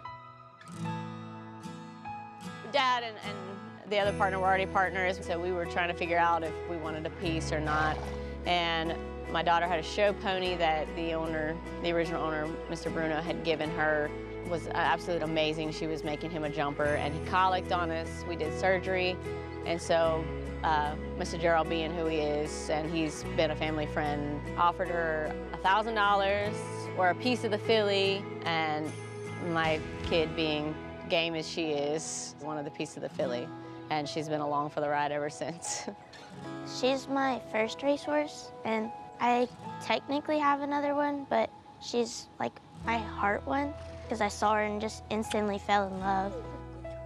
Watching her race is really cool, but I get really nervous, because when she's in the gate, I hold my breath, and then when she gets out, I like finally breathe, and in the home stretch, I'm like just trying not to just faint, because I'm not holding my breath at all.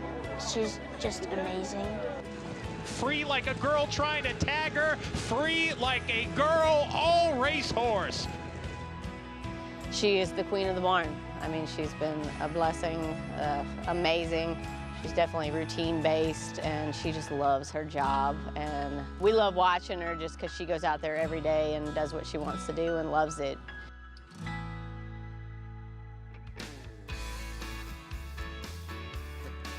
How can you not? How can you not root for this mare? Free like a girl, humble beginnings and everything she's accomplished, and competing, and show she can compete against the best at the top level. It's fantastic. This is a great story. I love everything about it. And you think about the rich history of horse racing in Louisiana, all the great horsemen and jockeys and horses that have come out of Louisiana for decades and decades, and she stands alone at the top of the list of money earners. And just the fact that Azeri said, I'll take a piece of the horse. I mean, free like a girl.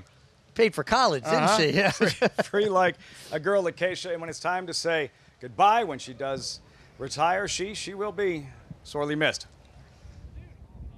She certainly will. I imagine it will be a very bittersweet day tomorrow for the Pommier team and all of the connections associated with Free Like a Girl. It's an amazing story to see of a horse that was purchased for $5,500 has now banked nearly $2.5 million. Louisiana bred horse of the year as well. All of her accomplishments, multiple grade 1 placed on the racetrack. But it's that time of year when you have a mare, you wonder, do we continue on with a full calendar year or go to try to catch the breeding season? And so after this weekend, she will be off to her next chapter as a mama, and we certainly will look forward to seeing her foals on the racetrack as well. Can only hope that they'll have as much heart as she has throughout her racing career, but she's been an incredibly fun mare to follow. And for all of the people associated with the horse, we always talk about just the number of individuals that it takes to get one horse to the racetrack.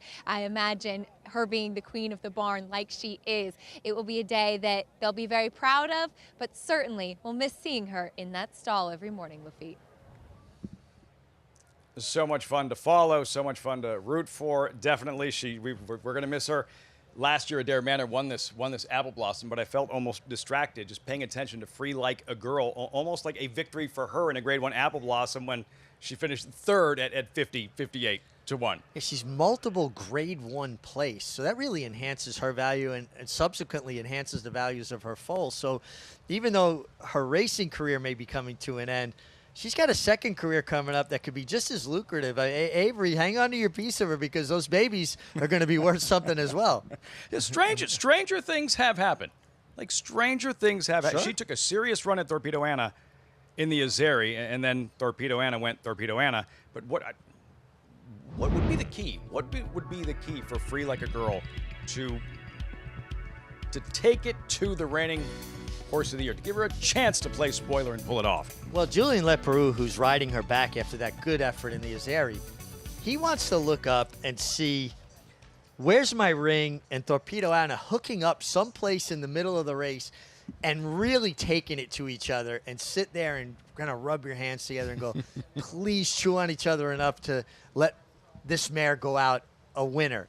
Listen, she's a winner regardless, but I could see a scenario where if the two fancier horses or fancied horses hooked up, it would help her a great deal. So many great storylines for this Oaklawn signature event for fillies and mares. Tomorrow's Grade 1 Apple Blossom will all be here, and so will Acacia and Maggie trackside. But first things first, as we have reached post time for the 10th.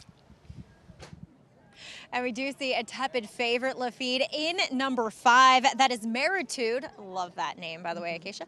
I have no problems with her, but we were interested in another filly coming out of that same race in number 4, Nip It in the Butt. Yeah, this horse gets blinkers on for Ron Boquet, and 4 horses coming out of that March 14th race. And this is a filly who I didn't see first time, but I would imagine, Maggie, she benefited from having a race under her belt. She is a big gal that looks like she's a good doer. And she just has that kind of typical, powerful sprint build to her. It looks like she should be faster, right? And I'm thinking that they are hoping she is, with the addition of blinkers and a fairly full cup, a 3/4 cup on her today. Moving on to some first-time starters, we've seen number 3, Steel Spun, throughout the proceedings take quite a bit of money. And Ernie Witt is a trainer who actually does pretty well with his first time starting Arkansas breds, 5 for 31, so 16% positive ROI as well. And the dam, she was a multiple stakes winning Oklahoma bred. Now, the lone sibling, though, was 0 for 7. Yeah, not much on the track as of yet. And this fella does debut with blinkers on, a 3/4 cup as well. She was one that I liked more on the track versus back in the paddock once she started moving. She was very professional and, as you said, moved well. I just thought she'd benefit from a start. Number 10, Campout, also taking some attention for Johnny Ortiz. She looks ready fitness-wise, but I just thought maybe a touch green with the pony. She was. She also looked like she could just strengthen a little bit, bring that top line up a bit and in her hind end, but she certainly looks like she is not carrying any excess for this first race. I like the long shot, number 9, Rocket Retta. She made a great impression on me of all the first-time starters. She's a nice price as well. Let's go for a bomb in the last as we send it up to Matt Dinnerman for the call of Oaklawn's 10. Ranch Rebel coming up to the gate. Campout post position number 11. They've loaded Ranch Rebel 1 back. Presley's turn to the outside post to round out the field. We'll see you Apple Blossom Day tomorrow, first post 12:20. We're ready to go in the nightcap. And Lyroff in the finale, losing the rider. Campout, Ramon Vasquez right up on his feet. Campout is loose on the course. They head down the backstretch here, and Mo Hopeful is a clear leader by 1.5 from A Vision of Hope, who takes the second spot, sending third with Ranch Rebel. Rocket Retta, the first-time starter in the mix, nipping in the bud down on the inside. 4 lengths off the pace, gap of 3 to Amazing Treasure. Then Intriguing Suspect right behind her. Presley's turn to the outside. The 2 at the back, Steel Spun, the first-time starter. As they round the far turn. They go towards that far turn. The loose horse on the outside of the field right now, so not causing any problems for the rest. Rounding the turn, and Sending has made a blitz to the front and puts 2 lengths on the competition. Coming to the top of the lane, Rocket Retta is second in an all-out drive coming off the turn. They're down the stretch. Sending the leader, a 2.5 length cushion with about a furlong to go. Rocket Retta is second. Ranch Rebel third right behind, nipping in the bud, trying to rally on between horses here. There's a 16 to go. Sending still clear. The margin's 4. Nipping in the bud and coming late. Meritude is coming like a rocket here, but it's still Sending. And Sending and Kelsey Har to win it for the Robert Klein Barn. Nipping in the bud was second. Meritude third. Rocket Retta, Vision of Hope were next. Too much Sending in the end. Robert Klein, Kelsey Har graduates in her 10th career start, closing as a 2-1 favorite. Yeah, made that blitz around the far turn, took the lead before the quarter pole, stayed at it resolutely, and Sending in her 10th career start gets it done. She's been in good form and made a lot of sense, and you'll see a streak on your far outside. That was Campout. That was Campout who unseated Ramon Vasquez out of the gate. Matt Dinnerman said he was okay. up and okay, and Campout, boy, he was a streak on the outside. Nice run. From the Rafael Bejarano ridden Nip It in the Bud, who had to kind of find his way between horses, but a nice effort there. Take us through those scenarios when there is a riderless horse, a loose horse in races, and you're still focusing on the task at hand, focusing on trying to win, but knowing that loose horse is out there. You have to be aware. You really can't change, your strategy or how you ride. I mean, obviously, if a loose horse is coming to lean down on you, you've got to drive a bit defensively. Think about you're on the freeway, you look over and you see a car rolling and there's no driver, right? But this horse kind of stayed out in the middle of the track, away from the field, so really no harm, no foul in that respect. Ramon Vasquez reportedly just fine, so hopefully none worse for the wear following that incident in the start of this 10th and final. I'm told she was corralled. The first-time starter, she was corralled moments ago. The filly who lost the rider corralled and is just fine. We'll have those results as we wind things down here on Fox Sports 2, America's Day at the Races. Have we mentioned yet, Richie? Horse of the Year runs tomorrow. Torpedo Anna, it's almost time tomorrow. She takes the stage in the Apple Blossom. Connect, a Grade 1 winning millionaire, making his mark as a sire. With Rattle and Roll, a Grade 1 winning 2-year-old. Graded stakes winners, Whitwater's Rand. Implicated. And Apple Picker. Connect, a proven sire in the making, standing at Lane's End Farm. RaceLens is the most in-depth product in horse racing with unique features found nowhere else. True odds, predictive analysis, and pace projection. RaceLens. It will change the way you follow horse racing and take your game to the next level. General admission tickets are on sale now for the Belmont Stakes on June 7th at Saratoga Racecourse. Don't miss your chance to witness the historical third leg of the Triple Crown. Get your tickets today by visiting belmontstakes.com/tickets.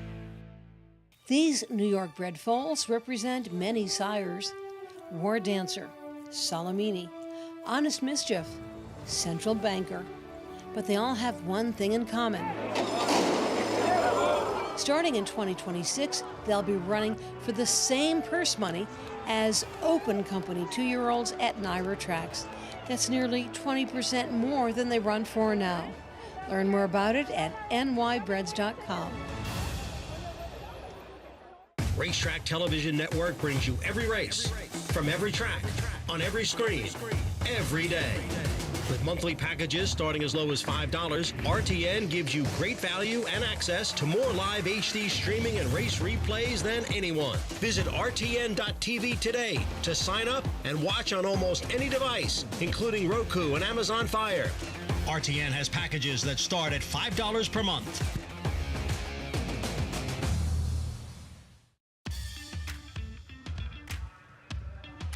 America's Day at the Races, winding things down. Kelsey Haar aboard the winner, Sending, graduates their 10th career start. A nice effort, too. She's been in good form, coming off a nice effort against Maiden Allowance Company. Drops back in for the Maiden claiming tag. Kelsey Haar made a decisive move around the far turn, struck the front, and Sending stayed on resolutely and got it done. Nice effort. Fastest Arkansas bred of all on this evening. Robert Klein, owner, trainer, Kelsey Haar. Riderless horse to the outside, camp out, reportedly just fine, as is Ramon Vasquez, fallen rider shortly after the start. Hopefully better days ahead for her second day on the job. Sending 8, 4, 5 in the 10th and final from Oaklawn Park. Richie, as we mentioned, about 24 hours or so until the Apple Blossom when we say goodbye to our viewers tomorrow evening on Fox Sports 1. What will we be discussing? What will the headline be after the 2025 Apple Blossom? Wow, that's a good one. I mean, I do think Torpedo Anna is going to win it, but I could see a headline that says Torpedo Anna was upset by Where's My Ring. Even better headline would be Free Like a Girl ends her illustrious career with a win in the Apple Blossom after placing in it. But I'm just excited. Lafitte, at the heart of it, I'm a fan. I love this game. I love the horses. And the show that Oaklawn puts on a consistent basis, the weekends here feel like Saratoga, truly the Saratoga of the South. And to see the returning horse of the year, it reduces me to feeling like that 12-year-old kid I was falling in love with racing. I appreciate that we're getting to see a great champion again. Type of racehorse that creates fans. That's Torpedo Anna. She runs in the Apple Blossom. Then there's the history, the numbers, the statistics. Going back to 1969, the Apple Blossom. Oaklawn, a little different nowadays. First run at 1.16 back in 90. Most wins in the Apple Blossom. She was unstoppable in this event. Azeri, 3-time winner. That makes sense. She was owned by Alan Paulson. Most wins by an owner in the Apple Blossom. Trainer Bill Mott did not. 4 other victories in the Apple Blossom. That's not fair. Mike Smith, the great fillies and mares he's ridden over the years, 7-time Apple Blossom winning jockey. From the Apple Blossom to the Breeders' Cup Winner's Circle, 4 have done it. Big Z Zenyatta, a Breeders' Cup Classic winner. That's what this race is all about. Championships. 16 Apple Blossom winners have been crowned champion at year's end.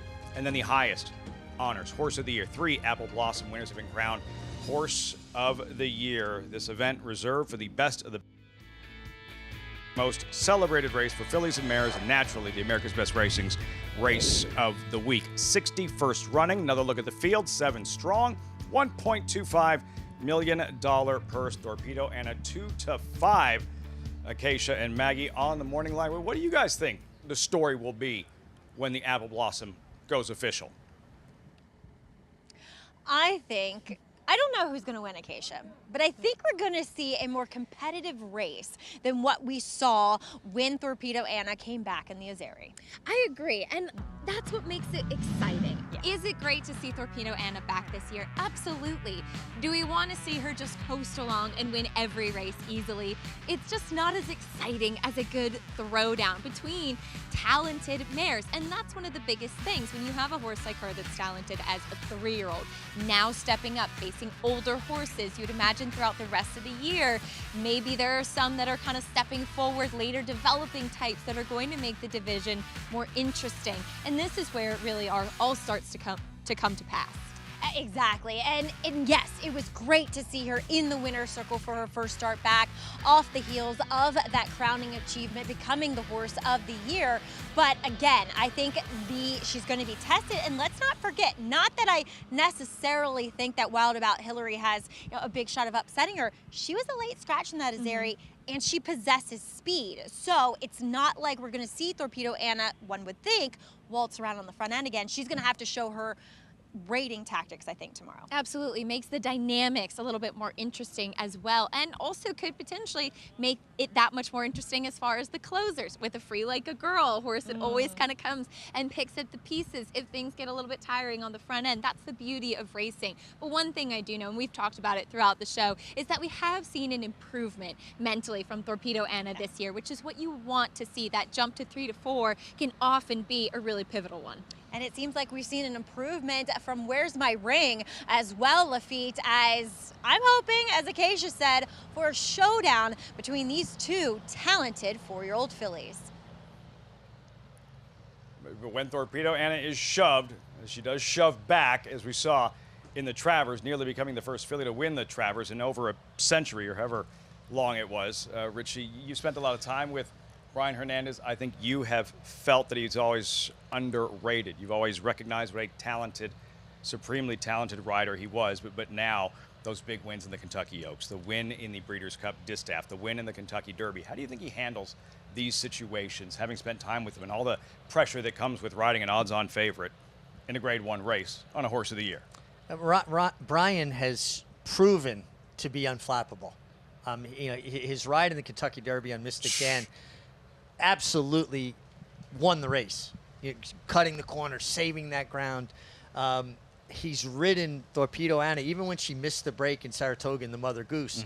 Another rider might have panicked. No, he just let her slide into position. He's as cool as can be. And he's one of those riders that other jockeys knew for many years what a talent he was, that he was a world-class rider.